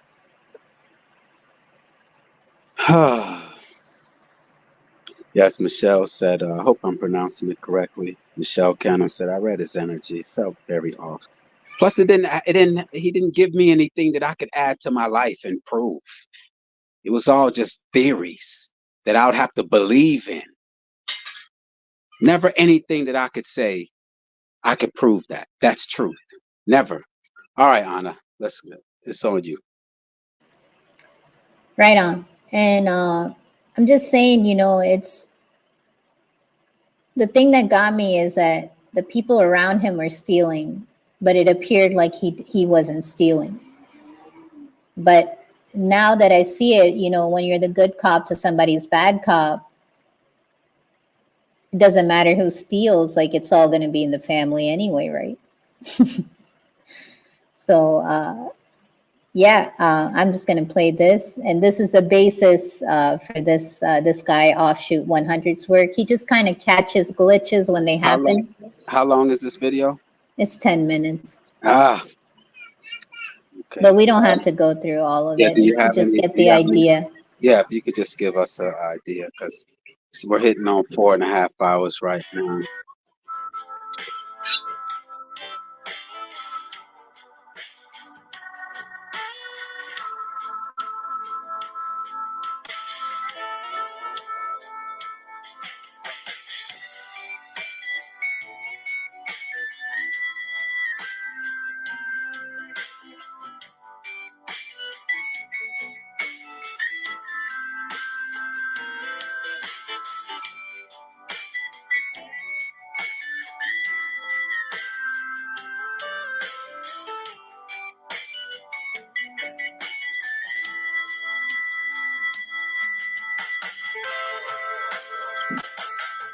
Can you drop his channel link in the chat also, Anna? In fairness to him? Yes. In fairness to him, everyone, this is what you call him? What's his name? Offshoot 100. Yes, thank you, Offshoot 100. Peace to you.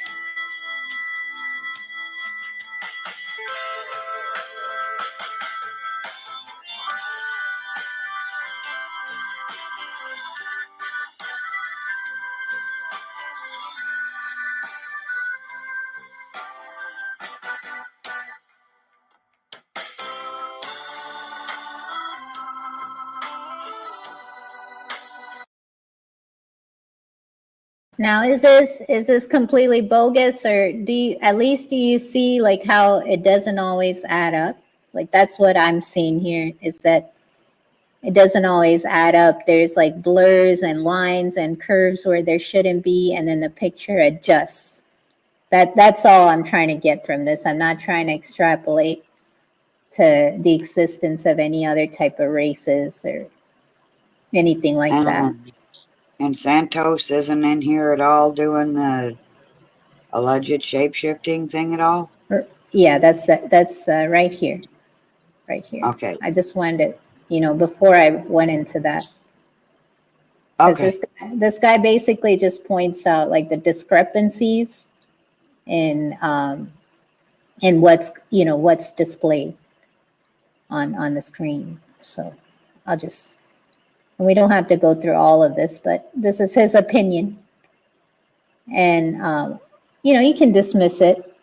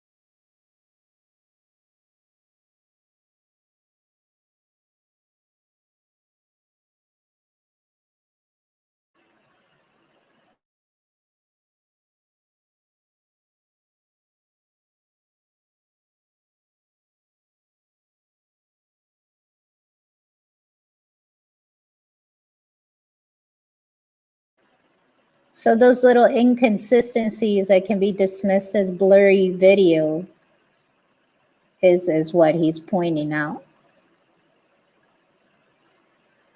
Like in that one, you know.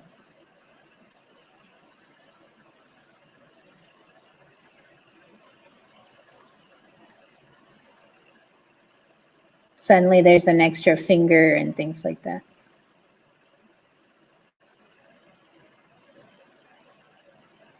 Or suddenly a finger can be missing. Or the entire hand can become blurred.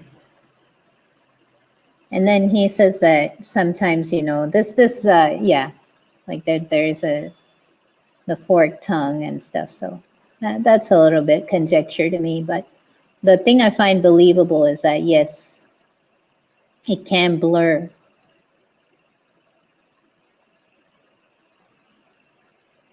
There can be inconsistency. So that's all I wanted to show this, really. Okay. And So, yeah, go ahead, Paula. yeah, it could. Yeah, you know, I'm not giving up on shapeshifters yet. Maybe the reason that they can shapeshift is because they don't have to really shapeshift that much in order to change. Maybe that's why it's so easy for them to go from one character to another. And those who have sold their souls to these people, they're the ones that need the masks. Do you have that Sparky Lee video ready, Anna? Yep. Was there I do. anything else? Was there anything else you wanted to share before Yes. This is the one thing that I couldn't refute. So offshoot 100, you know, I kind of talked to him and he didn't really want to engage or, you know, reveal his voice or his face. And I respect that. I understand that. But I kind of questioned him and I said, well, I spent time with this individual. You know, I didn't notice much. But he just said, you know, my work speaks for itself. And if you don't believe it, that's up to you. But this next one, this is actually my video. But this is like Sparky Lee's work. These are biological markers. This is the field of, basically the field of forensics. You know, to identify, there's clear biological markers. And we know that there's a culture of transformation within these deceiver circles. And when I put these biological markers to the test, Santos failed the test. So that was really when I said, yeah, this is a deceiver. I've been deceived from the beginning. Wow. Nice. And it's just a biological markers. And then, you know, offshoot 100, it's take it or leave it, because some people don't see what the inconsistencies and they don't really, you know, buy what he's saying. But this is biological. It can be tested out. You can test it out on yourself.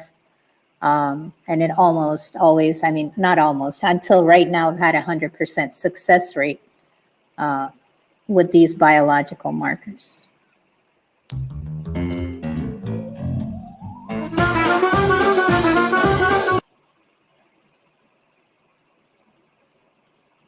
So I'm just going to leave that screen up there. That's the basic concept that there are differences. There are biological markers that can be identified. It's not just theory. Right, so.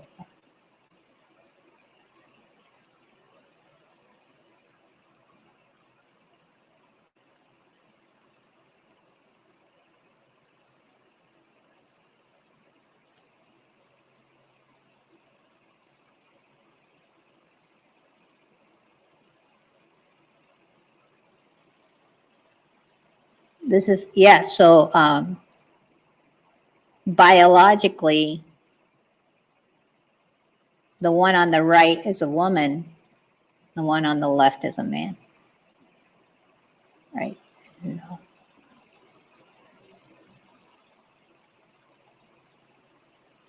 There's a lot on this slide, so I'm not going to speak. I'm not going to say anything. I just, you know, this is stuff you can use every day.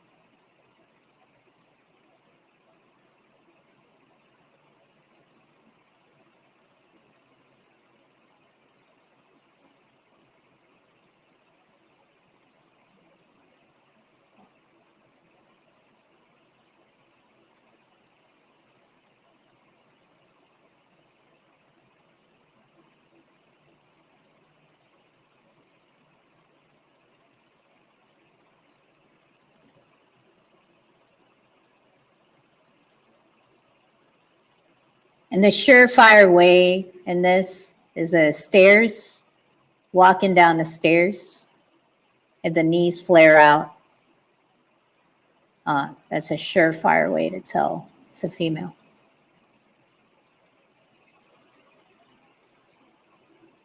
That's like the one that never fails, because women have a uterus and wider hips. So they need the feet to, the legs to compensate.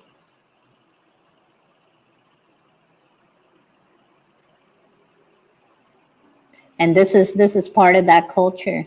This is a part of that culture. So the one on the left is male, and the one on the right is female. And you can see that, you know, male feet, you walk, there's a parallel, and female feet, you walk, you know, one in front of the other. You can test this out in the snow, things like that.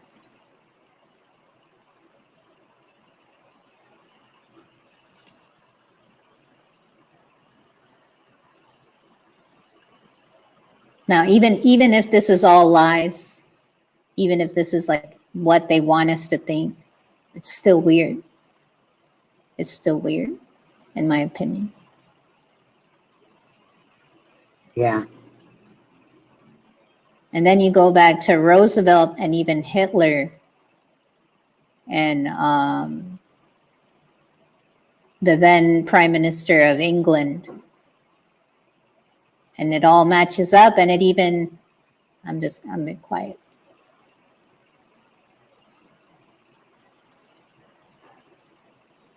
It's just part of their culture. It's what's done.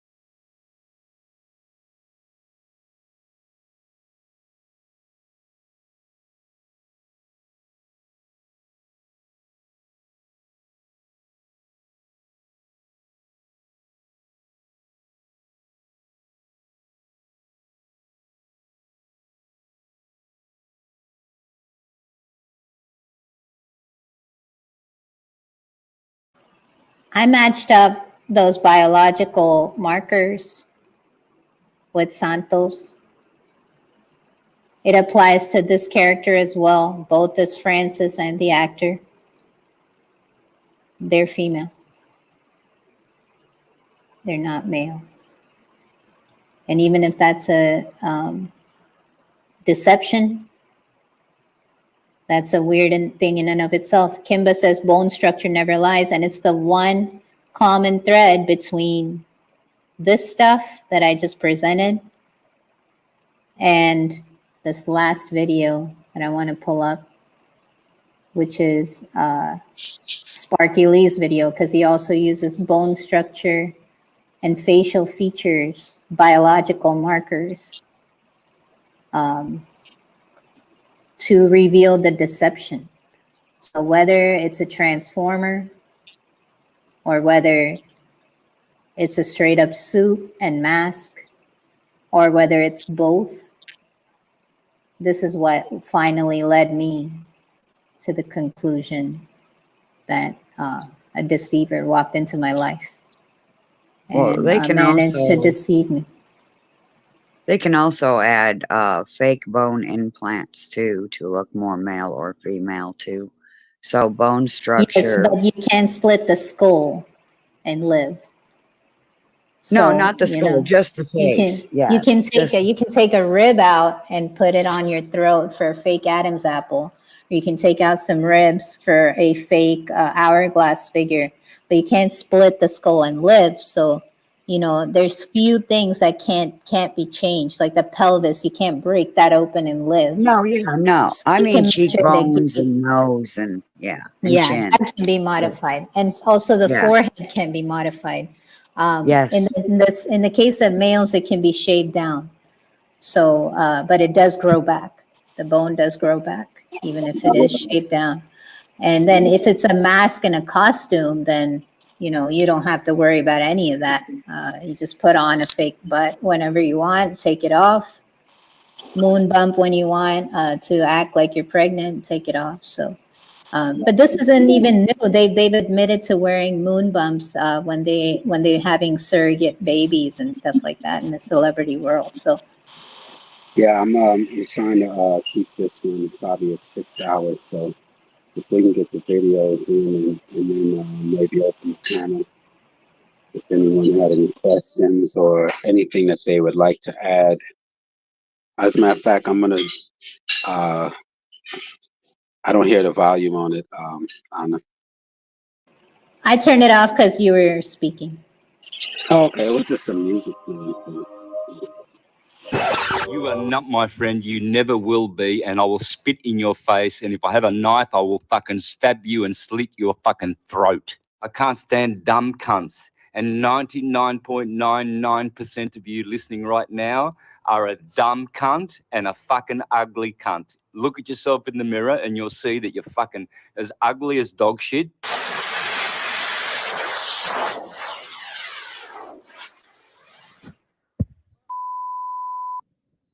You know what's going to happen to you? You're going to die. And you're going to go to hell. Retard. All the other retards to shut the fuck up.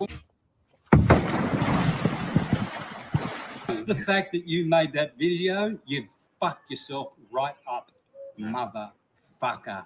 You That's really, what you really, you really, a you really. motherfucker, Howard.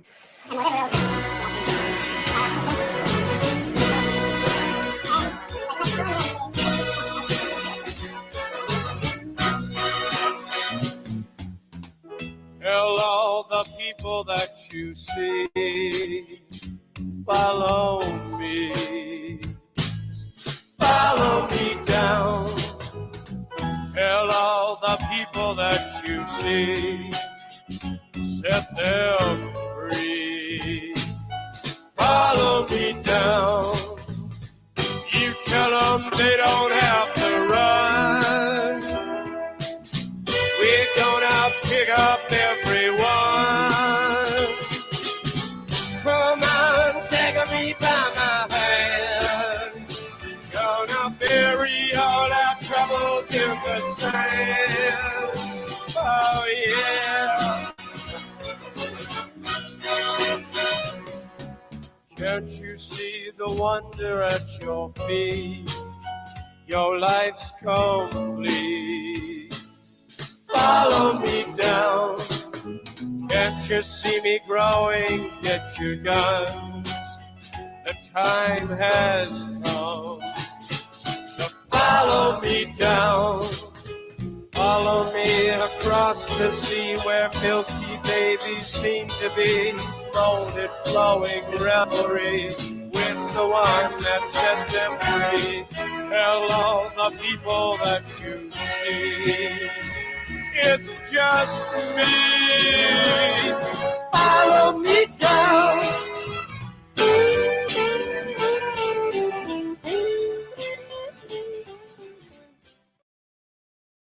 This just proves he made an hour video against us. It just proves to everyone people are actually going out of their way for many, many days and weeks.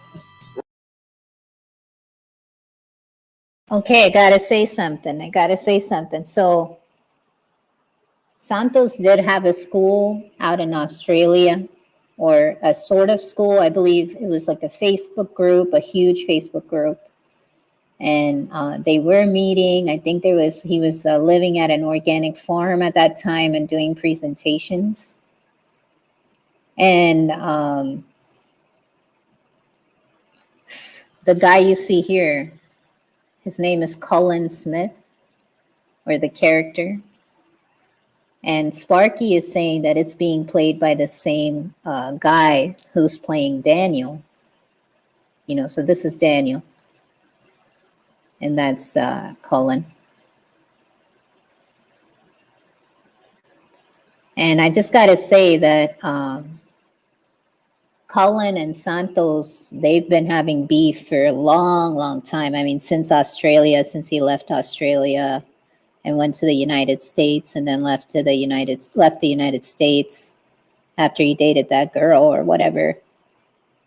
But so he has beef with this guy, so that he won't ever appear in the same context as Daniel ever, okay?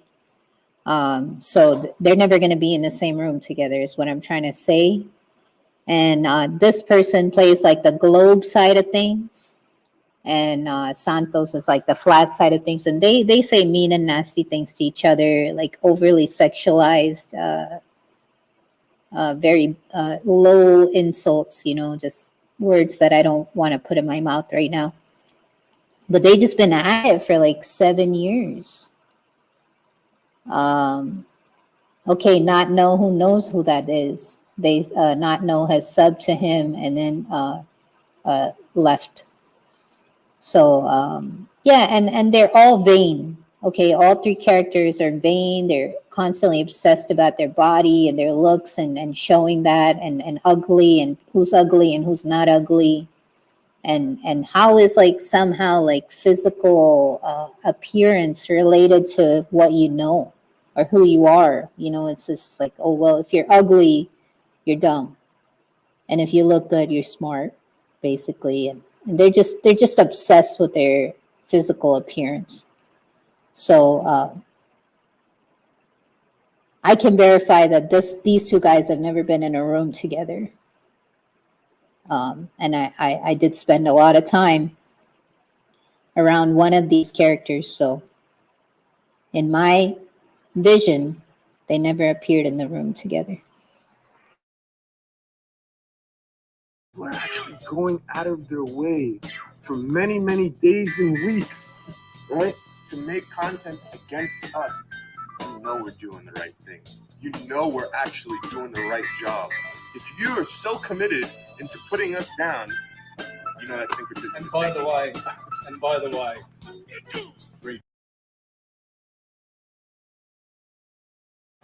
And just to piggyback off of the previous biological marker thing, both of them are female as well, including Santos and that guy in the middle.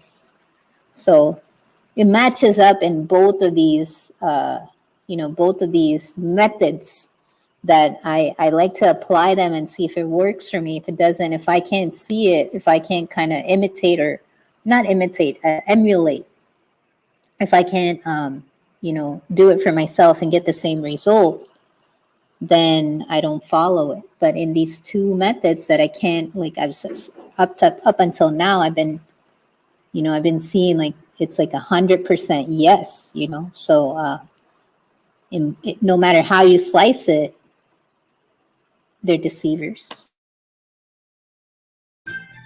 You know that syncretism. and by the way, retard, your video your one video against me, it will never ever be remembered in history. But the volume of gems of truths the world has never seen before that I put will live forever and ever and ever. And you are fucking jealous of that because you are ugly and stupid, and I'm not ugly and I'm intelligent. Beware of being snared by this type of trap. Understand that once you see they are actors, the obvious narrative is not what it's about. It's merely another divisive, acted show playing out on the world stage. Once again, it's problem, action, solution, distraction, or both. So be smart, take no part in the theater, and give YouTube no excuses to further tighten censorship. I'm a changeling. See me change. I'm a changeling.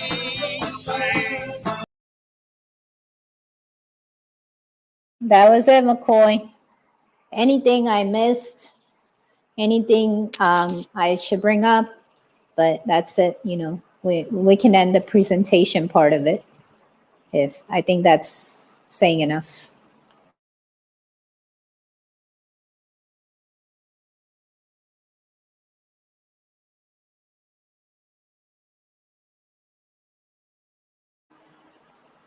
And In the Groove said something about genitalia.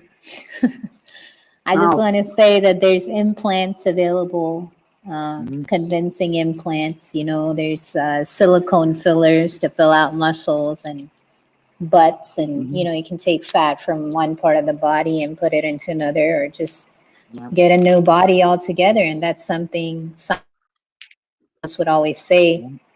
He would always say, you know, Daniel says he can get me a body like his. I can't wait to get a body like his. So, like how I'm just going to finish on that. No matter how you slice it, they're deceivers. And I would take whatever it is that people learned here today and use it to filter people, especially people you invite into your home, people that you invite into your inner circle, people that you share things with. And to echo Sparky Lee, you know, just you don't have to share anything about yourself, especially online. You know, whatever you share, be very aware of it.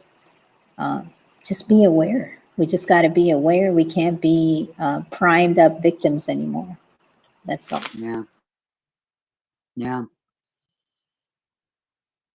Yeah. It's literally in my astrology after I already decided to make sure that I only let certain people be around me on the internet.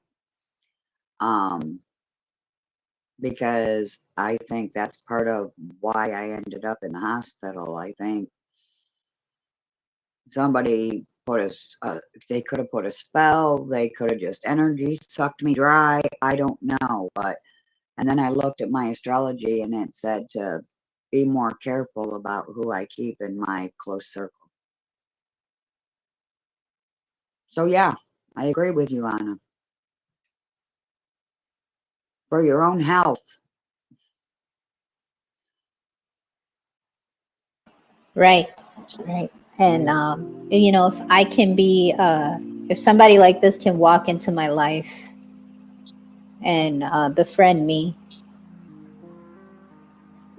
when I'm on the brink of success, I don't even like that word, but on the brink of, you know, off grid, like it could happen to anybody. I would even expect it. I would expect this kind of thing to be going on all the time. I mean, this is a norm. This is a norm. People that are honorable are not the norm. I just want to stress that. I agree.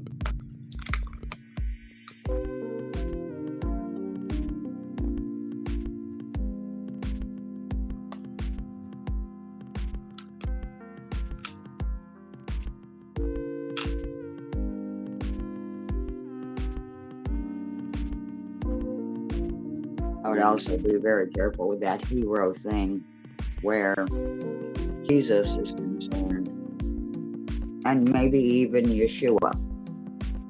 Be your own savior. Save yourself.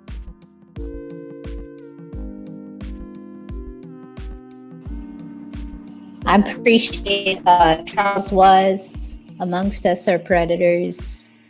In the Groove, Dean, Gentagon, Sophia, Not Know, Kimba, Kimby, Sparky Lee, McCoy, Paula, all of you. I appreciate you being here, holding space for this to be even able to happen. So I appreciate that. I Thank appreciate you. you. Yeah, thank you. I appreciate you as well. This has been very interesting.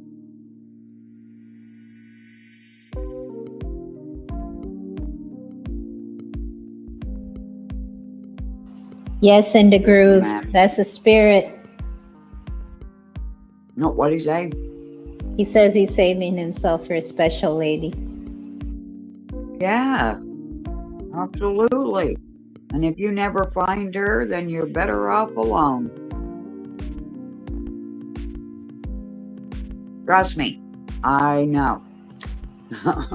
Yo, is McCoy here? McCoy, he's up Oh, here yeah, I'm with them here. babies, I'm here. probably. Oh, no, I'm here. I'm just listening. You all are talking. Right on. I'm just vibing. I'm taking it all in, analyzing it within my mind.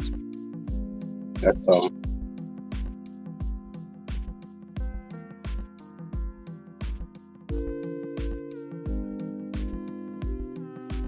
And man, I don't know if we touched on that in Sparky Lee's video, but perhaps it's the other. It's one of his other videos where he's talking about Rome and actor-based reality. And he basically says, you know, they want to check on how the crop is doing. Like, what's the motivation for doing this? Was to check on how the crop is doing. Is the cattle too close to being independent? Okay, strategically send someone in to get him off track and to distract him. Exactly. So I'm not special. I'm not special. Oh, this happened to me, you know. No, I'm trying to say that it's probably happening to everybody on some level, you know. Yeah. Maybe you're like trying to get somewhere, you got a singular focus. And then boom, you know, somebody presents in a way that, oh, I need help, you know, help me. I'm helpless. A damsel in distress suddenly appears in your path. And you divert your energy and lose your singular focus. And that's what I don't want to happen to anybody. Do too. What's that? Religions do the same. Religion shoots you down right when you're at the bottom of your barrel and you're trying to grasp out to a non-existent God for help. And then the next thing you know, they're talking you into giving them money left, right, and sideways. And you ain't got enough to pay your bills and buy food. And they're lying to you on top of that. Right.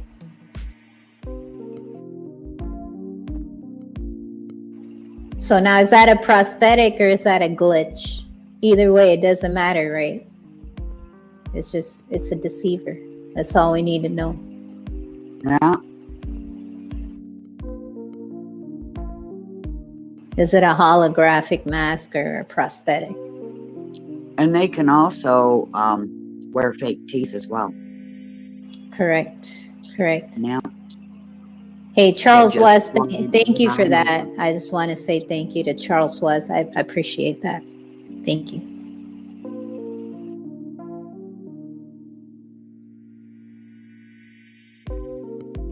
So nobody has any questions, huh? It don't look like it. I expected people to be like, this is crazy. You know, this isn't real. Well, the kind of the people that resonate with me, or sees value in me, they know I'm not gonna bring them any trash. They know that. They know I'm not bringing them any trash. They know that something is wrong. You know, they know something is not right. And right now, any idea is a good idea right now, as long as it don't come from them. And it's this moment in time. That's the only purpose I serve, is to try to get the truth. There is a question from Indigru. He says, where do we go from here?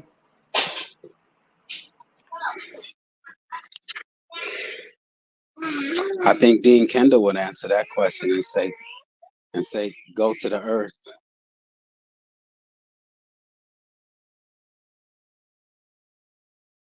Everything they do is to get you away from that earth.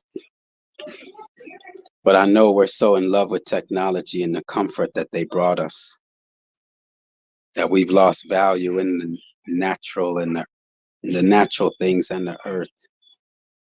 But can you imagine you know what the greatest technology on earth is?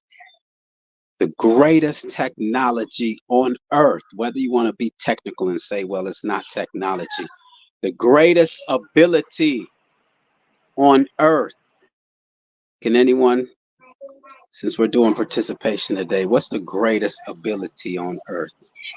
I think it's a human body completely realized. Full potential. Yeah, I would say fully, yeah. When you can become complete, you can be full on. Even though they've done everything they've done to us. Yeah, I think I'm gonna have to agree with you, because that's what I was gonna say. So I would accept those. But when I originally asked myself this question 2 weeks ago, it's the ability to create another life. Oh, wow. The ability to create another life. Yeah. To me, that is crazy. Here we are they're out here trying to create AI and robots and all that. We have the ability to create another life. Right. Come on now. And yet they've made us lose value. We don't value that ability to create another life. Can you imagine if they could create another life? And here we can, but they've convinced us that no, put it off until you get a career. Yeah, and then they want you to be married to your career and not your family. Get your career, get your life in order, and then marry the state. Then screw your family over for the career.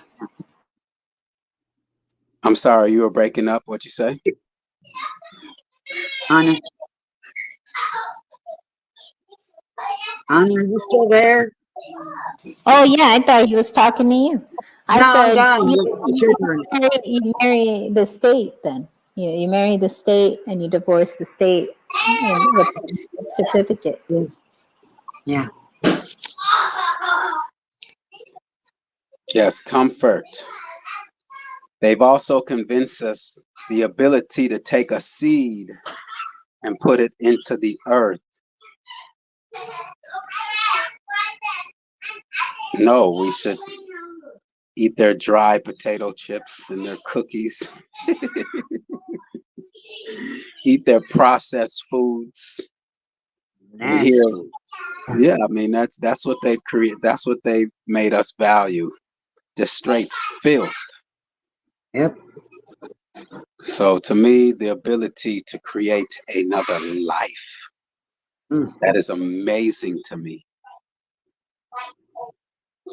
Yeah, and think how good that life could be created if both husband and wife were fully functioning human beings. Exactly. Eating the right foods in the right environment. Also, the right thoughts. The Because right I think thoughts. we Yes. just regurgitate the thoughts that are given. Yes, Charles. Their system is. But Charles, the thing is, all we have to do is walk away from their system. It's just that easy. It's not difficult. Starts in the mind. Take that television and throw it in the trash. Stop sending our children to their schools. Stop supporting their religious institutions. Stop eating their garbage food. Their healthcare system collapses. The pharmacies disappear. Obesity and blood pressure, all of that goes away. You go outside and put your feet on the ground.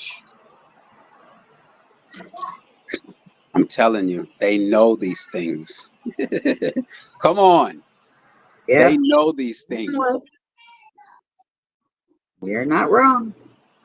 I want to echo, we didn't get to it because we were in the flow of things, but Kim B had put a comment maybe an hour earlier saying Russell Brand, Santos, and these kind of people, you know, they want to catch those of us exactly like me. They want to catch those of us who want to leave this effed up way of things and then reintroduce us once more. Yep. Are you through, Anna? Yeah.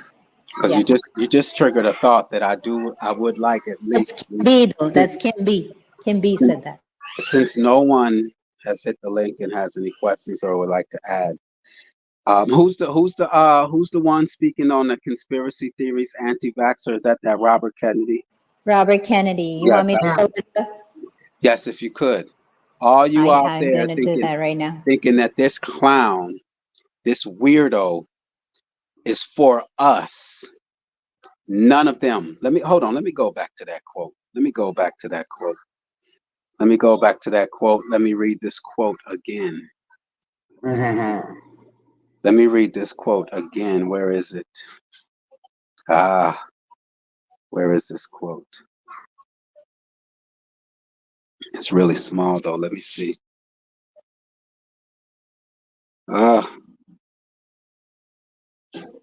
And it won't let me zoom in. It usually lets you zoom in, I guess. We need to understand that if anybody is given celebrity status and are provided media slots, that they're actors and were meant to take notice of them. All right?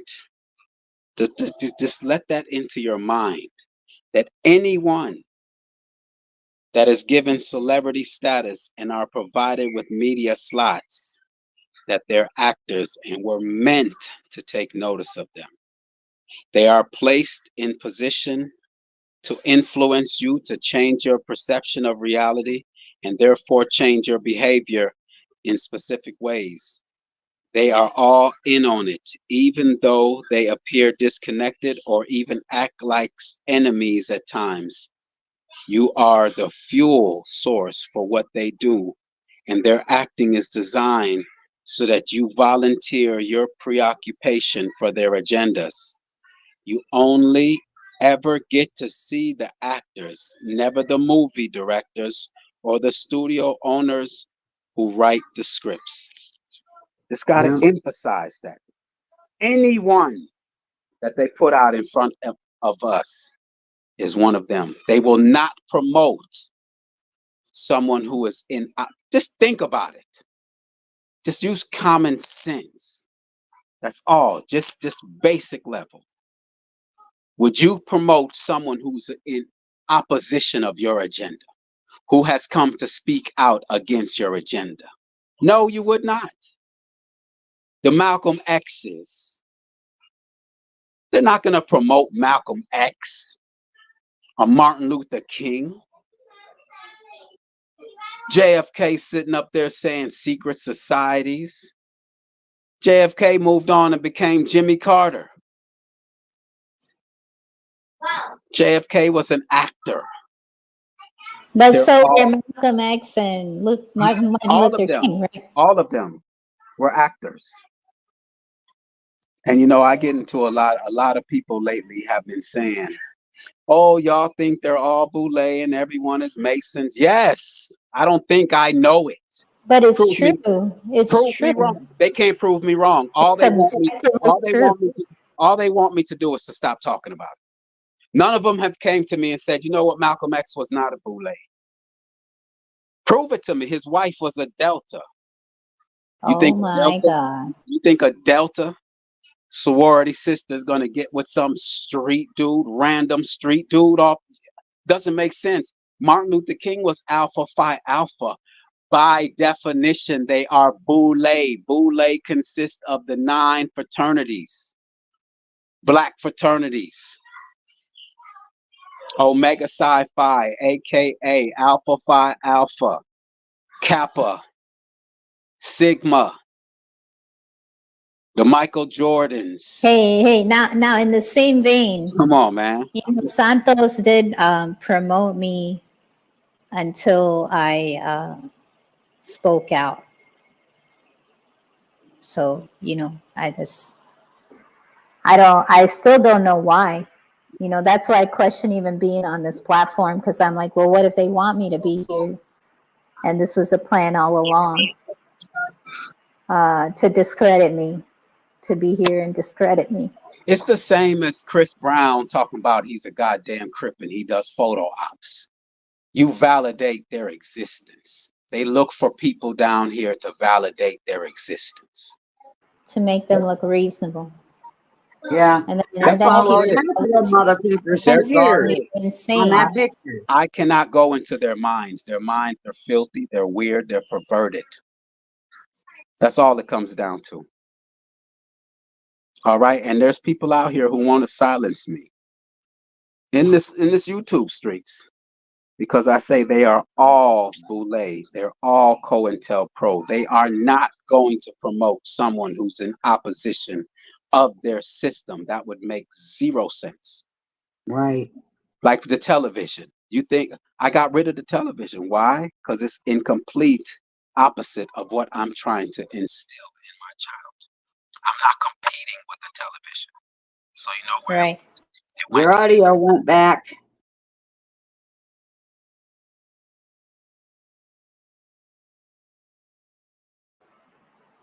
I guess the point I'm trying to make is like, you know, you serve as someone to wash an appearance of one of these characters for a while. And then when you no longer serve that purpose, you become expendable. And therefore, you're going to be labeled as crazy. So I guess that's what I was trying to make a point with the whole Santos thing. Well, if they're not calling you crazy, I made this saying up myself. If they're not calling you crazy, girl, you are doing something wrong.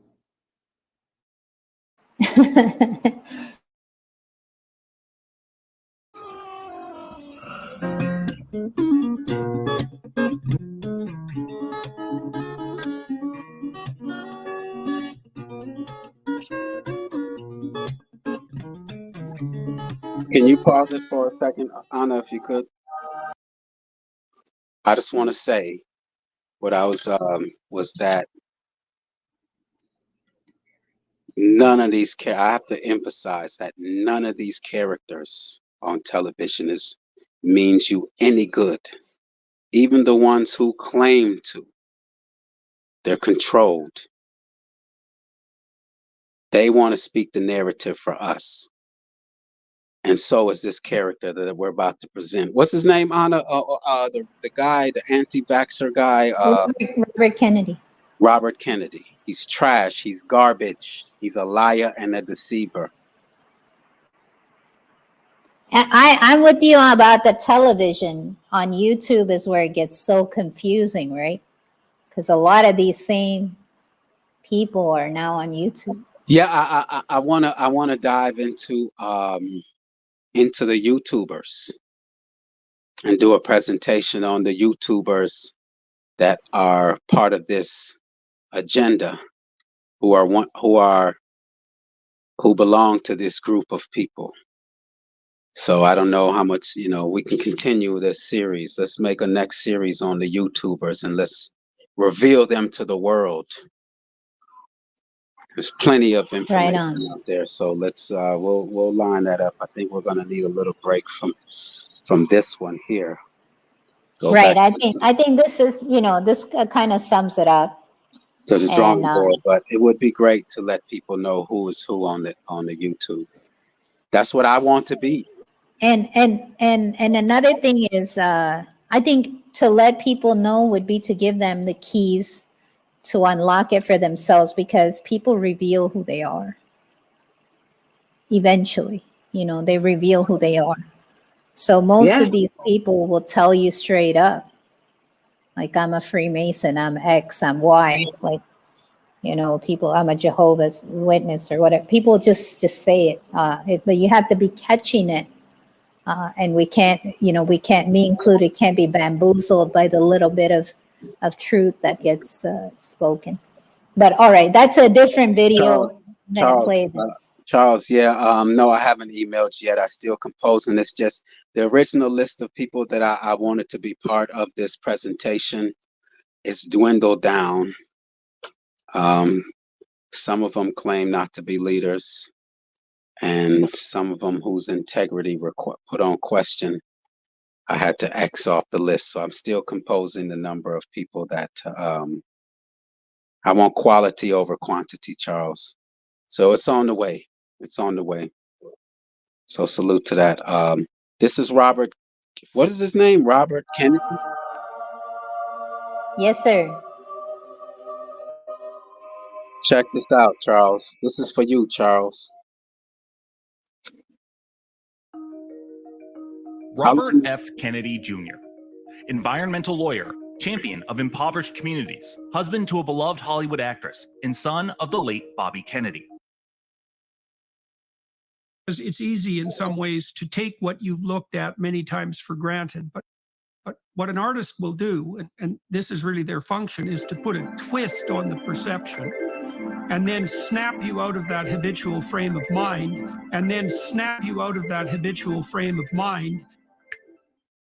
so that you see the object that you have taken for granted outside of the strictures of your preconceptions. And the object always transcends your preconceptions because there's much more to it than you think. Traditionally, these are all things that would have made for a rising star in the Democratic Party, if not a contender for the presidency. Now I'm subject to this new form of censorship, which is called targeted propaganda. It was a plot. It was a conspiracy. I mean, there's cell phone tumors. If I'm a conspiracy theorist, show me something I got wrong. Maybe I don't really want to know how you got in grows, 'cause I just want to fly. Lately, did you ever feel the pain in the morning rain as it soaks you to the bone? Maybe I just want to fly, want to live but don't want to die. Maybe I just want to breathe, maybe I just don't believe. Maybe you're the same as me, we see things I'll never see. You and I are gonna live forever. I said maybe I don't really want to know how you got it wrong, 'cause I just want to fly. Lately, did you ever feel the pain in the morning rain? Have you sold you to the bone? Maybe I will never be all the things that I want to be. Now is not the time to cry. Now's the time to find out why. I think you're the same as me. We see things I'll never see. You and I are gonna live forever.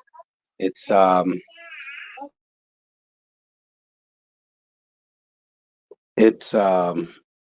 everyone walks around wondering who they are. So that's what I have to offer. I'm after the they. I'm a problem solution, apply it and keep going type of person. I don't sit around and complain about the problems. I don't sit around and talk about the solutions. I apply them and I keep growing. That's what's called growth. I'm not into being stagnant. But someone was going to say something? I like to solve problems before they become one. Oh, yes, definitely. We say prevention is better than cure. It's easier to prevent something than to cure something. But that's all I have today. If you all want to close out. Yes, sir. I think really we should say we could say our final words. Yeah, I appreciate you all's presence. Thank you all for being here. And also to Sparky Lee, man,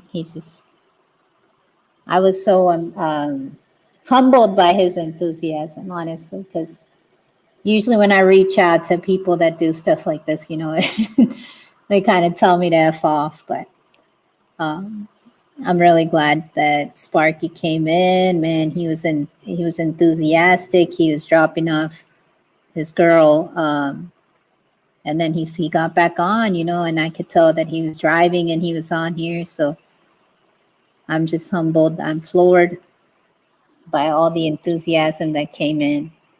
And my final word I would say is that they can be amongst us. And I just remember the story of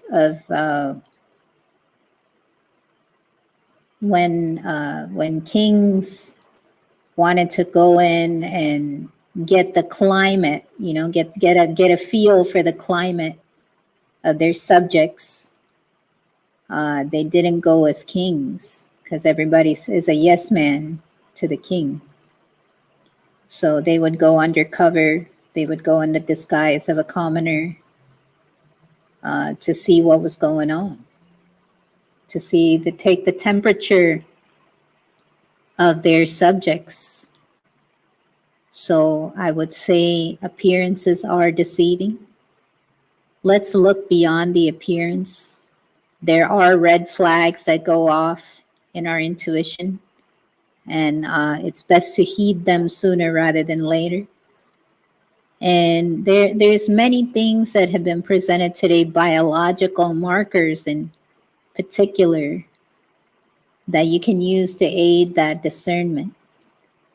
So my parting words would be, don't gaslight yourself.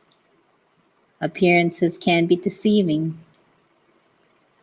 and they are amongst us. So don't, please let us do better to discern. Better discernment. Yes. And I want to say what I've been waiting all this time to say, way back at the beginning. When did this all start? And what was his name? We were just praising a minute ago. Sparky Lee. Sparky Lee mentioned it started in the beginning, and I agreed with him because according to their script, Cain killed his brother Abel, supposedly got marked on the forehead by God and sent off to Canaan to never die, never grow old, never get sick, never be killed by anyone. And so he got rewarded for killing his brother. So in this world, you only get rewarded if you're a murderer or a thief or a poser. I will say thank you. Thank you, Annapurna, for making this. You obviously played a major role in this presentation. And I think we all have an appreciation for that. And so I want to encourage you to keep on being you and doing what you think is best. I'm here to help. And I appreciate that a whole lot, man. I feel so happy that we did this. No. just also know that this is all that I have to offer. I'm in search of the truth, and the whole truth and nothing but the truth. That's all I'm in search of. I have my 5 children that can easily entertain me if I want entertainment. I want the truth. And so that's what I'm all about. So peace to everyone in the chat. Paula, thank you for being here. And Thank you.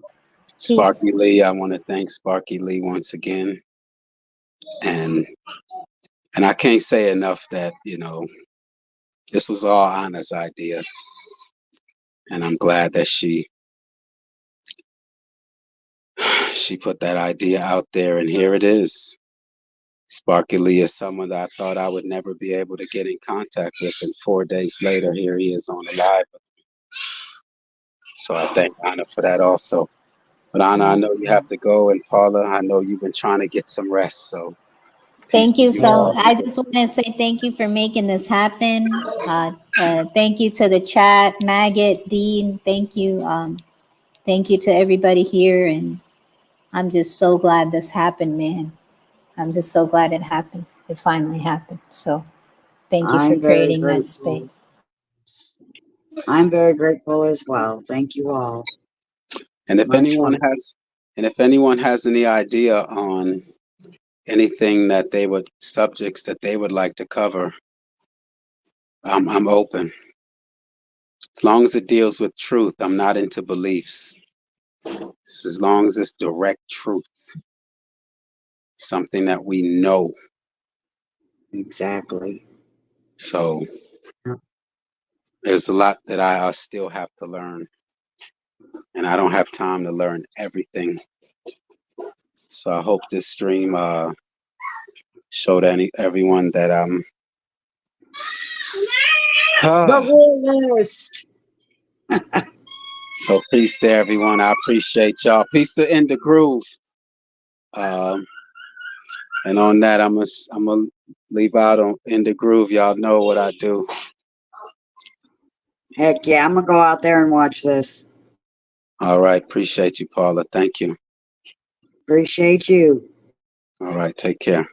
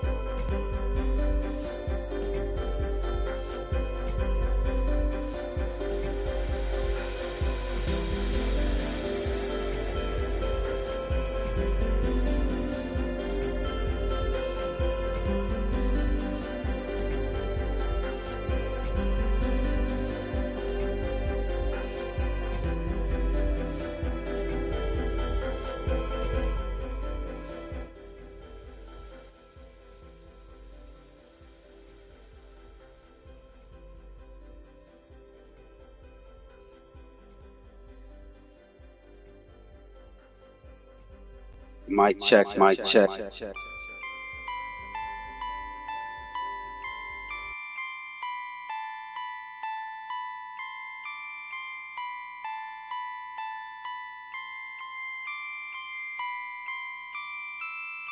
Realist McCoy in the chat, family.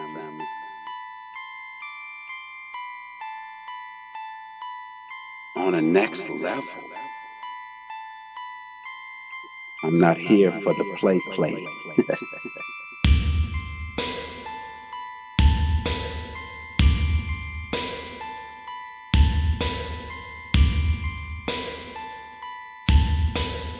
On a next level. We're just on something else over here, you know?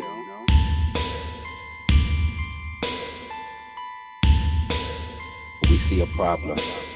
We want to correct it. I'm not here for the play.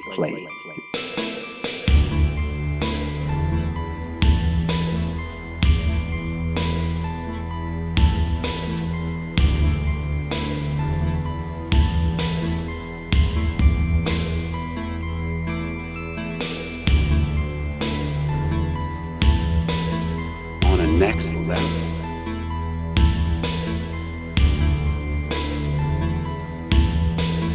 Let's pray the raid on it.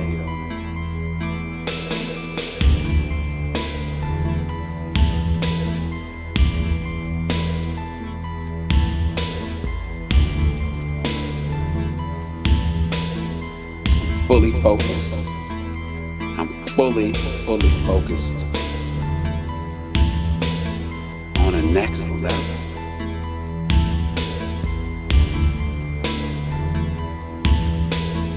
There are weirdos out there.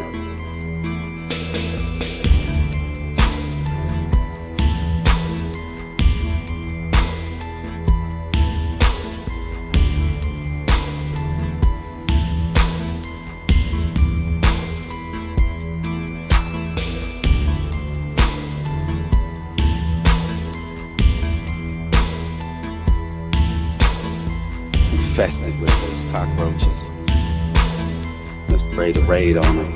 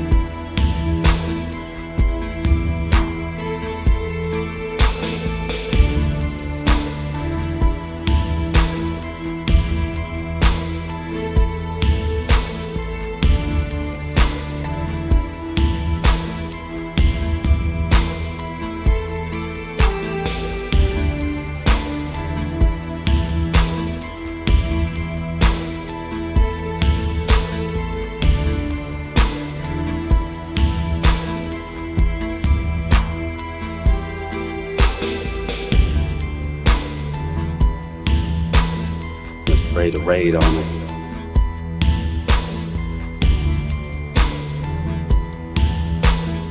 Realist McCoy in the chat, family.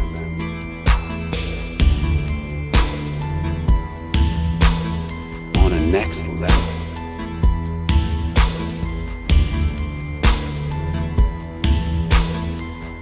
I'm not here for the play. Okay, boom.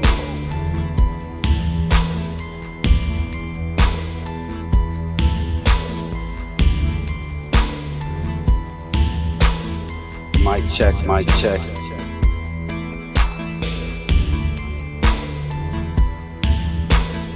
On a next level.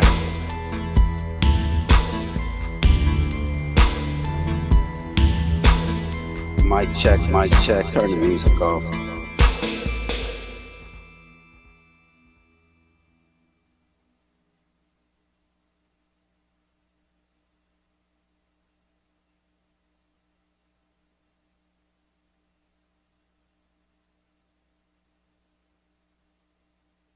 Mic check, mic check.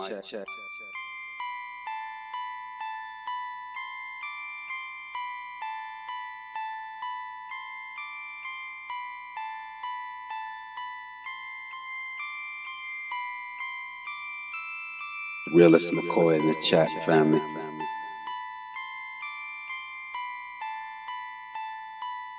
On a next level. I'm not here for the play.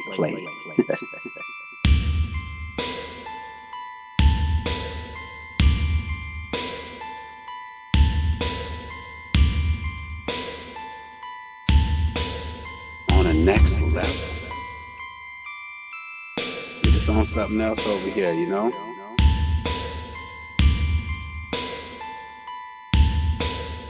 We see a problem. We want to correct it. I'm not here for the play.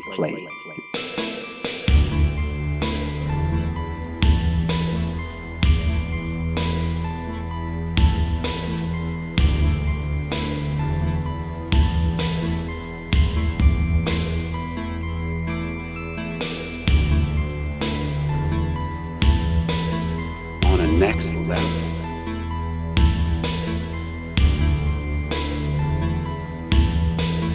Let's pray the raid on them.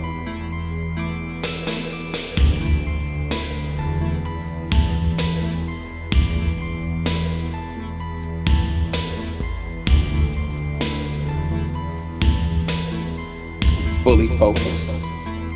I'm fully focused. On a next level.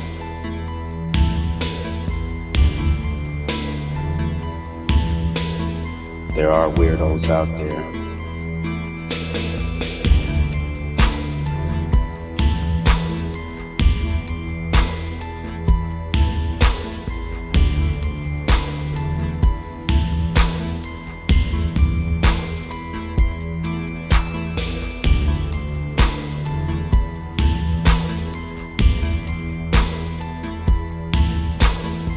Infested with those cockroaches.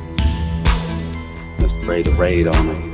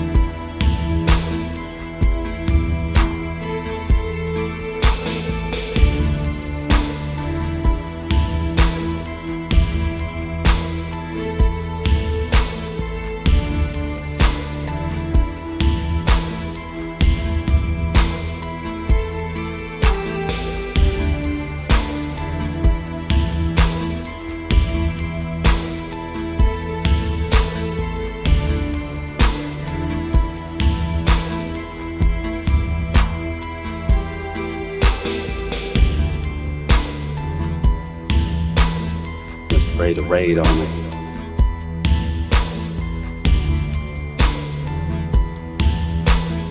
Realist McCoy in the chat, family.